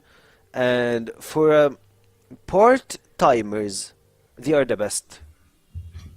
Yeah, and talking about Team UnKnights, I want to mention also that the guys are still playing together for like months now. But you feel that Petro is very close to the guys. He knows HTZ definitely. Momox, we're talking about their coach. He was one of the players that's playing also with Petro back of the days. Maybe for like 10 years ago, he played with him at the very first competitive games. LSY is also known to Petro because he played with him last year in Ping Pong Pals. Famous, he had some kind of interaction with Petro because he was his coach on Swamp Gaming last year on CFS. So yeah, you might see a team UnKnights. They are freshly new team, maybe just reformed this roster months ago, but they know each other, and you feel that they are very close to each other. Why I'm saying this? Because when we were kind of trying to rank UnKnights, I wanted to say, okay, maybe they're gonna have a good synergy, and maybe it will not work out because Famous' schedule is different than the team. But till now, they are in top 4. They make it to the elite group, so that means that it might be kind of ready for such matchup. On the other hand, LCK, they have new introduction, which is Kiko. There's some players or maybe some audience are looking, okay, Kiko's not as good as he used to be in Inner Circle on UnKnights, but you guys need to know that Kiko was very good on UnKnights because at this time he was popping off alone, maybe with Alucard. Now he has Dizane, he has Spoxy, he has Flex, and sometimes also like popping off. So you might see them overshadowing him because he's not into the synergy yet. Not like unlike when he was in UnKnights, when he was in Inner Circle, he was just into the group with the guys. So I believe that Kiko, alongside with Spoxy, they can do a good roster, a good carrying roster on the long run, because Spoxy is usually, okay, maybe he's not, sometimes he's not consistent, but usually when it matters the most, he's there. Kiko as well has the same thing. When it matters the most, when it goes to the playoffs, he's there. So for Kiko, it's more of when he was the one-man show, or like the player that you need to count on him as the whole team. He shows up, he steps in, and he fills the shoe. That's what we saw from him earlier. But for now, he got a lot of experienced player and a really good ones to be part with. And like, you're coming to LCK, you're not coming to a small Yeah. organization or like a small team. And speaking of LCK, we all picked LCK since that what makes more sense. Like they're more serious. They have Yeah. like they are full timers. They do what it takes to be part of the top four or like even play for the title itself. So Yeah. playing for the title, Exactly. that's what Team LCK are looking for. And if the last versus UnKnights, it's gonna be a huge upset, I believe, and someone will need to fill the shoe of LCK and the playoffs if they didn't step up, since LCK were the only team that managed to get team vitality to 5 games and in some occasions won versus them. So UnKnights, big challenge. LCK, they are doing magnificent right now, and I believe we didn't see the maps yet, but I believe we might see Eagle Eye, since you have already mentioned it, that we have Pietro loving to play Eagle Eye, and from my side, I'm gonna expect subbase. Like, I still believe that No, I don't think so. It's gonna be What? very hard. Maybe very hard Subbase, to no, play subbase. no subbase? Maybe. No, actually, subbase, for me, it's for only one thing, that I really wanna see those players showing a lot of Strategies. how can I say, yeah, exactly, Strategies, shot plays maybe. and strategy Yeah. and communication really matters for subbase. That's why I am thinking about subbase. Yeah, if we have sub base and Petro don't ban it, then it's gonna be awesome, because yes, you're gonna be seeing a lot of strategies. Because in my opinion, Petro didn't usually play sub base. He usually was always his one map ban. But maybe let's hope that we can see it. Of course, and hopefully we can see more of it in this series. And speaking of the series, we're gonna head to our casters, Elfish and Trav. Take it away. Yes, my friend, one more to come this evening. Honestly, it's a game that I've been most looking forward to. I think this is a game that could be the closest one. LCK should win. Should is a strong word, but, you know, I like the UnKnights roster, and I think it could be our closest game of the day. I would suspect so. I mean, at least on paper, it probably should be. I echo your sentiment in that I think LCK should be the better team on paper, but I mean, UnKnights is definitely a solid roster. I think you've got players on that lineup that can definitely cause a bit of a ruckus. They're a good enough team to probably contest in a matchup like this one. They did push Vitality to a 10-7 yesterday. Obviously they did lose that, but getting 7 rounds off of a team like Vitality, that's not a shabby result at all. And LCK haven't necessarily been perfect across the board this season. They've had some very, very close results, or not so much results necessarily, but like some very close maps, and then also some close results as well. So again, I think there's always that level of susceptibility when we're talking about a team like LCK who, sometimes do let themselves down a little bit in the regular season, but I think it's definitely fair to say that they are the favorite in this matchup, and we'll see whether or not they can uphold that end of the bargain as we head into Eagle Eye. I would say that I think at least for this map, LCK should have this on lockdown. Like, this is their map. It has been their map for a very long time. I think the real question mark will come when we do get on sub base. Yeah, for sure. We'll see if that is how things pan out.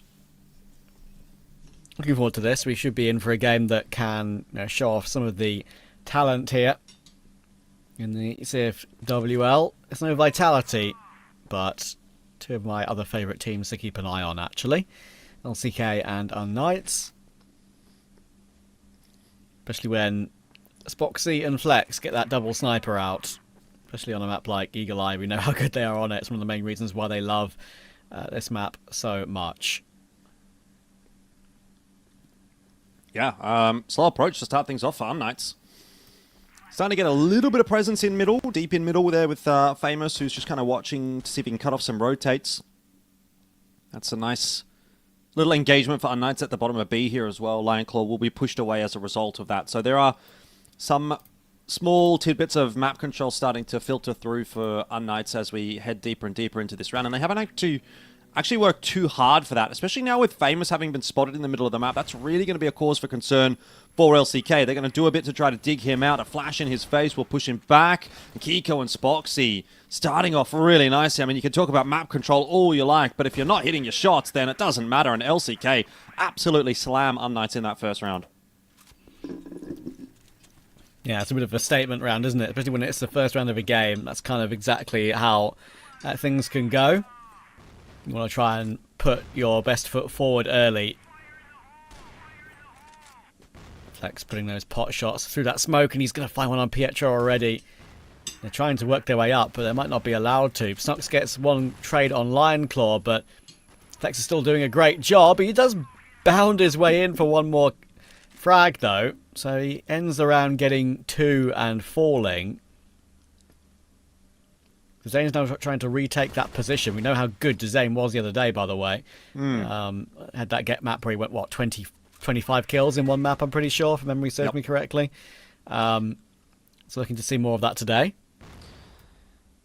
Yeah, he spotted the C4 here as well, and that has started to pull the rotate from LCK, but they don't get there in time to actually help him out, and so HDZ is able to recover that engagement. Famous picking up that C4 on his way past. Timing here could be an issue for Famous. He's kind of caught out, but he actually still wins the duel. Now it's on Spoxy to hit his shots, and he's typically quite good in this clutch, but that's an awkward one for him as he misses that opener with the TRG, and so first round on the board for UnKnights as well. It's an even start.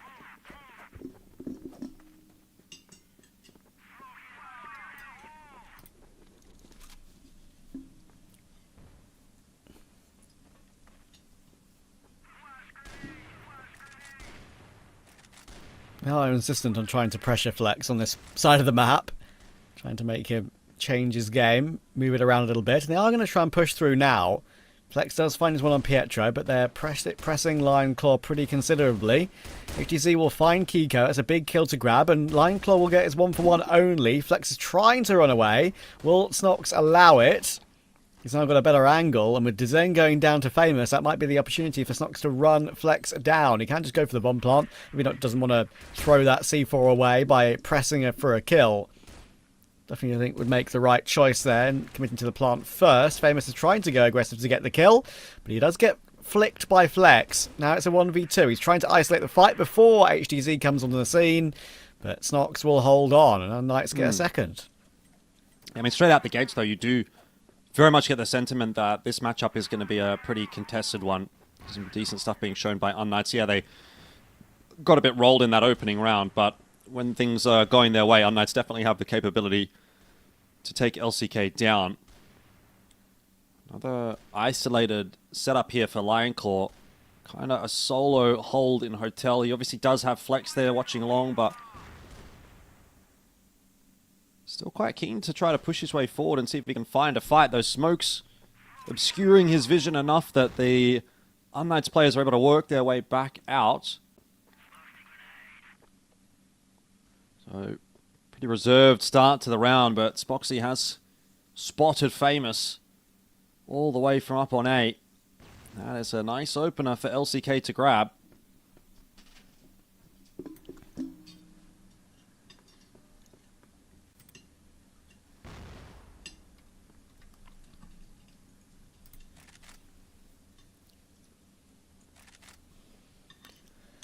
Yeah, already a competitive game. Good nade on Spoxy. A bit of a chip to his HP, down to 81.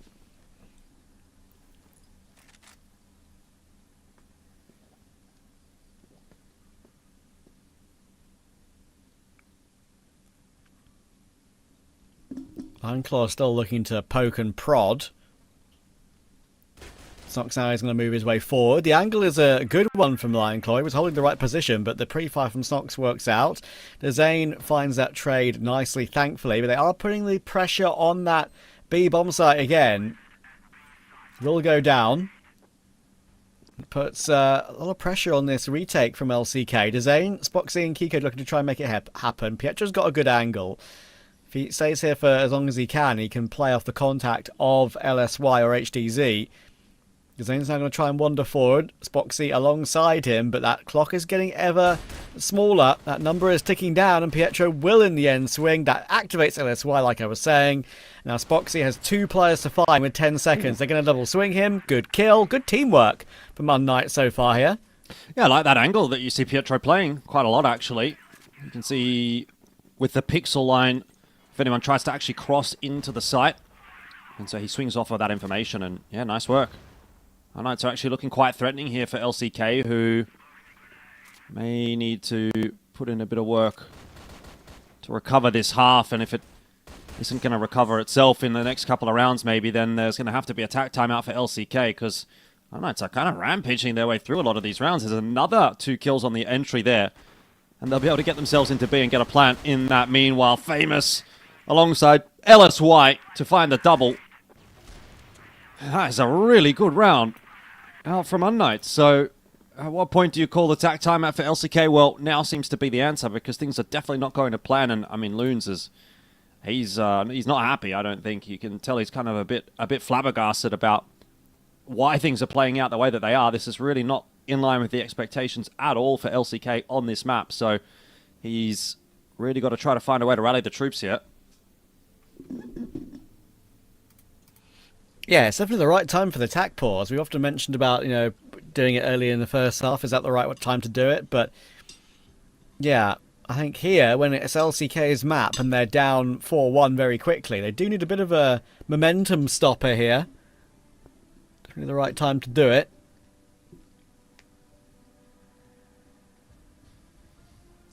Yeah.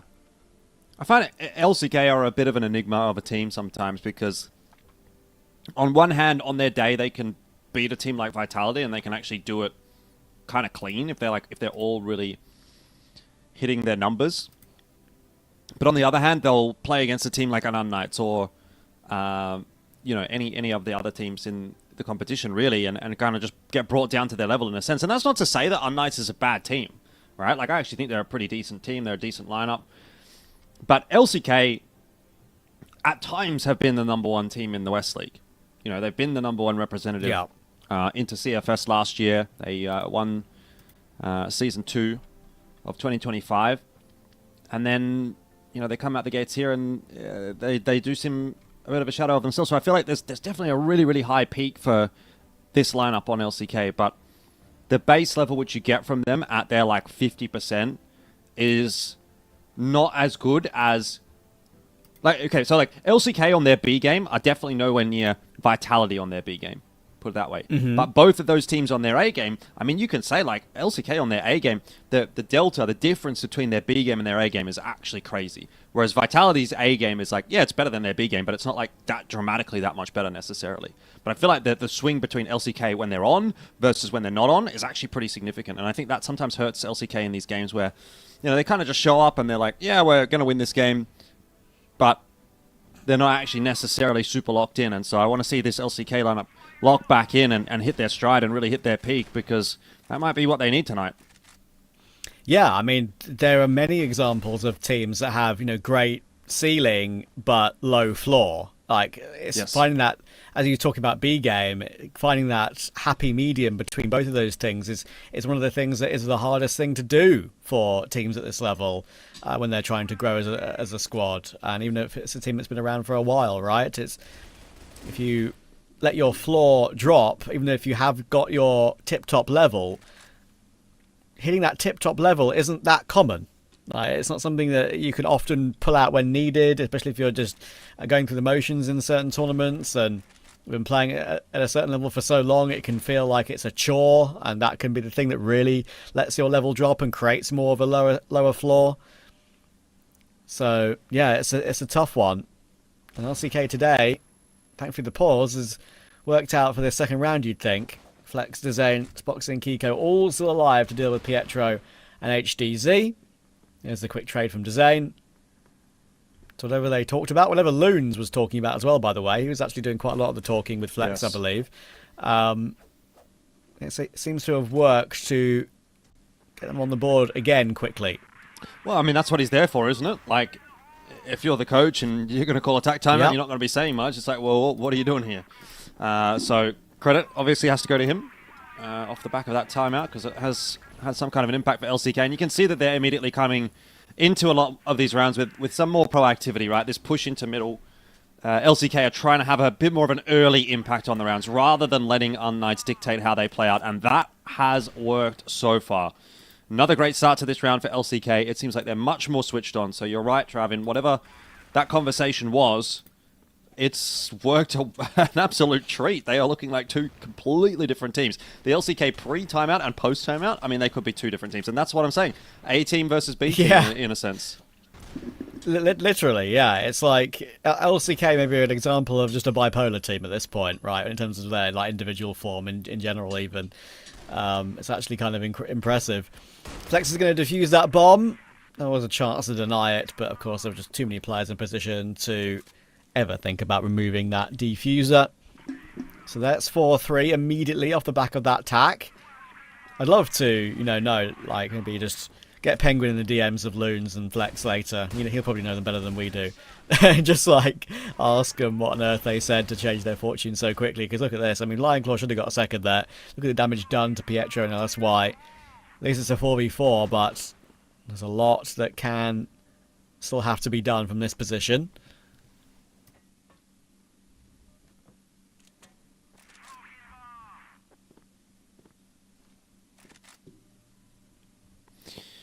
Well, seems to be a little bit of a slowdown here from LCK. Can't just be running it down every single round, I suppose. A lot of damage done to UnKnights in this round already, though. Pietro and LSY will fall over to a slight gust of wind. I suppose with that, LCK are feeling pretty good about things.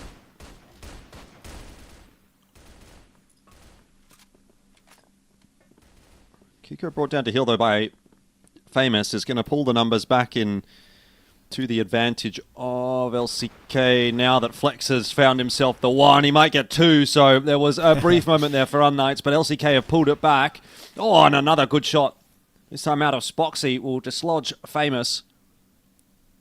Feels like, yeah, I mean, UnKnights didn't really get the chance to actually play this 4-on-4. They've kind of just lost members all over the board. It's LSY trying to recover.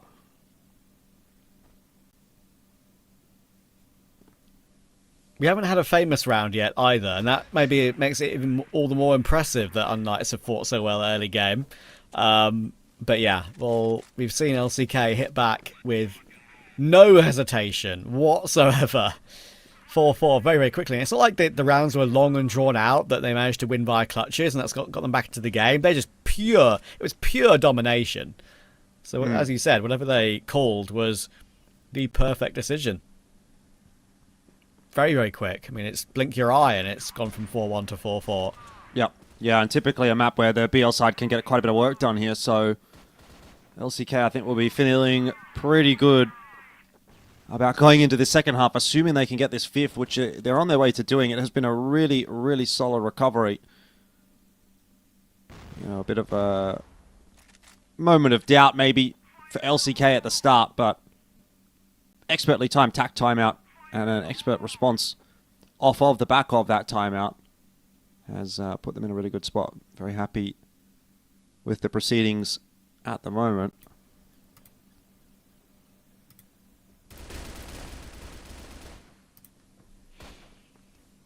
Famous does get his kill on Lion Claw, and that is one that is a good one to grab, considering he was damaged up so much in that fight. Flex seen by LSY. Maybe Famous will now just try and take a gamble. I mean, he's low HP anyway. It's in these sort of situations where you might just try and find a gap somewhere, make a play. Because what do you have to lose when you're this low? Especially when you're Famous as well. You may as well go for something crazy. But Kiko will find him, unfortunately. So it could be a 5-4 half for LCK in the matter of a couple of kills. Flex does go a little bit too aggressive there. Doesn't need to peek. He could easily just have fallen back and been totally fine. But it doesn't matter when you've got Spoxy on the other sniper, of course. Yeah. One of the main things you can always rely on. C4 dropped. LSY can pick it up, but he's 1v3.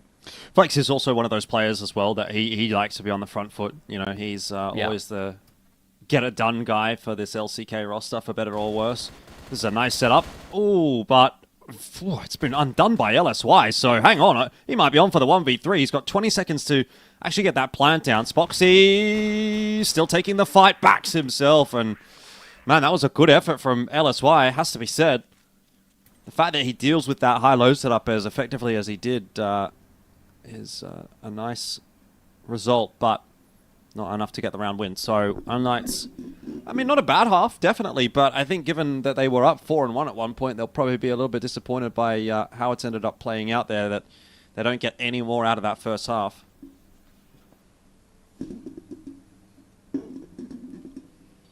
Yeah, for sure. It's one of those situations, right, where if you maybe before the game got underway, it was you say it's a 5-4, kind of on as even. Sure, maybe not the amount of rounds you would want on the first half, but you'd say, okay, against LCK, maybe that's not too bad. Maybe we'll take that and have a handshake. But as the game played out, if you're 4-1 in front and then you don't find a way to get any more than that, that is a very different story. So, a bit rough for them overall. Half swap happening at the moment.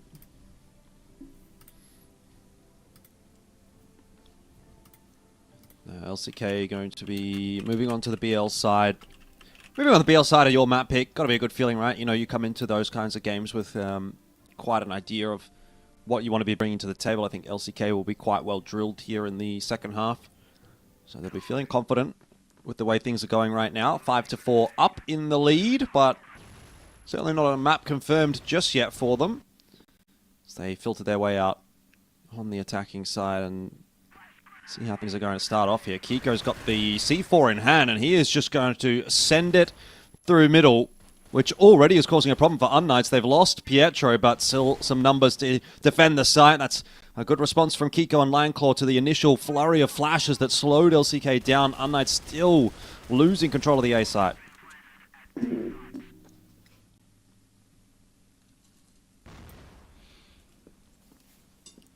Yeah, they force the issue. I don't see a way in which Snox and LS White can recover it from here. 2 versus 4. There's 1 kill back, but look how low they are. They are dragging their feet across the floor right now. And now they'll be put down by Ironclaw. That's LCK creeping into the lead. And that magic tack pause has proved to be, at the moment, impenetrable for UnKnights. They have not found an answer since.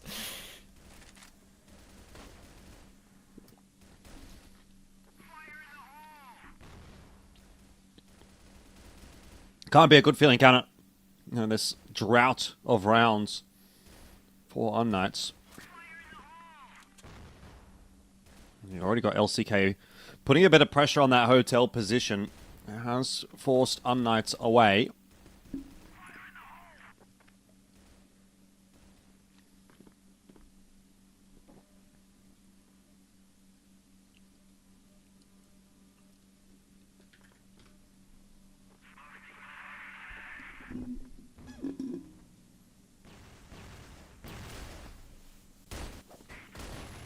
Lots of noise with the utility coming in as they try and press the issue on Pietro now. He got himself his 1 and actually does really well. Oh my goodness, he's found 3. Did he just kill one more player by accident there? I think he might have done, you know. That was so quick. I don't think he knew about that 3rd kill at all. And maybe a bit of fortune is the way that Pietro and UnKnights can get around on the board again. But it is Spoxy. We know what he can do. A very clutch player. And now Pietro feels uncomfortable swinging again. He's 2 HP after all. Spoxy's got a very powerful angle and knows that Pietro is somewhere around that A-bomb site. Can Pietro walk away and reposition? He can. So as usual in these sort of 1v1s, the right thing to do is play the long game and try and be unpredictable, especially when you're 2 HP. So Spoxy, can he keep LCK running with 6 rounds in a row? Or will Pietro break that streak?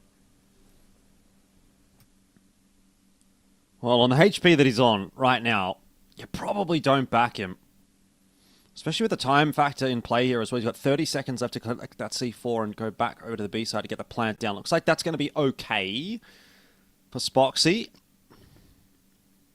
Pietro's on a mission to the wrong side of the map as well, which is going to be pretty costly time-wise. He still doesn't know necessarily that this is not the A-site plan. He's figuring that out now, and already he's wasted 10 seconds. It'll be an extra 5 seconds gone by the time he actually gets back over to the B site, so significantly reducing the amount of time that he's got to work with, and a lot of angles that he needs to clear. Spoxy wasn't the cleanest. Did go down to 1 HP himself, but wins the round out, and again, like you say, that streak continues for LCK.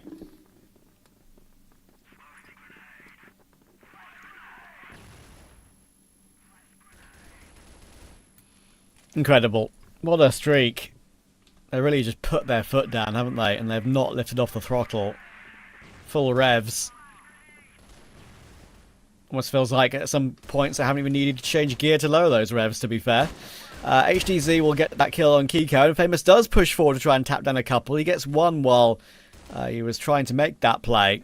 Maybe this is the time, finally, to break it. From 4-1 in the lead to 7-4 behind. Spoxy's got a 1v2. Surely not a 1v3 to add to that list. Surely not. Oh my goodness, it's happening again. Spoxy moment. Bombs dropped in front of him. HDZ last alive on top, and I think he knows he's on the tower. Just playing with the angle, trying to lure him into the open. Sees ahead. Quickscope missed. HDZ will miss his shot too. A back and forth now, trying to get to that C4, and he runs him down. Oh my goodness. Spoxy, you are a monster. Yeah, he's always good for it, isn't he? And we're going to get a attack timeout here now, I dare say, from UnKnights. Pietro's up and about again, as usual. Yeah, what do you say after that, right? Like, it's kind of just like, well, don't lose 1v3s. Oh, okay. Pretty easy when you say it like that, but not necessarily so easy when you're up against a perennial clutcher in Spoxy. I don't know who is the best clutch player in the West League, but I think if we were to have a conversation around that, Spoxy would almost certainly be one of the first names that's brought to the table in that regard. And it's for rounds like that. I feel like he's good for like 1 or 2 a series, which is a pretty crazy conversion rate, in my opinion. Yeah, I mean, I think Alucard would definitely be in my conversation from a couple of seasons before, because he had so many clutches when I was first getting into casting Crossfire. But now I feel like these days more from the not he's last alive with kind of impossible clutches ahead of him, like 1v4s and stuff like that, which is just not possible. In general, Alucard has a more defensive style, right, than Spoxy. And I think in the modern games that I've watched now over the last couple of seasons, I will be taking Spoxy every day of the week. Nothing against Alucard, obviously, but I'm a fan of Mr. Spoxy, that's for sure.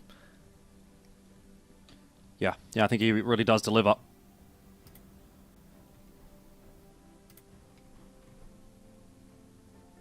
It looks to be a fairly silent tack pause here for UnKnights. Maybe they've had the conversation that they needed to, and they're ready to get back into game.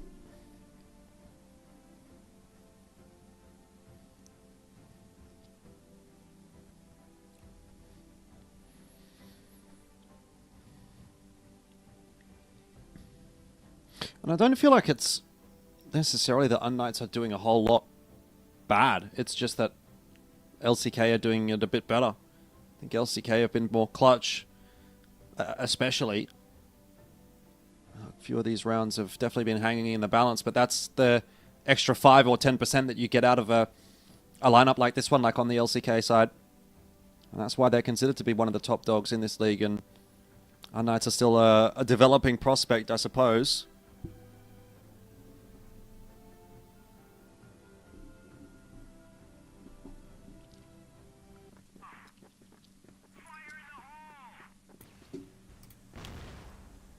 Yeah, crazy. Crazy. Alright, what have we got then for UnKnights? You're 2 away from losing the map after being 4-1 in front. Isn't that incredible? Now Snox is going to try and take matters into his own hands. Really good peek to find Lionclaw and Dazane very quickly, and that change up, maybe it'll get UnKnights going. Maybe the tack pause will also activate them for a few rounds in a row. They've got a 5v3 here.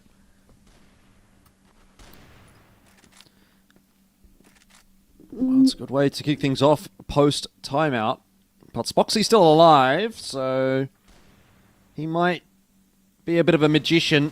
Oh, Snox was not spotted there by Spoxy, and Kiko with a little bit of a whiff is not even able to trade him out, so that is going to leave Flex alone.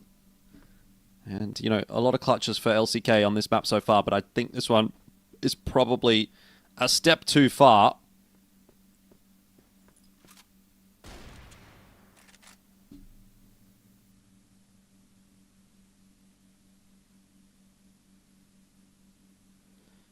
But then again, Flex a very experienced player. And he's got the first one clean. The rest of this job gets a bit more tough now, though, that UnKnights have set themselves up with a nice crossfire. And Pietro, perfect timing, spots from Flex out and finishes him off. So 8-5 is going to be the score.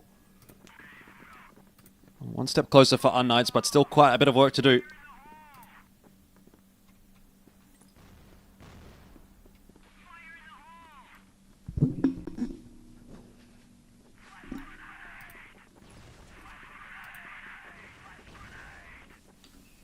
Progression up toward the site.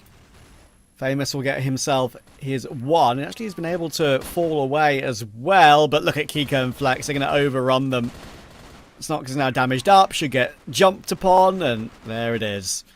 Blink and you'll miss it. Again, LCK with 1 minute 50 on the clock. It's a 4v1. And, of course, it was kind of a main point that we brought up about that recovery from 4-1 down, how quick it was. Felt like it was 4-4 in a matter of a few minutes. The rounds weren't drawn out, they weren't close, they weren't 1v1. Spoxy, of course, has been the main guy, winning a 1v2 and a 1v3 to really just make it a lot more comfortable. But, I mean, to be fair as well, Jordan, now if you think about that, if those clutches don't go the way of Spoxy and LCK, we've got a 7-all game right now. We're having a totally different conversation. But yeah, that's where we're at. Unfortunately, this is reality. Yeah, I agree. I mean, it's again that clutch factor that has made the difference for LCK on this map. It's not over just yet, but 4v3 with 1 round needed for LCK is looking promising for a pretty clean victory to start off their campaign today.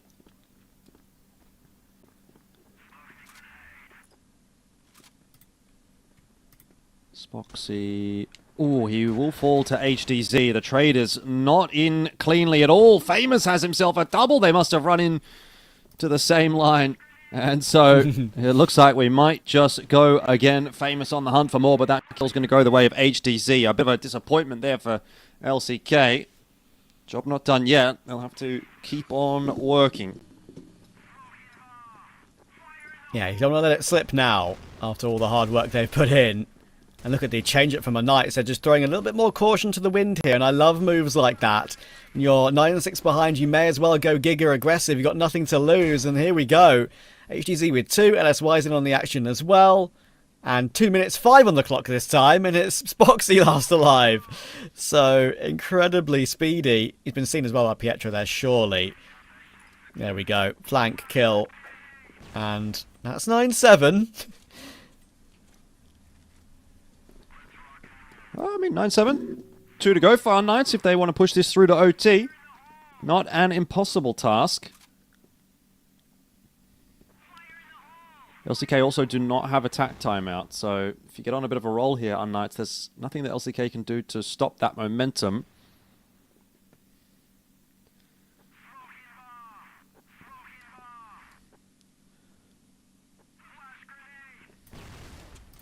Oh, Snox going to be flashed forward, but 2 players waiting. LCK aware of that trick. They've seen that before. Yeah. That's an example of LCK realizing that UnKnights are putting in a particular style to try and really press the issue at the end of the game, try and make LCK uncomfortable, but then LCK call whatever default they want to call, and that alone will net them the opening kill. But there is a kill back on Flex.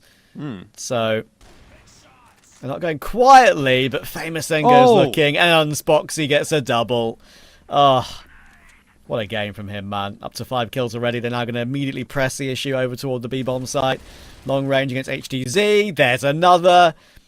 I just love watching this guy play. I mean, look, Snare and Vitality, maybe those 2 guys are the players to beat. But as you said earlier, Jordan, when LCK are on their game and they're having a day, they can really contend for the top of the league. And sure, UnKnights are no vitality, but Spoxy, when he's on like that, 2 big clutches and a couple of great multi-kills, it's kind of a joy to watch, to be honest with you. I agree. I mean, he's just such a menace, isn't he? And I think he's such a big reason why LCK is as successful as they are. If you take him out of LCK, are they as threatening? Do they look as threatening? Well, you've certainly got some good riflers in that lineup, but I think some of the X factor, some of the magic actually is Spoxy.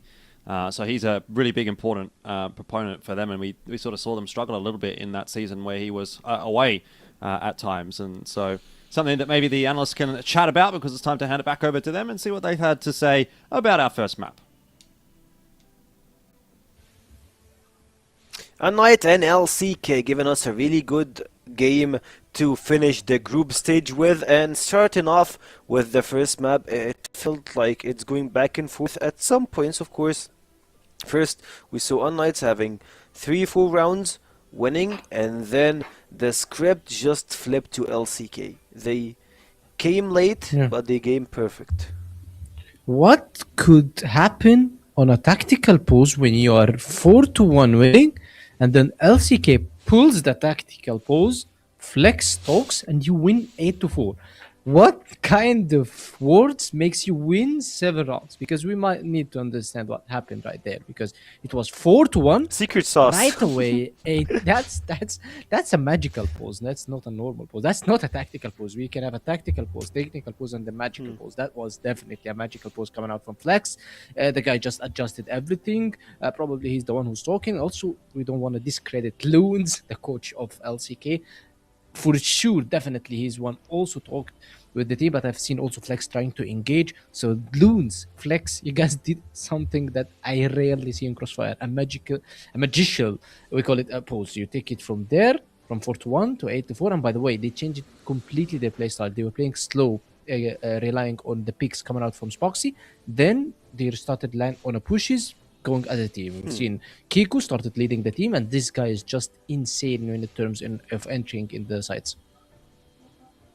Yeah, and it felt like he got the secret recipe for the sauce that just got UnKnights out of this equation. And it felt like, UnKnights had the control, they had everything, and then boom, nothing left. He got what he needs. 7 rounds, of course, is a huge number. After that, it felt like that Team UnKnights are starting to get back with a few rounds. We've seen like a couple of famous rounds. We saw a triple kill from him at one round. Other than this, it felt like, LCK, they found their go-to, their goal. Like, especially I believe they were most likely, when it comes to Blacklist, they were executing in build, trying to go split ways, like from meta and B, and then like, they go with a different strat. They wait for time. Sometimes you can see fast rounds, sometimes you can see the team itself. It felt like they are reformed. And speaking of reincarnation, it felt like Spoxy with a different man. He's just so different and so good to just like, we are losing. I'm 1v3. Never mind. That one got like a 3 soul. He's like a cat with 9 souls. Well, I want to also mention not only Spoxy, because he played also very good, as you mentioned. I want to mention something Kiku did, because this guy, if an average player, not a player, average watcher watching is, okay, Kiku 0.79, oh, yes, bad. I just want to tell you that what Kiku did is no one on this servers, maybe probably only 2 players can do what he did onto the servers, probably one of them also Horus. How he entry through mid on Eagle Eye was just insane. We've seen him gone in, he flicked the guy on the behind the door, and then he pushed. He was full flashed, completely full flashed. He moved while he's flashed by the minimap until he hid behind the box, and then he glided. He didn't swing. He glided through the top and killed 2 players, one top, one down. That's insane movement coming out from Kiku, to be honest. I loved watching it, and I knew that this is going to happen when I saw it. But in terms of KD, 3.29, this is not a human KD coming out from Spoxy, especially that they are playing versus UnKnights. They're playing versus a very good opponent. Man, you can't do this. He made it into a death match. He changed the factor, and Spoxy just got what he needs. And speaking of Kiko, also, he's given you the value that you really need from an entry player. And of course, having a player that can clutch rounds this way is a player you really need to have in your team, to have like your everything ready, like to get your team Exodia. Like you need parts Yeah. to be working, Yeah. right? To just manage to destroy the entire place. And for LCK, they had a really Exactly. good first game. And any final thoughts on this game, or like at Well, least let's move forward to Subbase. Like, tell yeah, me yeah, what are yeah. you waiting for Subbase? Exactly. I was about to move forward to Subbase very quick. This is going to be so hard for UnKnights because I wanted to mention this before we go into the game. If UnKnights didn't show a very good performance on Eagle Eye, they're going to face a lot of struggles into Subbase, especially that LCK is very good on Subbase. I'm not going to say it's a one-sided game, but hopefully we can see a very good matchups coming from UnKnights and they match it and we go to map 3. In my case, if we look at how good they play Subbase and maybe how weak Petro, talking about his experience in Subbase, might make him face a lot of deficits versus LCK. That's why LCK is usually one of the best. Yeah, of course, LCK are really good on Subbase. Their Yeah. combination, the players, everything is just perfect for Subbase. And this is one of the maps that you really love to watch Subbase. And I'm gonna mention that, like, it's outside of this game, of course, but like watching Subbase from LCK versus Vitality is one of the few games that it feels like it's on Oh, an yeah. international level. So Exactly. speaking of international level, we have two international level casters, Trav and Elfish. Back to you guys. Yeah, let's see now if LCK can put the hammer down and keep the hammer as hard down as it has been after that first map. I mean, that was very impressive from them. UnKnights, of course, totally different story. You said it earlier, Jordan. You're expecting a very different story on map 2 here. I said at the beginning of the game, I think, when I first saw the matchups for today, I thought, yeah, this is the game that could be a 3-mapper. I'll have to see if that's going to come true here. Yeah, most definitely. I mean, I look back at the results that LCK have had so far in this season, and I mean, immediately your eyes turn to the week 1 games. They dropped the map to Nemesis, they dropped the map to 3BL. Since then, it's generally been a little bit cleaner. Clean win this week earlier on against Imperium, 2-0 on day 1. They 2-0'd Swamp last week.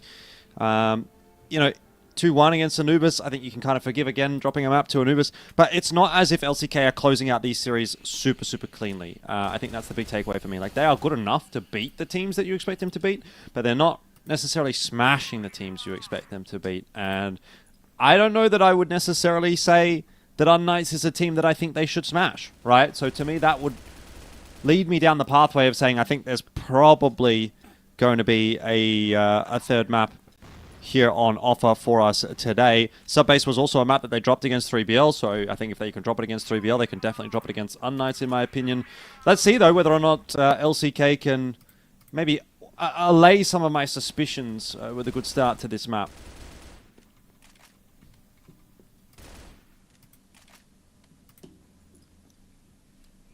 Yep, let's figure it out.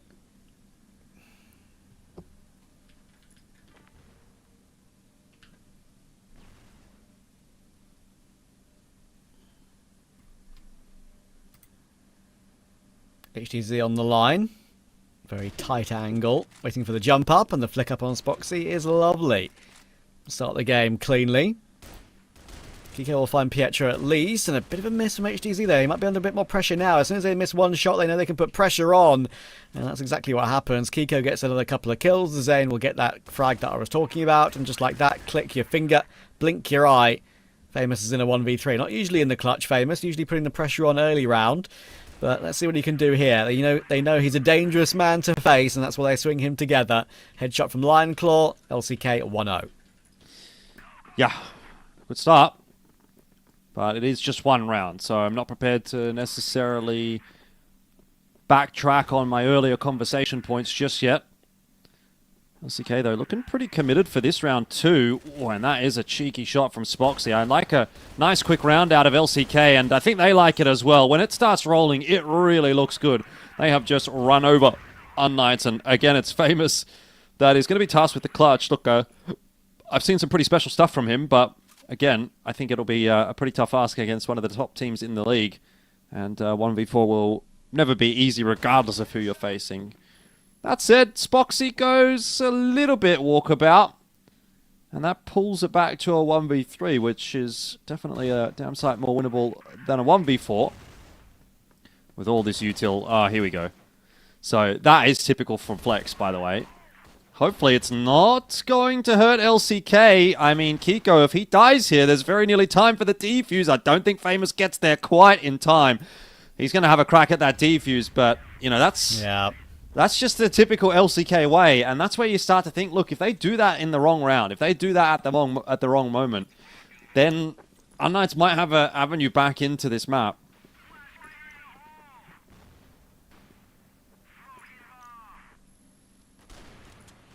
Yeah, that's very close. And LCK, though, they just continue to put the pressure on. HTZ should not be long for this world behind the site. They're just trying to spam him down. Eventually, that nade will come through from Kiko just to get rid of HTZ. Dezena was struggling a little bit on that one. They were like, yeah, that's a bit too annoying. Let's just throw utility to remove him instead. But actually, they took so long to get that kill that they cancel going A, hoping that it's lured some rotations over. And LCK will get the kill back to make it a 3v3 over toward B. I think he knows that Famous is trying to press the issue as well. He's looking in the right position, but he doesn't hit the shot. It's a quick peek from Famous. He's able to tap down Dezane to finish off the round 2. So, interesting decision making there from LCK, and it does maybe cost them a little bit. Yep. But still, 2-1 scoreline. You can't be too mad about that. If you can go 2 for 1 for the rest of this map, things are going to be pretty breezy. That said, LSY has gotten the better of Spoxy to start this round off, and that might incentivize someone like Dezane to try and have a crack at an angle like this one, where Pietro is waiting. Flex in the vent here. Probably going to get spotted out in a second, and meanwhile, you've just got LCK players falling all over the map.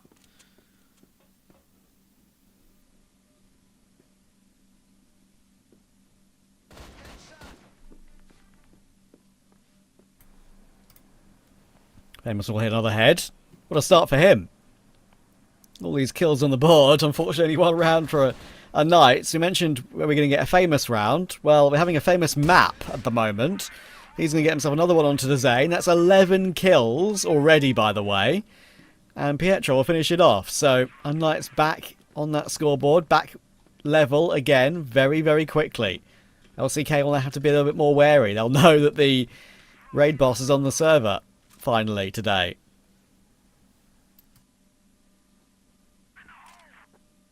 Definitely not someone that you can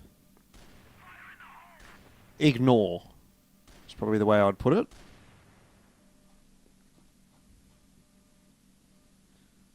We'll see how the rest of this does end up playing out, but it might actually end up being a game of avoid Famous' sight.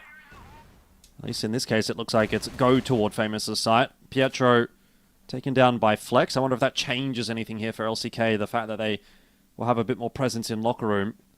Doesn't look as though it will. They might just see what Flex can get done if he can potentially draw a bit more of a rotate. He's already out into locker room, but it's going to be UnKnights that call that bluff. They've stacked A. And they have the numbers here, which is not something that LCK was prepared for at all. HDZ able to connect on both of his entries, and now they stall up. This is really problematic. Flex, he's trying to offer some kind of assistance by being a decoy over towards B, but obviously that's not confusing anybody on the UnKnights side of the field. So it's all on Flex here with the 1v4, which ultimately would actually be a 1v5, because he also did kill Pietro earlier on in this round. It's not a good round at all, actually, in terms of that mid-round decision from LCK, but Flex is making UnKnights work for this one. Yeah, they're being a little bit overzealous here with how they're peeking him. As you can tell, they're getting a little bit nervy now, the fact that Flex is still alive and kicking somehow. And he's going to decide to leave both Famous and HDZ completely alone, and why not? When the bomb is dropped in a position that is recoverable and plantable. Only 30 seconds. Maybe trying to go for a kill here, because you'll won't be expecting him to be trying to peek when there's this little time on the clock to go for that plant. So they will allow him to take it and get it punched in. Famous and HTZ looking to try and deny what would be a crazy clutch, and there we go. HTZ will get the kill. So, UnKnights, now it's they who look like they're in a bit more of the ascendancy right now, and Famous has got 12 kills still. Incredible. Yeah, it's probably not panic stations just yet for LCK. Remember, they were able to recover from a much heftier deficit on map 1 and still make that look like a pretty clean round, but that is 3 for UnKnights that have looked pretty good. It's been a pretty good 3 as well. So I think LCK, should things blow out a little bit more here, might start to get concerned. We might see that tack timeout come through sooner rather than later. Another attempt towards the A site. This time, it seems as though Flex will join the troops, and it might just be a full 5-man hit down the stairs. See if they can overwhelm Famous while he doesn't have any backup. He's going to try for a bit more of an aggressive line and just elite Spoxy. That is problematic. LCK are going to call the go off the back of that. Now managing to get their way down into the site, but not actually properly across. And already the flood coming back through from UnKnights. They're very well drilled, you can tell on this GR side, and so they have caused some problems again. 1v2 this time for Dezane to try to navigate.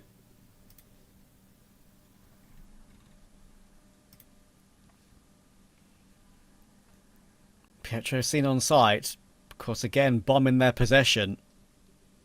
Dezane just trying to jiggle around and hope that he can find one cheeky headshot before he has to make the play by pushing down the stairs. Often a... Oh, there you go. That's exactly what he gets. And now HTZ having to hold a bit more of a cheeky angle.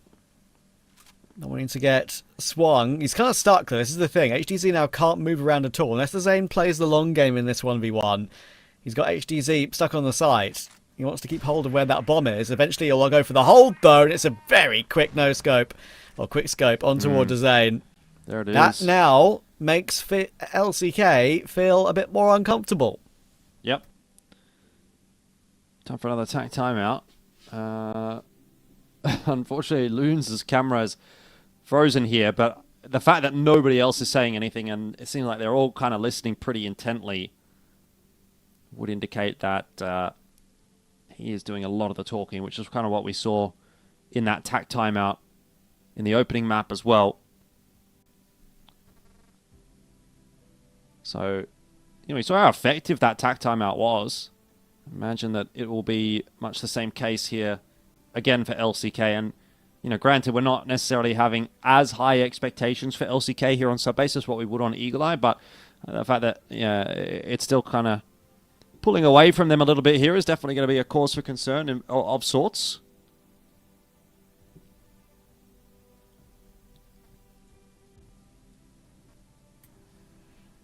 Yeah, see if it's a magic pause again, like you said. Surely not the second time in a row. But it completely changes the face of a game.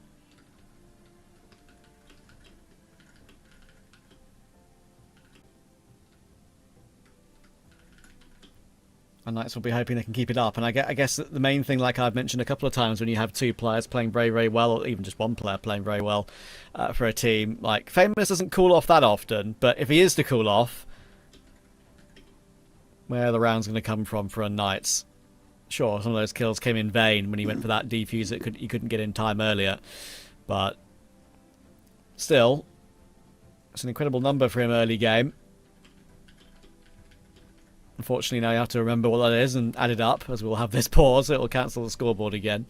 But I think he's on 14 or 13.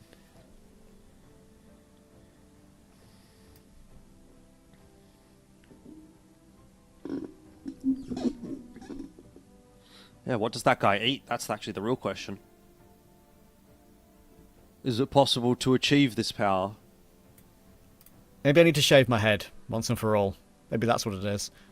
Yeah, I mean, can you grow a beard like that, though? The beard's okay, but it's not Famous level. Do you know what I find funny, though, is the guys that don't have hair on their head, don't have hair on the top of their head, typically are the ones that often have quite powerful beards. I know, that. it's weird, isn't it?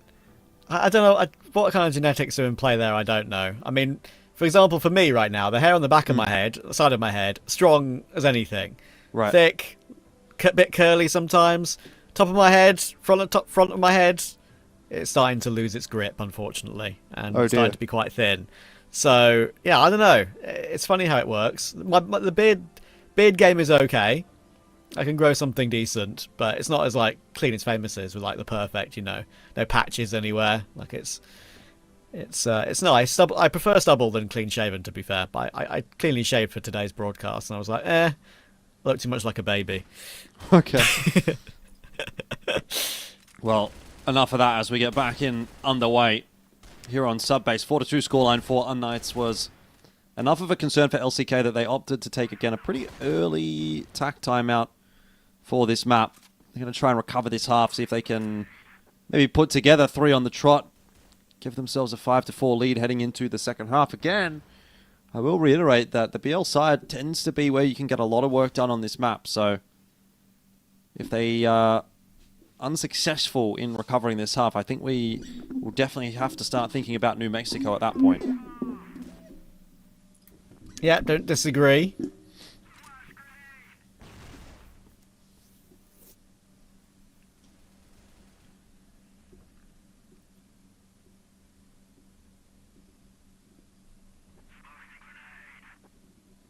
Trying to start the round here, LCK, just by not losing a player early. Famous pushed forward. I'm going to try and add to his tally right now. That's when the move will come through. Famous does get his 1-for-1, as he so often does, and then Snox holds on. Good job.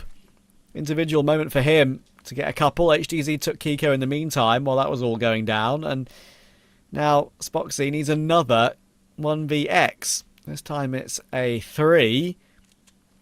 Being checked by HDZ already in that upper position. And there we go, kill taken. So pause doesn't work out.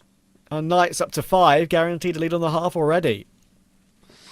Yeah, I think LCK have just tried to default back to what was working at the start of this map, and that was just kind of going together a bit Wolfpacky. But it doesn't work out in this instance. Seems like UnKnights have woken up a little bit themselves, and immediately now this half is looking quite doomed for LCK. They're down 5-2. A massive recovery, as the words are difficult to get out. Requirement and recovery? Yeah, recovery required. Try say that 5 times quickly. Dezane doing what he can, but now again it's on to Spoxy, and they maybe do need a 1v3 here from Spoxy to get them back on track. Oh, Snox is going to drop. HDZ, he'll be aware, is coming from close by, so all it takes is Spoxy hitting one more shot with this TRG. But HDZ has crept his way out into jail. Spoxy's waiting for it. This could be massive for LCK if Spoxy wins this fight, which he will. That is criminal. Another 1v3. Crazy work. How does he keep on doing it? He's putting in so much today. It's unbelievable. He just keeps on doing it. They just can't face him in these clutches, seemingly. They can't find a way to double peek him out of these opportunities. They're giving him these 1vx's. Quick play from LCK down toward the bottom site on the A side of the map. But Pietro, second kill out of nowhere. He's still standing on the stairs. And that's completely destroyed things for LCK. Kiko will run him down. But Famous will be able to find Flex quickly. That's, I believe, him up to 16 now. Remembering it from earlier.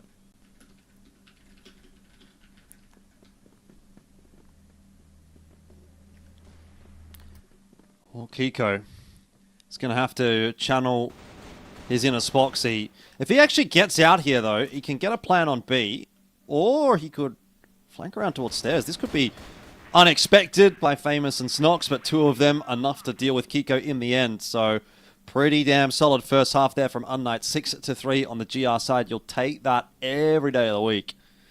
And it's going to have LCK certainly doing a bit of thinking, especially considering the fact that we're going into a New Mexico next if we do end up on that map. I don't know how comfortable LCK are going to be feeling going into a map that I don't often see them play. See how much they've played it this season so far. Not in the first week. Oh, they played it against Vitality. They lost at 13-12, so I suppose you could take that as a good sign. taking it all the way to 12 against Vitality, but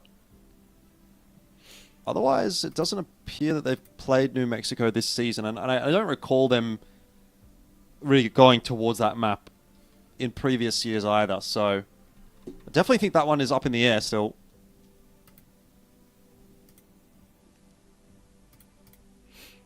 For sure, no doubt about it.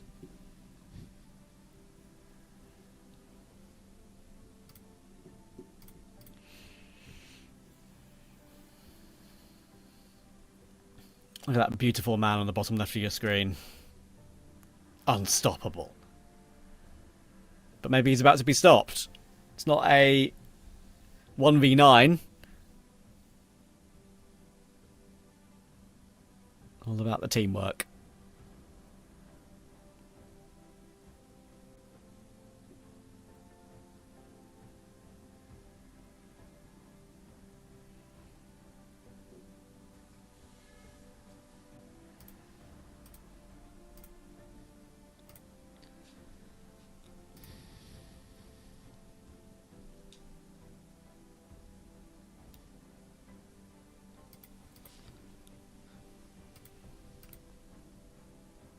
Pietro's like Batman, don't you think? He's like sitting in the chair, you can't see, and then you turn around. Come on, Pietro needs to turn around. Dun, dun, dun, dun. So he turns around, I'm Batman. Look, there he goes, I'm Batman. Batman. He's just appearing out of the Batcave. Indeed. In the darkness. We got a tech pause here. Our favourite. Not now. We have been so clean all day. How dare they all? I know. It's a bit grim.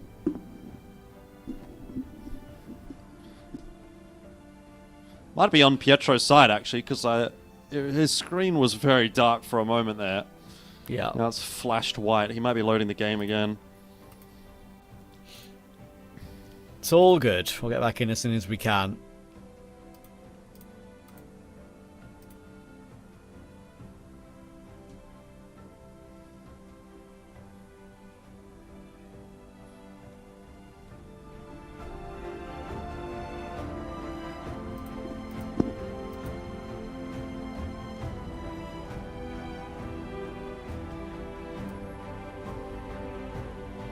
It did. I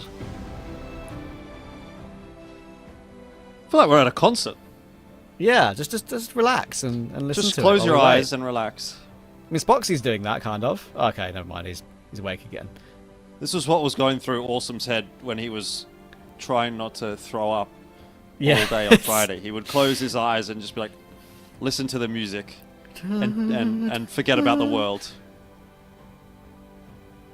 The music gives you strength.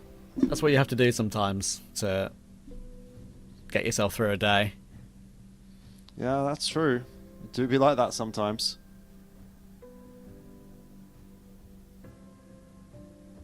What time is it where you are right now? 4:40 a.m. Okay, not terrible. You've had later finishes. So Even if this goes in the map grand free. scheme of things, even if this does go to 3, this in the grand scheme of things has not been too bad of a day. I mean, the actual thing Especially is, with me. Yes. I mean, we've had like some 10 a.m. finishes, I feel, last year. The worst day for me is the Friday, because that one starts later. So, which obviously means it finishes later. And I don't know about you, but when I don't know how often you do these overnighters, but like when I do an overnighter, I feel the more, like the longer that it goes into the next day, the more degenerate I feel about that situation. So if I can go to bed before the sun rises, I still can like trick myself into thinking like I've gone to bed at night. But once the sun starts to come up, then it's like, oh god, that went really long. And then if you get to the point where like the sun is like proper out and it's not just like dawn, then you're like, oh my god, I've literally gone into the next day. Like I've really proper gone into the next day.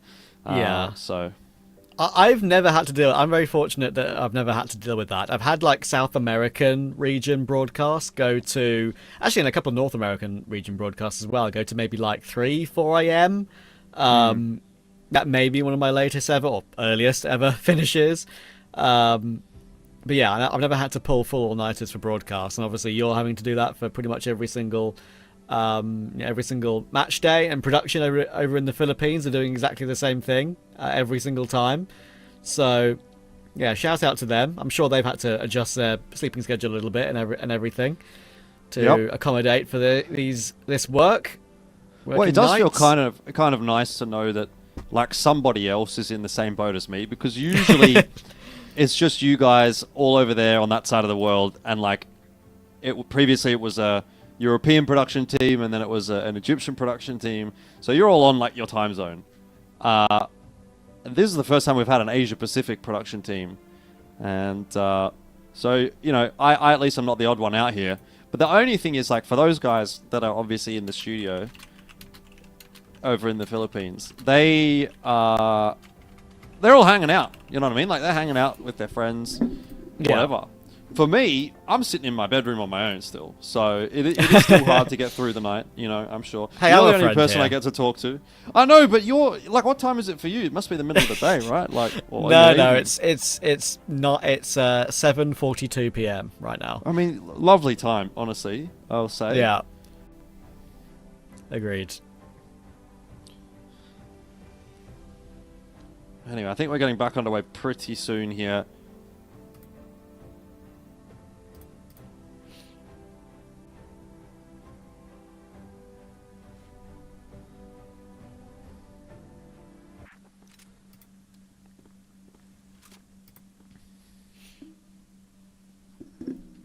And we're back. Let's see if we can close out the map here with no issues for UnKnights. Maybe get ourselves to a third map quickly.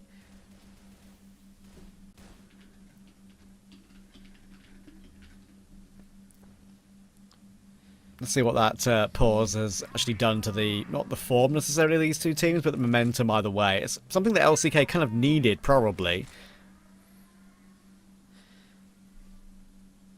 Yeah, I'd be interested to know which side that issue was on. Like, if it was on the LCK side, they come out of that pause and just absolutely smash this second half, you'll go, I see why things were so difficult for them in that first half. But I have my suspicions that LCK is not going to be smashing this second half. I think UnKnights are looking pretty locked in here on sub base, and Dezane waiting at the bottom of the stairs is going to have to pull off a miracle, but he just gets deleted. So the trend will continue. LCK very much struggling on this second map. And like I said before, I think we're feeling that a third map is on offer here. And that round so far is not going to turn any of those suspicions aside. No, not at all. They're about to be 3 away. Hang on a second. Bit of a crazy recovery here from Kiko. Lion Claw is now going to push down with him. Spoxy's still in the window. He's going to need to make a move at some point, but they are recovering this one. And HDZ's low HP. What about that for a retake? Yeah, I mean, hey, if that's the way that you can retake and you can do that consistently, maybe there's definitely something to be said about how this half could still play out. It's a good start for LCK, but you know, how many conclusions can you really draw from one round? I don't think you can necessarily say that's enough to convince you just yet that LCK are going to get it done here.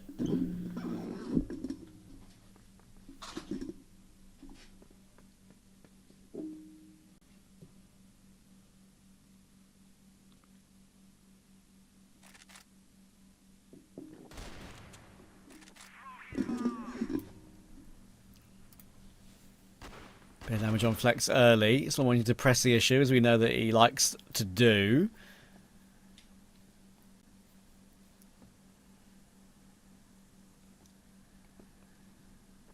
Any wallbang damage possible as the nades are getting set up by Pietro. They'll know where those are coming from if they've got a player keeping an eye on that position of the map.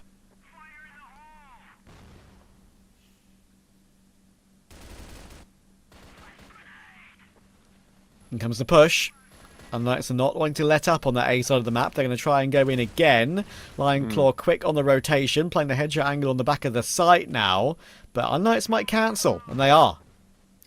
Well, I don't know if they're Or are going to they? fully cancel. You've got Pietro in such a strong position here that surely you've got to be going towards A. It's just a question of when do they actually do it. Lion Claw is only going to be good for a 1-for-1, but he doesn't have the luxury of rotators in to help him because of Pietro's position.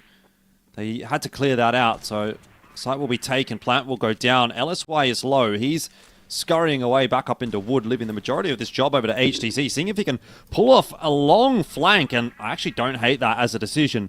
C4's not really planted for him, though, so that will be a bit of a concern, but the fact that he gets in behind Kiko's a real problem. Oh. Flex on the swing does get it done. Luckily for LCK, LSY was so low, but 2 in a row for LCK. They're starting to force their way back into this map.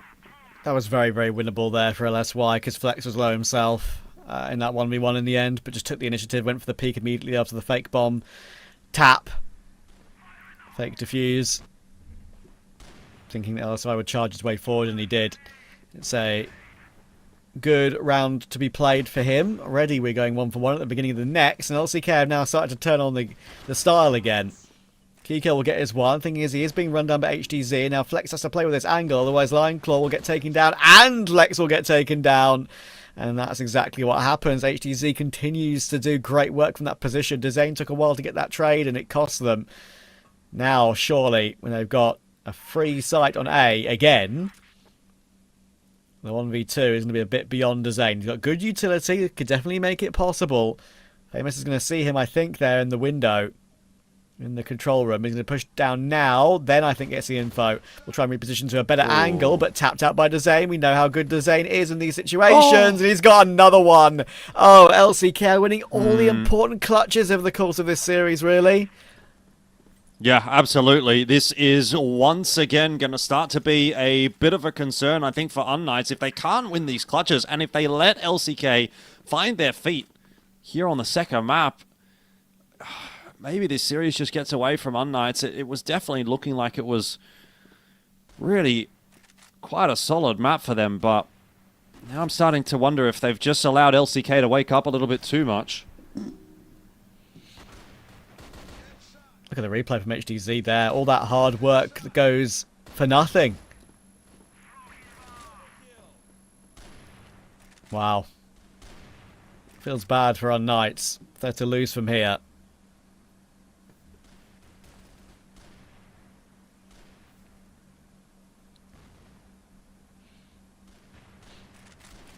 Famous, as I said to you earlier, right? Like, sure, he's never going to keep up form like that over the course of an entire map. It's not reasonable to expect it, but he did have what, like 16 kills. Now he's gone a bit quiet since that pause that we had. And they were relying on a lot of those numbers early game were on UnKnights to really put in a good number, but the LCK comeback has been impressive and quick again, just like it was on Map 1 on Eagle Eye. Okay, UnKnights are not giving up on the A-bomb side. Once again, they're going in. Is Flex going to get launched at this time? He is, but Dezane's there to help. Flex is so blood in the corner. Will finally be run down properly. Now 4v3. Can they convert this one? Yeah, a bit of a missed opportunity there for Flex. Gets 2 shots off with the TRG and doesn't land either of them. It's a completely different round if he's able to do so. But a 3v4 required on the retake for LCK, and they've been pretty clutch, so I'm not going to count them out of this one just yet. Pietro isolated up here in the window. He's going to cop that grenade on his way through. He only gets a little tiny chip onto Lion Claw back down in the meanwhile, but time is really of the essence here for LCK. They have got to move quickly, and I'm not sure that they're moving quite so quickly enough. HTC eventually will fall, but it is a 2v1, and with 5 seconds left on the clock, surely Kiko can't get this done. Has to sit the defuse, actually falls off it in time to, get the kill, but no more than that. So a round for UnKnights, and they will hold on to the lead. They don't quite give that up to LCK, but, that got kind of close again. Yeah. Look, that round for me, even though UnKnights won it, will only give LCK more encouragement, I reckon, right? Because, again, it's a round that's pretty unlosable for UnKnights with the position they get, the entries they get, the quick bomb plant they get. And they still almost lose it. If maybe Kiko had, 5 more seconds, it could have been a completely different story. So, yeah, insane, really. Anyway, it does get them back into the lead again.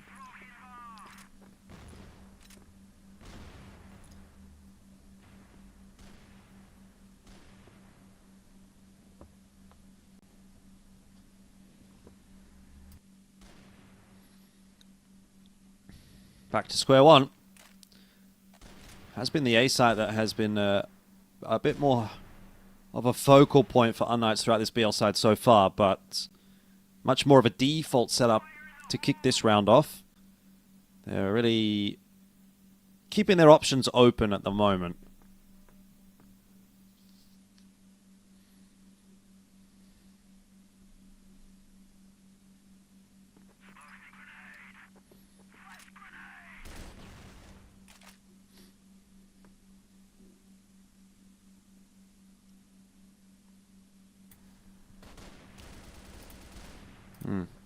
UnKnights out into through. wood.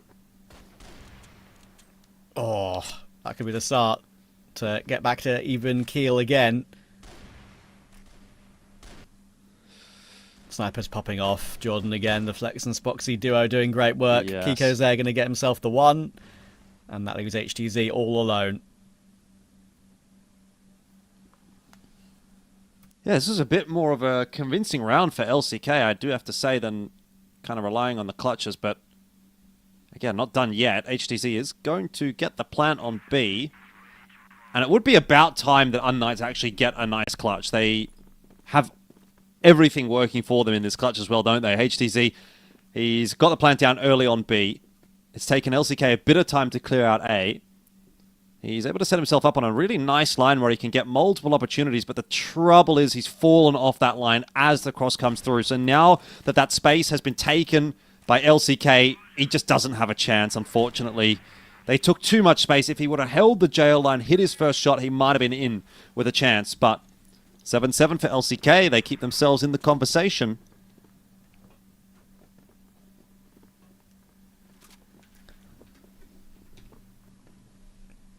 Yeah, Knight's not being gifted this opportunity at New Mexico easily. And once again, even Kiko's got the TRG out this time. It's a triple sniper setup. Whoopsie doodles.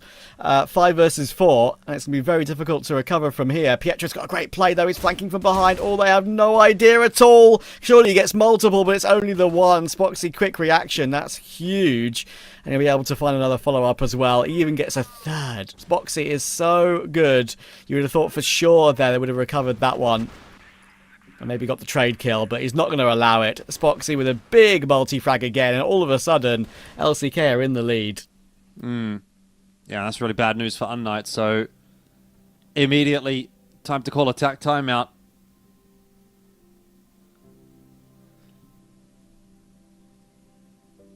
I get that peaceful music again, Trav. It's lulling you to sleep, man. They shouldn't play it. It's dangerous for you. I feel like I'm in like the main menu of fantasy RPG. And like, you know, like it'll be like the kind of music that just plays while you're about to click new game or load game or whatever. And then when you click new game, it goes dun da da da. And then the big music really goes crazy.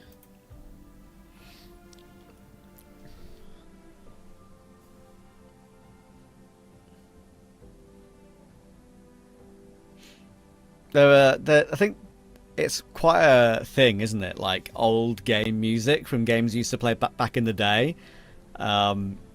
Nostalgia has been in for a while, but, you know, nostalgia bias I don't think will ever let up, right? Just remembering things from when you were younger or whatever, and those sort of tunes.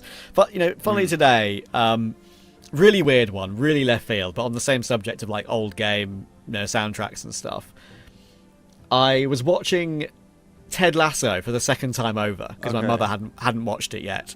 And the guy that goes by Ted in the morning, who's Scottish, who insults him every morning because whether he's playing well, whether the team's playing well or playing bad, he insults Ted Lasso every morning. He walks past him in a very heavy Scottish accent, right?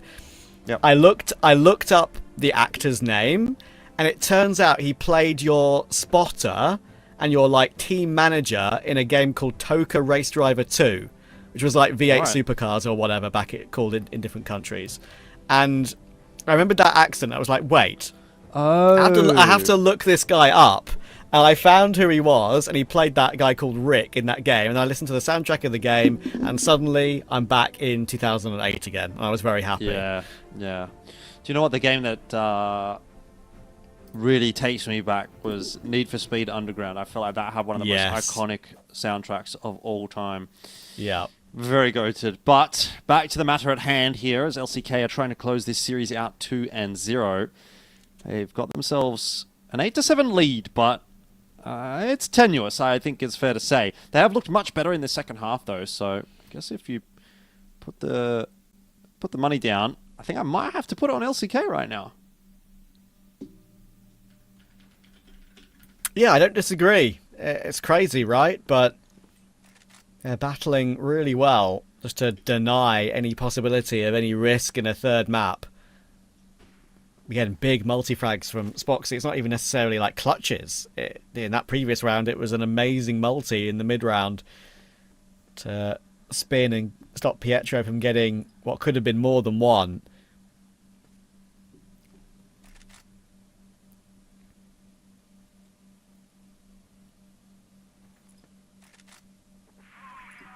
And now it's UnKnights who are up against it.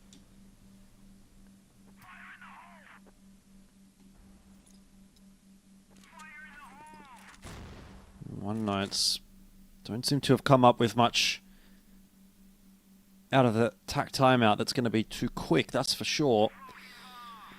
I think that'll play into the hands of LCK. I mean, they're happy to just take this slow, see if they can find a pick or two with those TRGs, though time's starting to slip away. Is going to mean that UnKnights are going to have to make their move soon. And I get the feeling that they're setting up for an A hit. So, again, Flex will be tested with that TRG in hand. He missed a shot earlier on. Does get pushed away by the flash.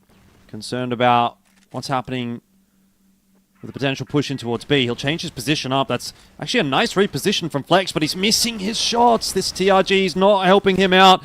I think he would be much better off with a rifle there if he's going to miss two shots like that, and that is UnKnights into A.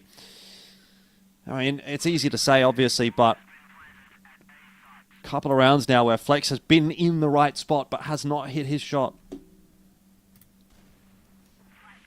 Yeah. Bit unfortunate.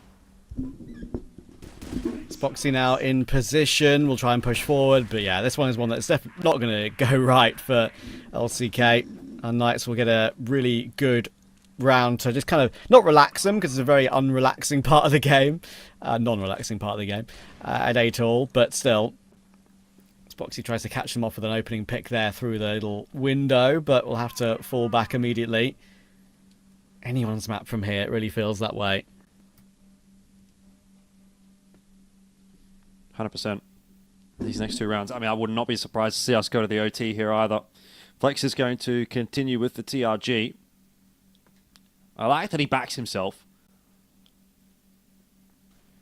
Claw up close and personal behind the wood doors, but it's going to be re-smoked, so he's happy to just now back off. Another change up in positioning, obviously, from Flex this time around in the vent. And if he's in the vent, I wonder if he's going to try to activate late in the round. That would definitely be a Flex thing to do. If he gets his timing right, if he pushes out of that vent, you can go either A or B wrap in behind your opponent. And someone that's got as much experience as he does probably does have that pretty intuitive sense of timing. We'll see if he gets it right if he does go for that. As of yet, though, no indication to LCK where UnKnights is headed. We obviously can see that they're probably setting themselves up again for an A take. Yeah, been very A-focused, hasn't it? Of course, this one so far. Dezane will hold on. He's very blind and probably needs a bit of help from Lionclaw. He's going to get it. Now playing in the corner, Dezane has time to ready himself for what's coming his way. There'll be a flash that will come through. That'll be when Dezane peaks, but he's not been able to confirm it just yet. Good nade damage. All three UnKnights players are stuck on the stairs, and Dezane launches himself in for one more. It's all down to Famous. Flex will grab that one. That was good patience from LCK, and UnKnights just got stuck on those stairs. One round away for LCK. Close this series out 2-0, nice and easy. Somehow I don't think it's going to be that easy, But, again, it's been pretty solid on this GR side from LCK, so let's see what they got for us in this final round of regulation. UnKnights not, again, looking for anything too quick. And it's, again, very, very similar setup to that previous round for UnKnights. Dezane's in the same spot. Flex is in the same spot. Lionclaw's in the same spot. They're happy with that defense that they mounted. Just going to run it back. Double nade into lockers is not a concern at all for LCK. They have not been playing forward in lockers at all. So UnKnights with a couple of probing moves, but they're really not unsettling LCK at the moment. No, early round has been pretty defensive, hasn't it? Can UnKnights pull it out of the fire at the end of this one?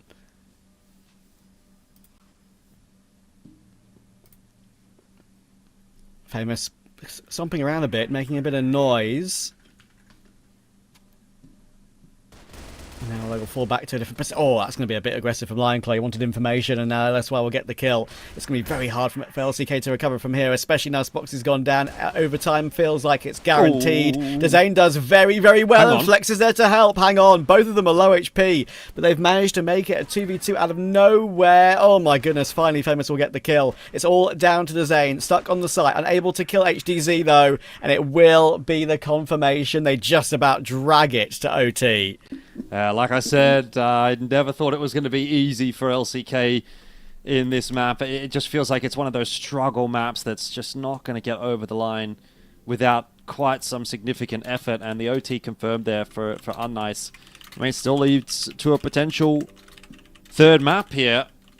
I thought Dezane, I mean, he should have definitely been cleaned up a little bit earlier than he was. But even despite the fact that he gets two, he's still just stuck between a rock and a hard place. So it's like very, very hard to imagine that he could have gotten any more done from there. You probably needed to see the player up top win the fight. I can't remember who that actually was that fell to Famous up there in the sniper's window.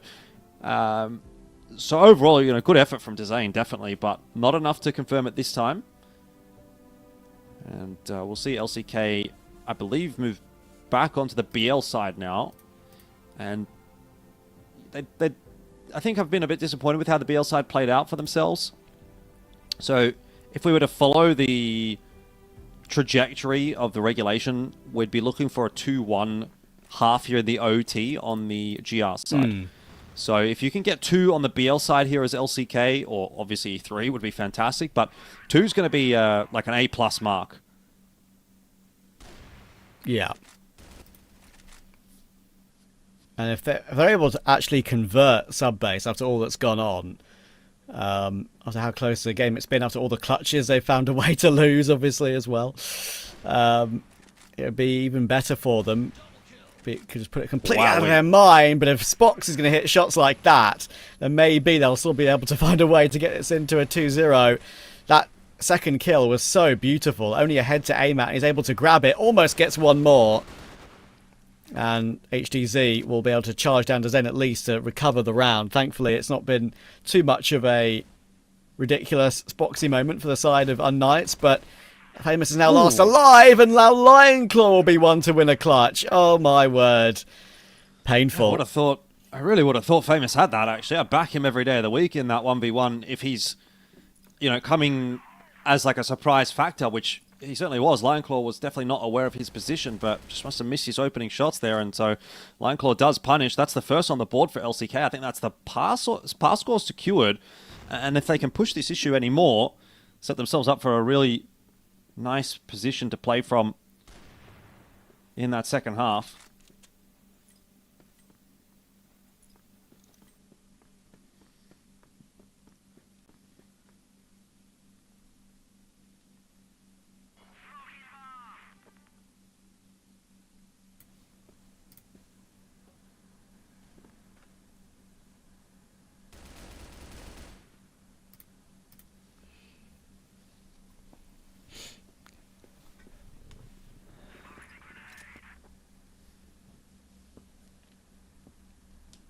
Pushing their way through doors now.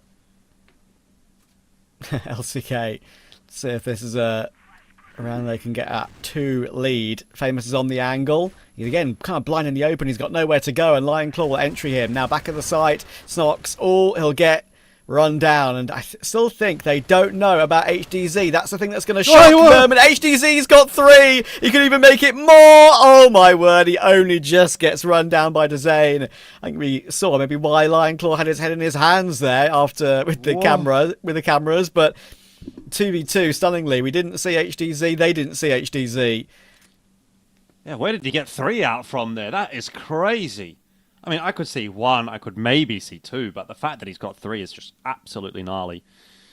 Very tough round to negotiate now for LCK. They've got low HP players. Oh, LSY's been spotted. His back turned. Flex just catches him for free.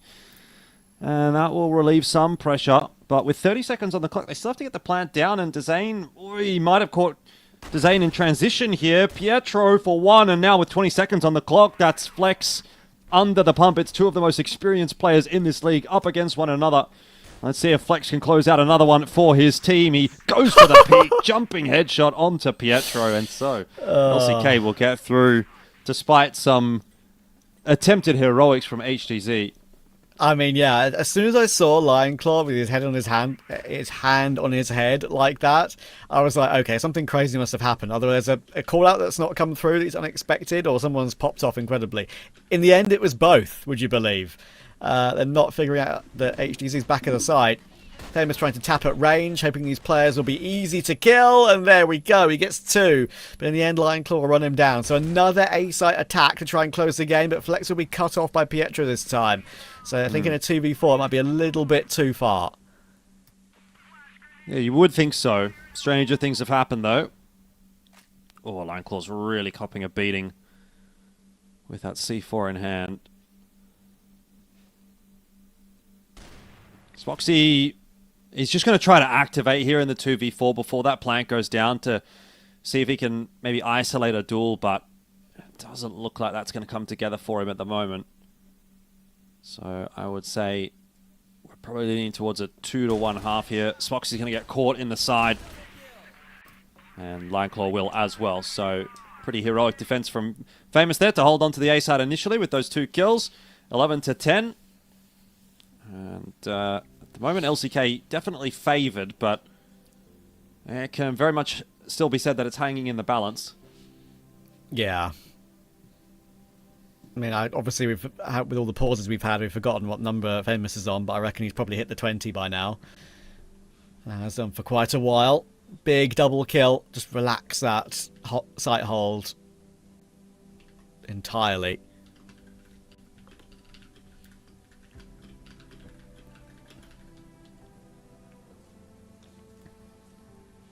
What a battle. Even if it doesn't go map 3, this has been the closest game of the day for sure.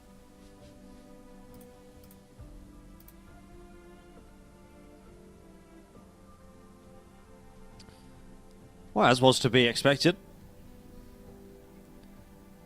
Want to see a good close competition by some of these top 4 teams, and I think that you'll get more of this when we move into stage 2, where teams move on to the elite group and the contender group, and these 2 teams will be in the elite group, so we're going to get more equally matched games, I would say, from the next stage of competition.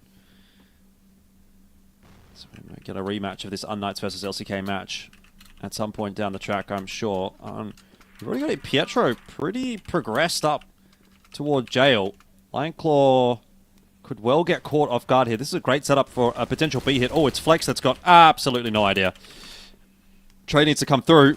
Lionclaw can't afford to lose this duel, and very nearly does, but still got some coverage from LCK. A couple of kills do come in there. Not enough, though. And Spoxy really stuck between a rock and a hard place. He's going to have to go down swinging here. It's a 1v3, but this looks like it will be an equalizing round for UnKnights, unless Spoxy does it again. 1v1 with Famous. He's navigated that grenade, and surely we can't see another clutch. Oh, it was so close.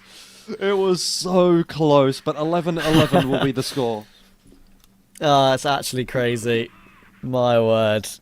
I wouldn't have put that one past him whatsoever, whatever health he was on. Famous will get it over the line.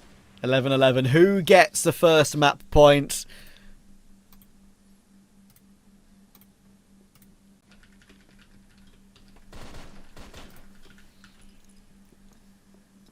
Is it going to be a map point or a series point? Oh no. Famous. The headshot there onto Dezane. Immediately starts it well for LCK, for UnKnights, I should say. I mean, it feels as though these teams were really struggling on the BL side in regulation, and as soon as they hit the OT, the BL side a bit more comfortable for them.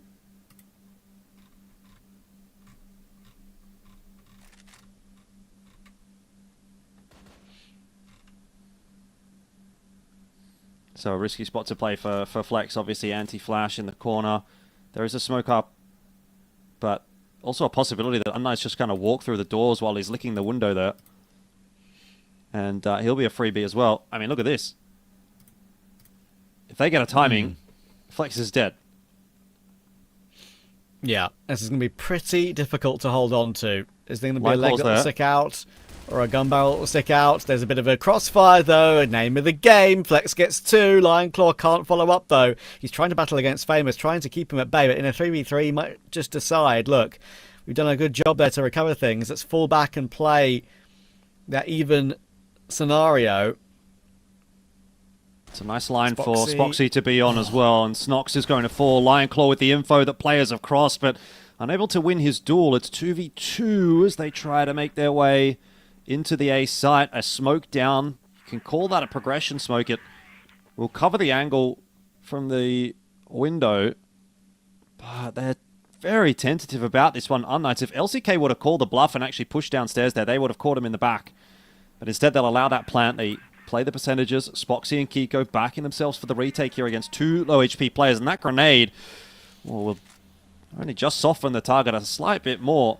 Thought it would get some more damage than that. But here we go. Spoxy leading the charge. He's been deleted by Famous, and so Kiko down as well. Oh, Famous bringing his best to the table here in the OT. There he is again. There he is again. Golden round or an UnKnights map 3 taking us to New Mexico.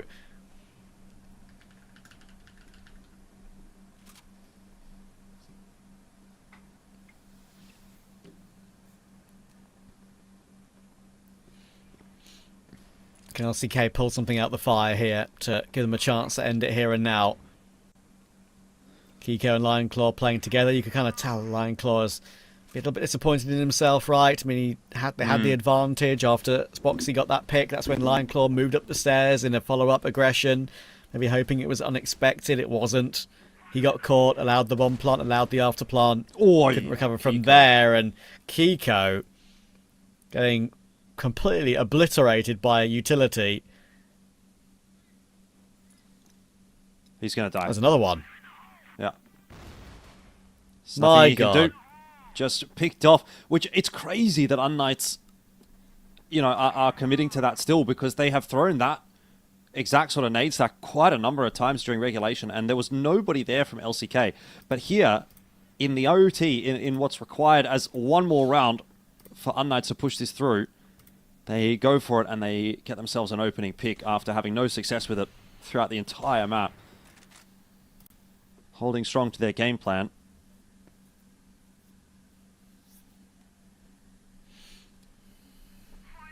Very tentative here on the behalf of LCK. They don't look confident about this at all. Lionclaw, his timing could be critical if HDZ is going to commit to this fight. If Lionclaw gets a nice timing. Oh, but he's really under pressure now. And HDZ on his way through. Lionclaw getting only the one. He's somehow gotten a second, and that's the C4 dropped as well. This could still be on offer for LCK. Flex in from behind. Hits the shot onto Famous. It's now a 1v3, and the fact that Lionclaw can survive for that long has given LCK another chance at the cherry.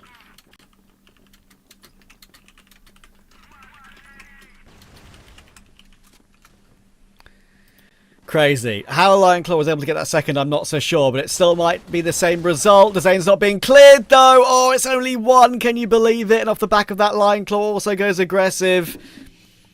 Oh, dear. All that hard work just to die in a golden round. Surely not LCK. How have you trolled it from here? 2 versus 4. they just wanted to throw something different into the mix. You know, they have not done that pretty much at all on their GR side, and they really thought that they could catch UnKnights off with it. But a couple of missed shots and a good read from UnKnights, and it might just be a scissors, paper, rock that has gone the wrong way for LCK. UnKnights seem at this point destined to get us through to New Mexico. Gonna hedge their bets with an A defense, but obviously the push coming through on B, and so that is going to mean that Spoxy and Kiko have to work their way back towards the B site now, and Spoxy's going to take the scenic route. Kiko stuck behind a wall of smokes. I just don't see. I don't see how this is possible to retake this at all. It is literally impossible. If this goes LCK's way, then I think I'll faint. Snox is on the line. Kiko will get the kill, but that is the easy trade. And with Spoxy 1 HP, they're going to jump at him and get that frag. Oh my goodness, it couldn't have been more difficult if you tried for UnKnights, but they're able to drag this series to a third map. Drag it to New Mexico. Win in a golden round scenario. And honestly, like, we could joke about it till the cows come home. But at the end, to be fair to UnKnights, there have been so many clutches that they've given up. So many rounds that should have gone their way that didn't. It's probably the least they deserve. Yeah, no, I think definitely LCK get through quite a number of the rounds in the first map and the second map there, just by virtue. You know, you wouldn't call it luck, but you'd certainly say those clutches aren't going to happen every day of the week. So yeah, 1-1 feels like a fairly representative scoreline at this point. We've got Penguin and Sekyo ready to have a chat there on the desk, so we'll hand it back over to them and see what they think about our second map. Thank you, Elfish and Trav. And guys, what a way to finish group stage. Like, we still have like the third game, but my mind is blown. You can't just do that. We have seen clutches both ways. We have seen Spoxy doing a lot of hard work, Lineclaw doing the same thing, Famous starting the game with multiple Famous rounds, and then at the end he's making the same thing. So it was just a raw power, or like a raw aiming power from both teams. Of course, we had a lot of I would say not only individual plays, but also we had a lot of good team plays. And speaking of team plays, let's break it down, Penguin. Well, yeah, we've seen a very good map from both teams. But let me tell you that LCK Phase 1, they should know that they shouldn't play sub-base at all versus anybody, because their sub-base is completely maybe destroyed after what we have seen from them before. Maybe they're quite getting red, because we usually, when we said sub-base, oh my god, LCK is going on sub-base, it's going to be one of the best maps. I guess they lost all the maps on sub-base. They lost with the 3BL. I believe they lost one more, and this is one more. And this game, it went only overtime only because of this miraculous clutches that we've seen. I believe that LCK had 6 clutches, maybe 5 in the regular game. I'm not talking about overtime. 5 on the regular game. One of them was, and the 6th was on the talking about overtime, when Lineclaw double killed 2 players coming out from UnKnights. So how good they played UnKnights on sub-base is showing also how weak is sub-base map on LCK, because this is not LCK that we used to see. This is not the firepower that we used to see from them. And Famous is just, I guess he got like maybe, let me tell you that, 25 kills, I believe. And he just destroyed everybody in this map. So LCK, they need to recap sub-base and try to avoid it on Phase 2. Maybe Phase 2 is fine, but on playoffs, definitely. Like, if my numbers are adding up, I believe he's close to 30. Like, this guy with 100 ping is making all of that, all of this mess. And I believe if we can get him into a European country to play with a decent ping, to play with 20 ping or 30 ping, it's gonna be problematic for the other teams around. Like, UnKnights are gonna be unstoppable through the course of the entire playoffs or before internationals. I believe that might be the case for the guys here on UnKnights. If they do that, oh, I believe that Vitality got a tough opponent to play against. Of course, like, I don't wanna like skip a lot of steps, but Famous with that performance on that ping is just illusion. It's illegal. It's illegal for me. And the team itself, Flex, Dezane, Line Claw, I'm speaking of course on LCK, the whole team, they had their moment. And speaking of their moments, we have like chat that we can't unfold, we can't speak about it, but Penguin was saying a lot of good stuff on the players. Yeah, as I mentioned, this is quite good. You can see Famous was 1.94 KD, but this is a 25 round game. This is the longest you can get. So if you're maintaining your positive KD, that means that you are decent. How about 2.0 KD coming out from Famous? That means it's just so good. That's why UnKnights maybe they held on. In my opinion, I believe that UnKnights should have won maybe 10-6, 10-7. The amount of clutches that came from LCK is just unbelievable. We've seen 3 times on A side, we've seen double times on B side, and then 1 time on overtime, which is kind of, I think that's not going to happen again. However, the Blacklist side from LCK is completely, maybe I don't want to be saying weak, but it's completely average in my opinion, because we would be expecting more from them, especially that sub-base after the new meta, of the new guns were shifting to EBR, HK, the new smoke meta. It's just a one-sided Blacklist map, and we've seen Swamp Gaming and 3BL yesterday when Swamp Gaming won 6-3 on the Blacklist side, and then when 3BL switched, they won 6 rounds in a row. That's what you're expecting from your team when you're going into a Blacklist side. LCK started on the Blacklist side, which is starting on the strong side. That means that they should be getting more rounds. However, this is not the case for this game. That's why UnKnights played very good. They tried to, the defense side was so good. That's what made them win this game. Although they lost a lot of clutches, but the good global side that we've seen from UnKnights is just backing them up. Of course, having a good GR helps them a lot into winning this game, and of course, going to overtime with mentality that you are fine to do with it, you're fine to play that, and to reach to the golden round after being way so down is just unpickable from UnKnights. And of course, the king himself, he got the crown, Famous, with the MVP, still having one more game to unfold this entire series. But like Famous, he can't just do that. He is one of the best players in the entire world for a reason, and this night he's just saying, guys, yeah, I'm wounded, playing 100 ping, again, Famous delivers for this game. Like, I don't want to be glazing Famous, but like, he is Famous. What should I do? Yeah. Like, ex-Famous. What do you mean? He's that guy he's who runs the place. Tell me. Yeah, he's playing very good, and this is basic for him. And you're asking Famous to come to a European country to play on a 60-40 ping. I don't think it matters for him. The guy plays on 0 ping on CFS and destroys everybody, even the best Chinese players. So I believe that it's not the ping which is not making Famous play. He's just doing his job. Sometimes he's very good, sometimes he's average, but mostly we see a very good rounds from him. And these rounds, which puts UnKnights into some good situations, such as what we're having right now, 1-1, and they're going to map 3, New Mexico. Yeah, I asked for that only in playoffs on or CFS qualifiers. I believe if you go to CFS qualifiers and have this guy on low ping, he's gonna deliver so hard. And speaking of delivering something, we have a pizza delivery, so let's head to a small break and get back to you again with the final game of group stages.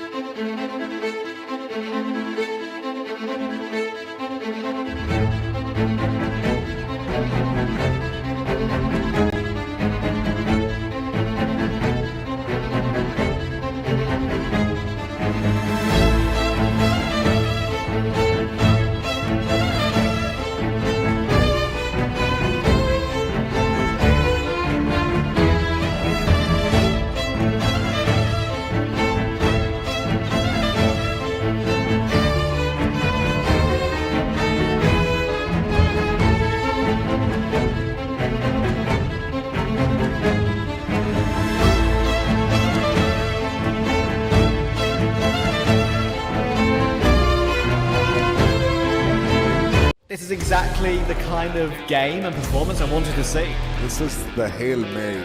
Every individual player is bringing their A game right now. That's what I'm talking about. I've had enough of being quiet. I want to get things moving. The Menacin not able to get free. Oh my word, straight out through that smoke just mentioned. Zane has what about Chris here? Yes, Trevor very scared going for that tweak.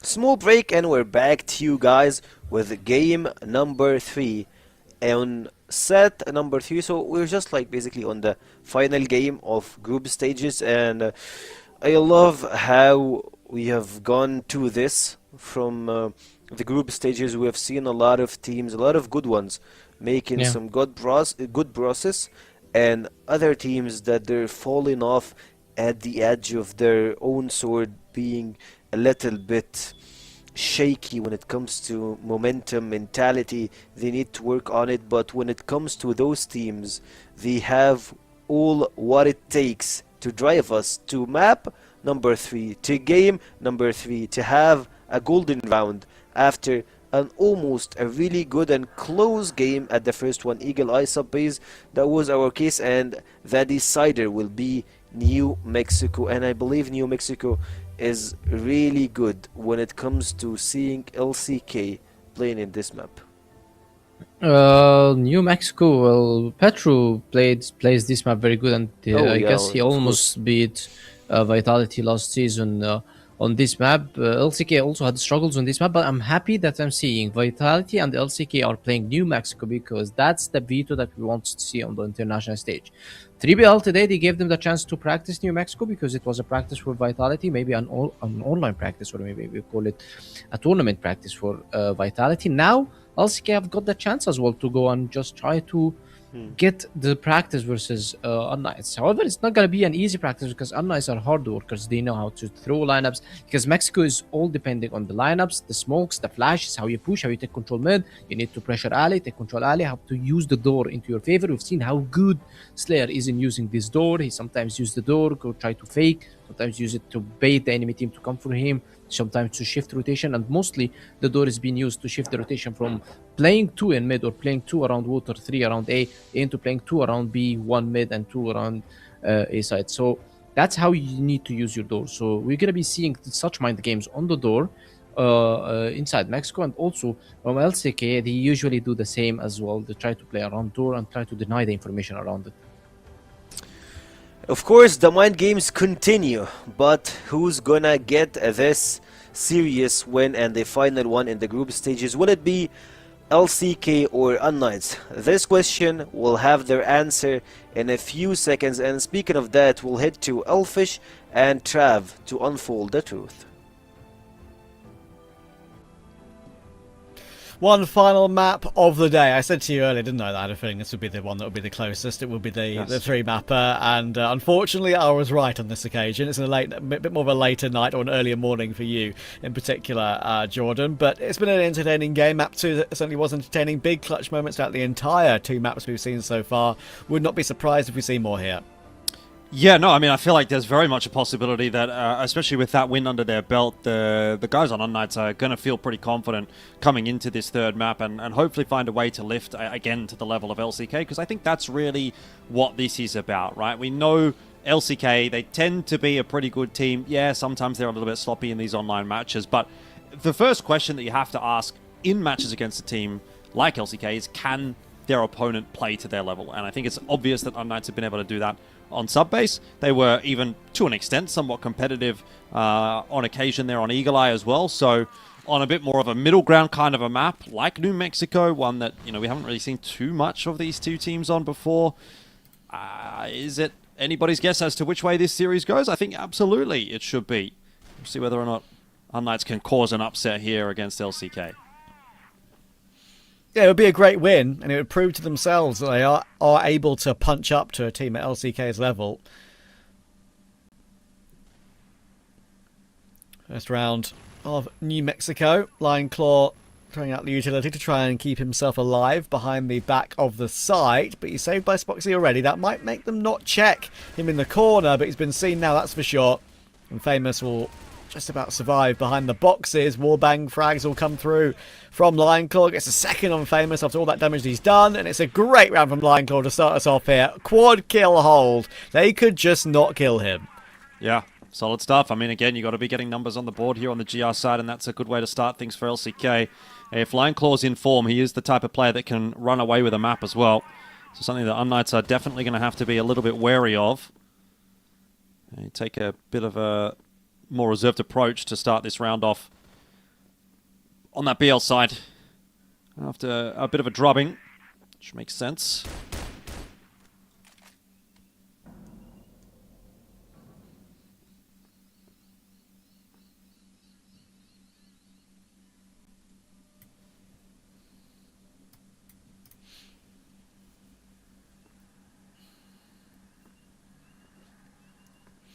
And that's why. Waiting just to see if LCK are going to make a move. Change up in the setup slightly immediately off the bat for LCK. Maybe a little read they had in that opening round once they knew what was happening, where UnKnights were setting up.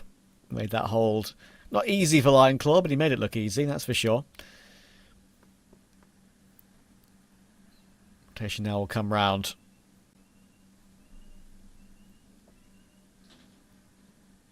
C4 will move over to the A side of the map. Through so as we go. Zen will get the opening onto Pietro.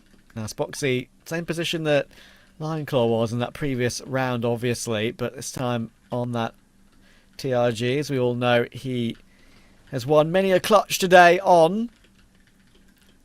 Famous is ready and raring to peek from that window. That's why we'll get an opening, and immediately the kills litter the kill feed. And wow, blinking, you'll actually miss it. That's insane. Dazen gets 3 kills there, and well, LCK get their second in quick fashion. That's the way it be.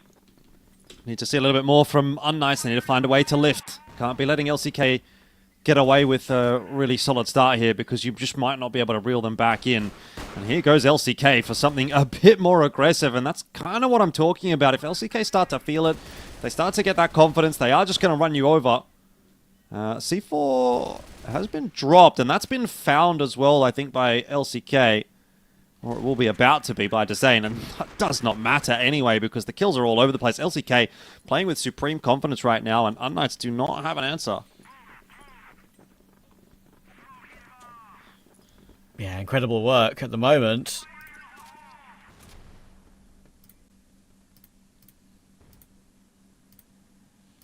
Getting out of hand pretty quickly for UnKnights, and you think that maybe 1 or 2 more rounds going this fashion, they'd be calling a pause very early game. Maybe not something they would want to waste so quickly, but it wouldn't be a waste at 4 or 5-0 behind.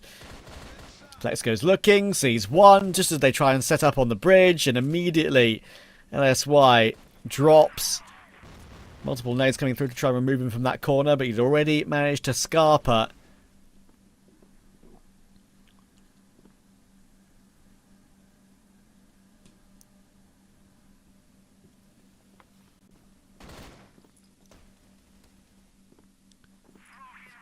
I mean, again, it's a tough angle for UnKnights, right? When you're playing this round 4v5.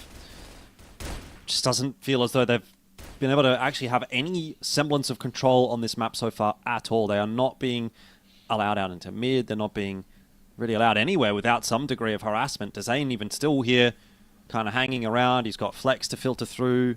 to assist him if they want to recontest middle.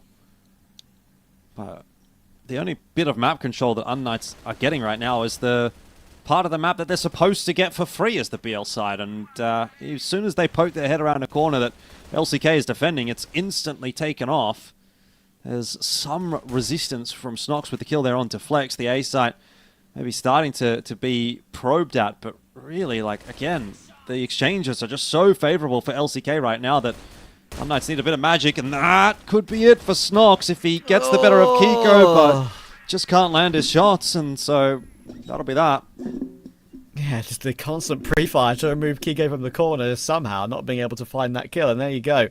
There is the pause I was talking about. They needed to do it pretty quickly because they've just got nothing on New Mexico to shout about so far.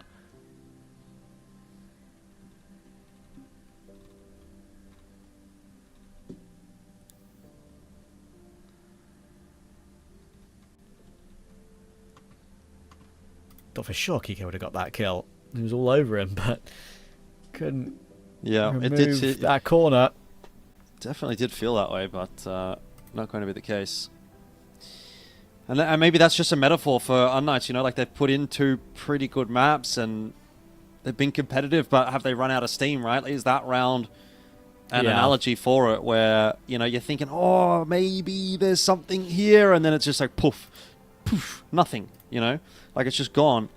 And that might be a metaphor for the entire series where, you know, it's been a decent series. It's been competitive, but then on the 3rd and final map, they just up and disappear, essentially.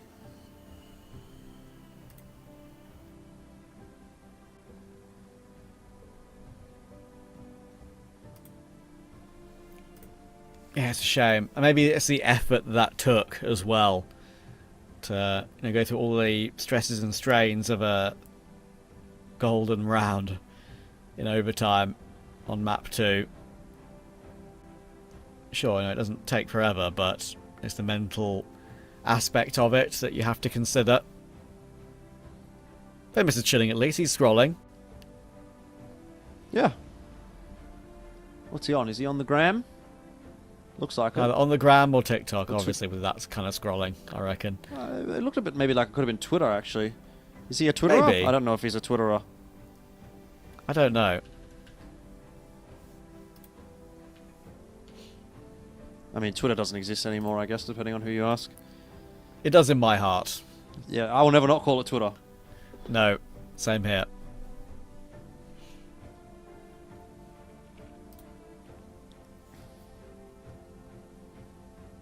I've used that platform since like 2010, so, you know. I'll never not call it Twitter. Anyway, back to it, and we'll see if there's going to be any change up here for UnKnights, or if they are just going to continue to get a bit battered by LCK. So far, an early exchange leaves neither team out in front. There's a bit of damage onto Flex, quite a bit of damage obviously onto HDZ as well. But a fairly even exchange so far.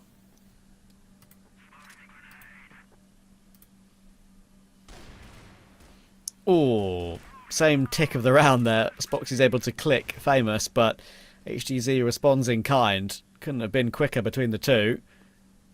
But with HDZ tagged down low, sure, I mean, maybe you could say it's honours even with Flex low as well, but Sloth would favour LCK slightly from here.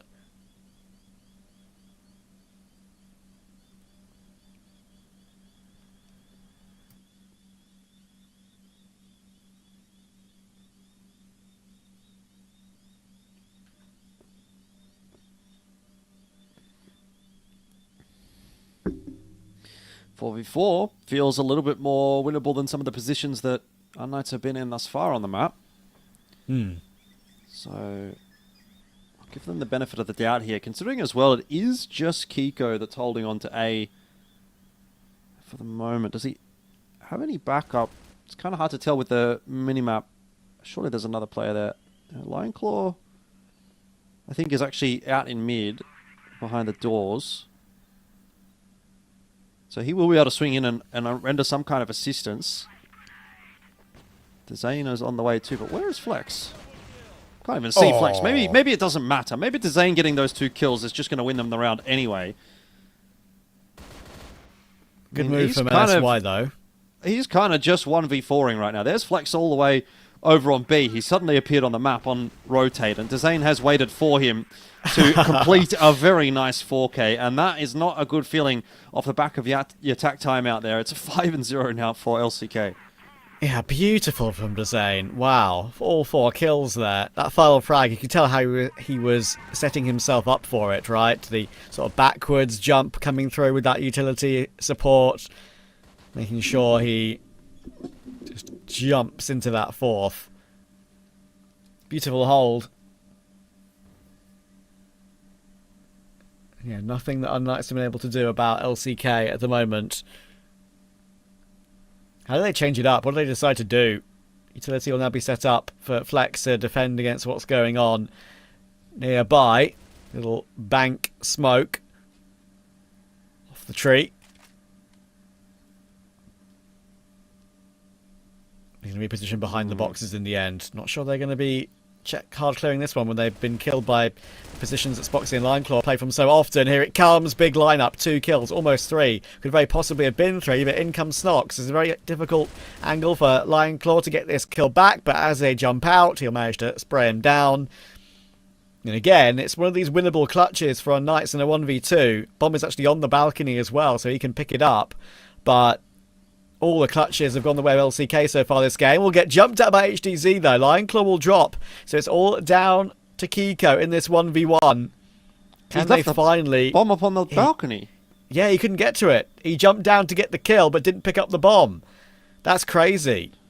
Does Kiko know that? I don't think he does, but it doesn't matter in the end. The shot's going to be connected. Whew. Close, but again, 6-0 for LCK, so what do they care? I mean, it doesn't really matter if it comes down to a 1v1 as long as they just keep getting rounds. And that has not been a concern for them at all. I mean, I know this is a GR-sided map, but, like, this is starting to get a bit away from UnKnights, in my opinion.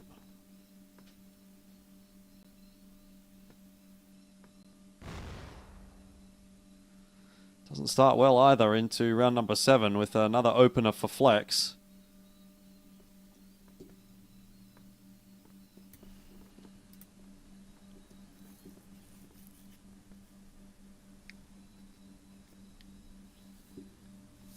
Yeah, completely cancelled out so far on UnKnights. Clean sheet still intact in round 7. Another opening pick. Don't forget how that first map went in the end for LCK. They were 4-1 behind and then got to an 8-4 lead off the back of 1 tack pause. This time it was the UnKnights tack pause that came through, and that seems to have not changed anything. LCK keep on keeping on.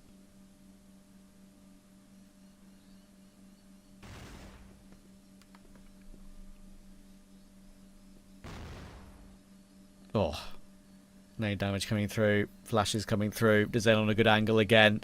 Even with that smoke up, he's should be able to tell that there are players pushing through. Spoxy's ready for it. 55 seconds left in the round.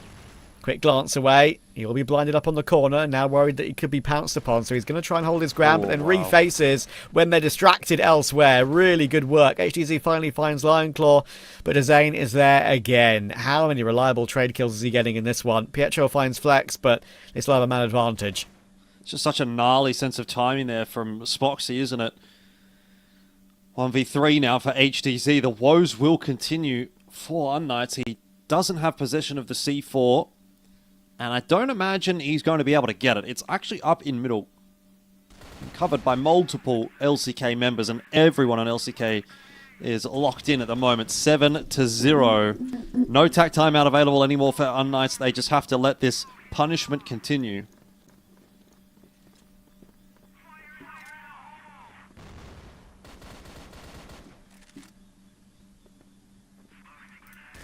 Crazy. Crazy.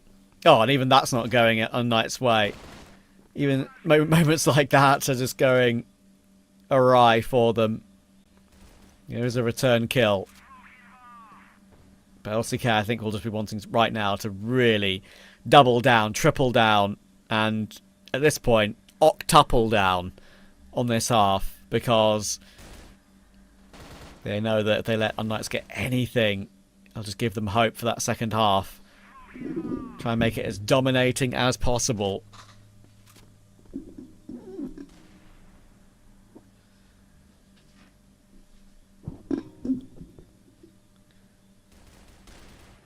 Certainly no holds barred at the moment by LCK. They're not really giving much respite to UnKnights.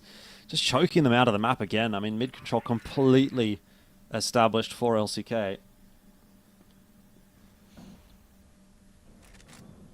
Famous is going to open the door up, so that might pull a rotate out of Spoxy. He's going to have a bit of a look behind him. It's more of a fake than anything else from Famous, though. He's not committing to that at all, but again, the troubles continue. LCK get a double for Lion Claw, and Kiko will clear out the rest of Alley. Doesn't see anything there at all. So numbers advantage, and still no map control for UnKnights. Yeah, that's the worst part. They played quicker rounds, they played slower rounds, nothing has really made a difference, I'm afraid. Can they win a 2v3? That's the only way. They're going to feel like they have any handle hold in the game. 30 seconds, they're going to work their way up now with Famous and LSY. But there's Kiko, he'll get LSY, so it's down to the Famous clutch, and I'm afraid he's already a little bit low. One bullet, I think, is enough to take him down at this point, and Spoxy and Dizane are right next to each other, and they will just not let up. 8-0. 2 away, and it could even be a 9-0 half. Could even be a 10-0 game. Of course, like you said, Trav, when you say something like that, typically you do kind of curse it a little bit. 2-4-2 is where we find ourselves now after an extremely aggressive start to round number 9, but Spoxy will slide through onto HDZ to secure a player advantage. Pietro needs the clutch to avoid a flawless half on the behalf of LCK.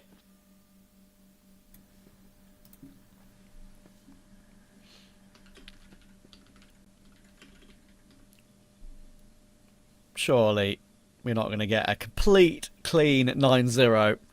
What a crazy map.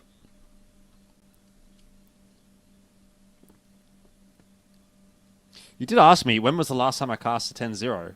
I know. And plot twist, today. Well, watch it happen.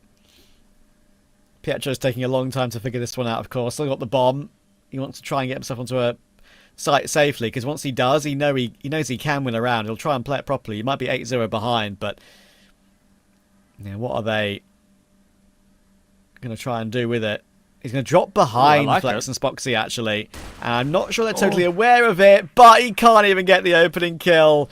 Oh, my word. 9-0 all the GR sides for LCK. LCK do have the opportunity to do the funniest thing here. And that would be lose 9 rounds in a row. Take this to overtime. but behave yourself. You know what? A 10-0 would also be pretty funny, especially considering the context of you having asked me that earlier on today. So we'll just have to see what we do end up especially getting. Between these two teams, because I didn't think this would be the game where we'd get it. Like, I understand Vitality just deciding to 10-0 someone, but I get what you're saying, but I think the weird part about it is that it takes a 13-12 to get here, and then it's like, oh, maybe a 10-0 is on the cards now. It's like, how do you manage it? How do you imagine that? You know? I know.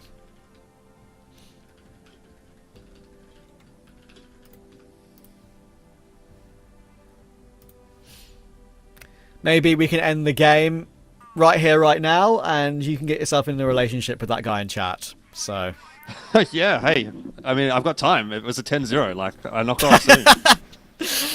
All right. Can it actually happen? Maybe not. Maybe not. Maybe UnKnights will actually try and, not get the complete embarrassment. Oh, maybe it will be complete embarrassment. They will pick Spoxy 1 by 1. What a way to finish it. UnKnights were sure they were going to get that trade, but Spoxy, he has been the main man the entire game, and he kills all damn 5 of them to win map 3 10-0. Bloody hell. Wow, that is crazy. I mean, that is one of the best rounds I have seen in a long time. Very well done from Spoxy. That is just some premium shooting. I mean, that's all on his own as well. Okay, sure, maybe the first one was a trade or something like that, but he's just essentially done that all on his own. So incredible stuff. I would have loved to have seen the entire clip from his POV, and maybe we will still get to see that at some point on replay or something like that. But yeah, I mean, okay, we talk about the Spoxy clutch there, but we also talk about the fact that that was a 10-0 map. So there you go. You've got your answer, Trav. The last time was today, ironically enough. But it's been a long time between drinks, actually, for me with 10 and 0s. I don't know. I suppose it was a little bit worth the 13-12 OT if it meant that we did get to see that. That was something special from LCK and from Spoxy. Enough from us, though, today and this week, Trav. I hope you guys have enjoyed it. We'll probably be back next week at some point. We'll hand it over to the desk to wrap up the week.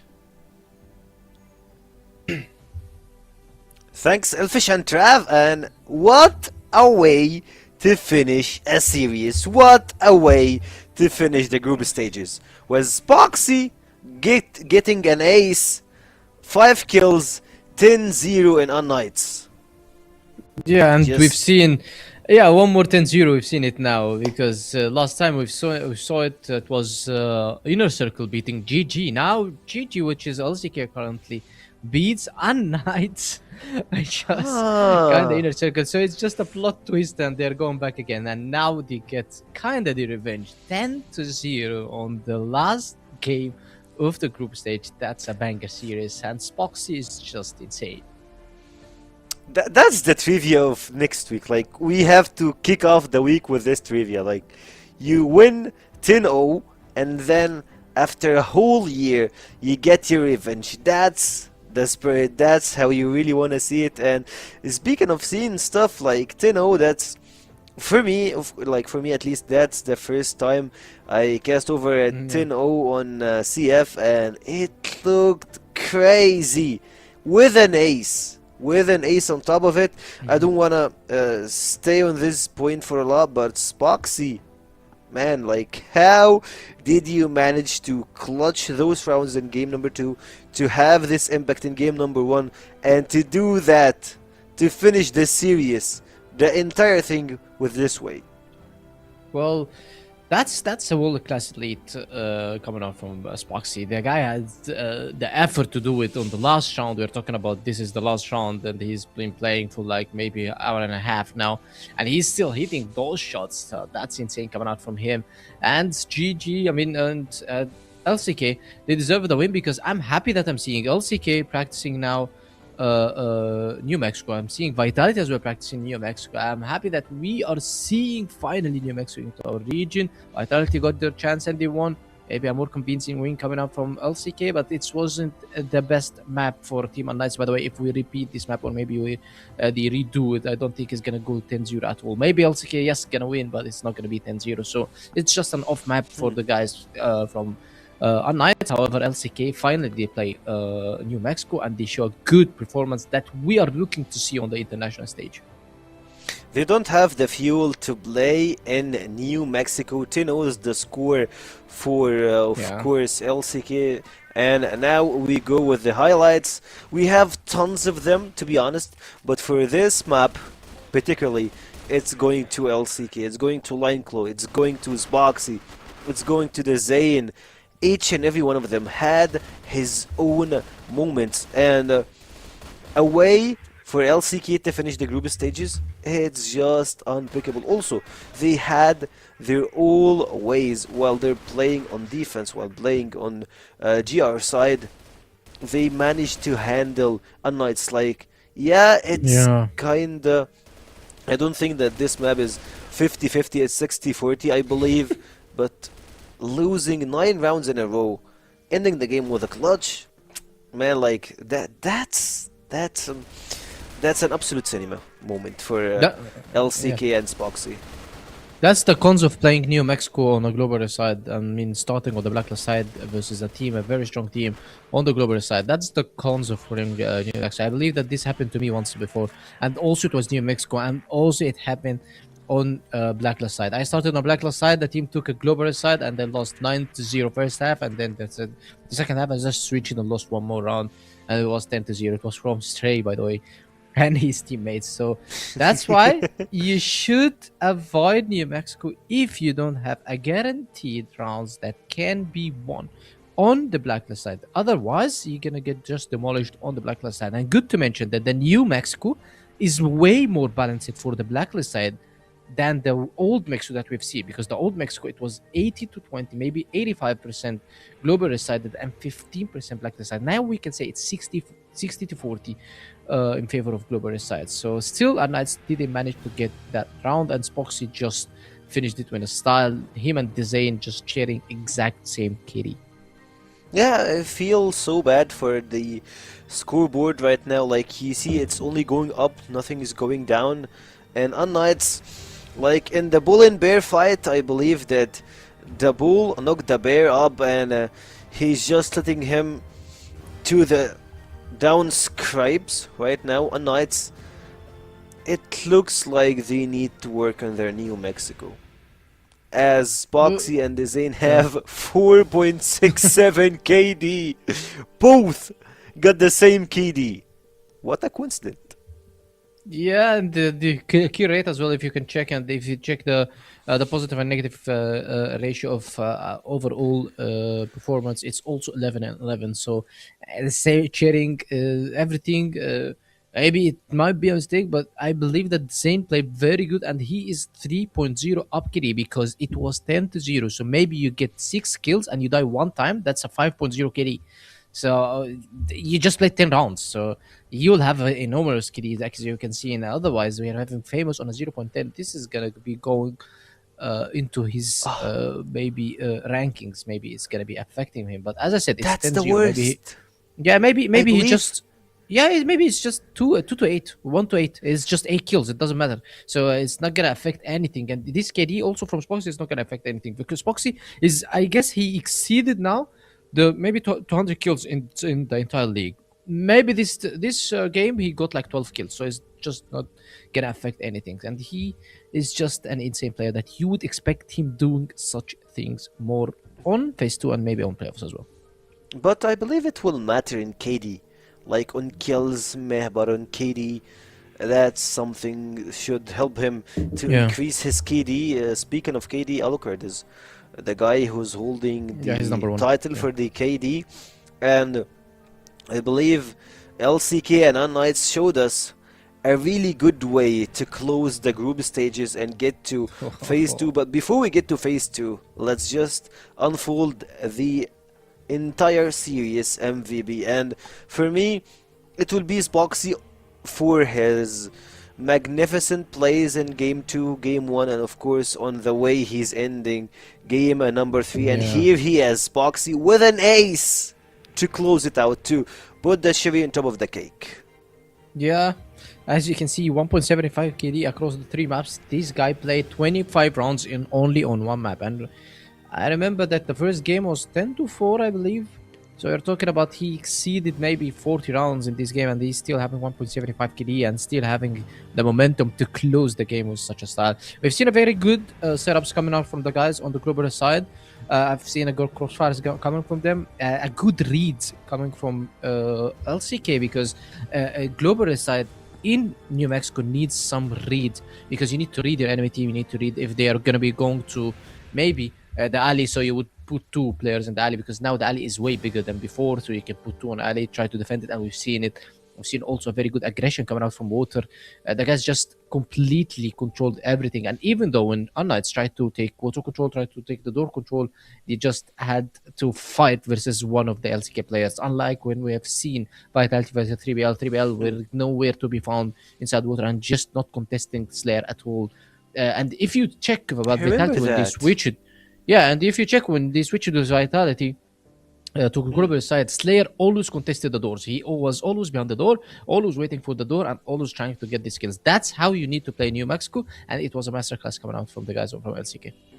Of course, and you reminded me of 3BL versus Vitality. I had this, like, we talked about this, me and Trav, we were casting on this game, and I was like, guys, why aren't you contesting the doors?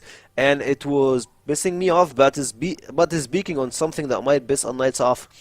They are the gatekeepers of Elite Group, and that's our final standing for the group stages. Vitality with 7 wins, 0 losses, LCK 6-1, Team and Nemesis 5-2, UnKnights, they have just 1 win extra, or like above the 3-3. It's like 1/3 of their entire set. Anyways, going back to Anubis, 3BL Galaxy, and Swamp Gaming plus Imperium will be the last on the entire stage. And with that being said, we have seen the standings, we have seen the players, we have seen everything from those teams on the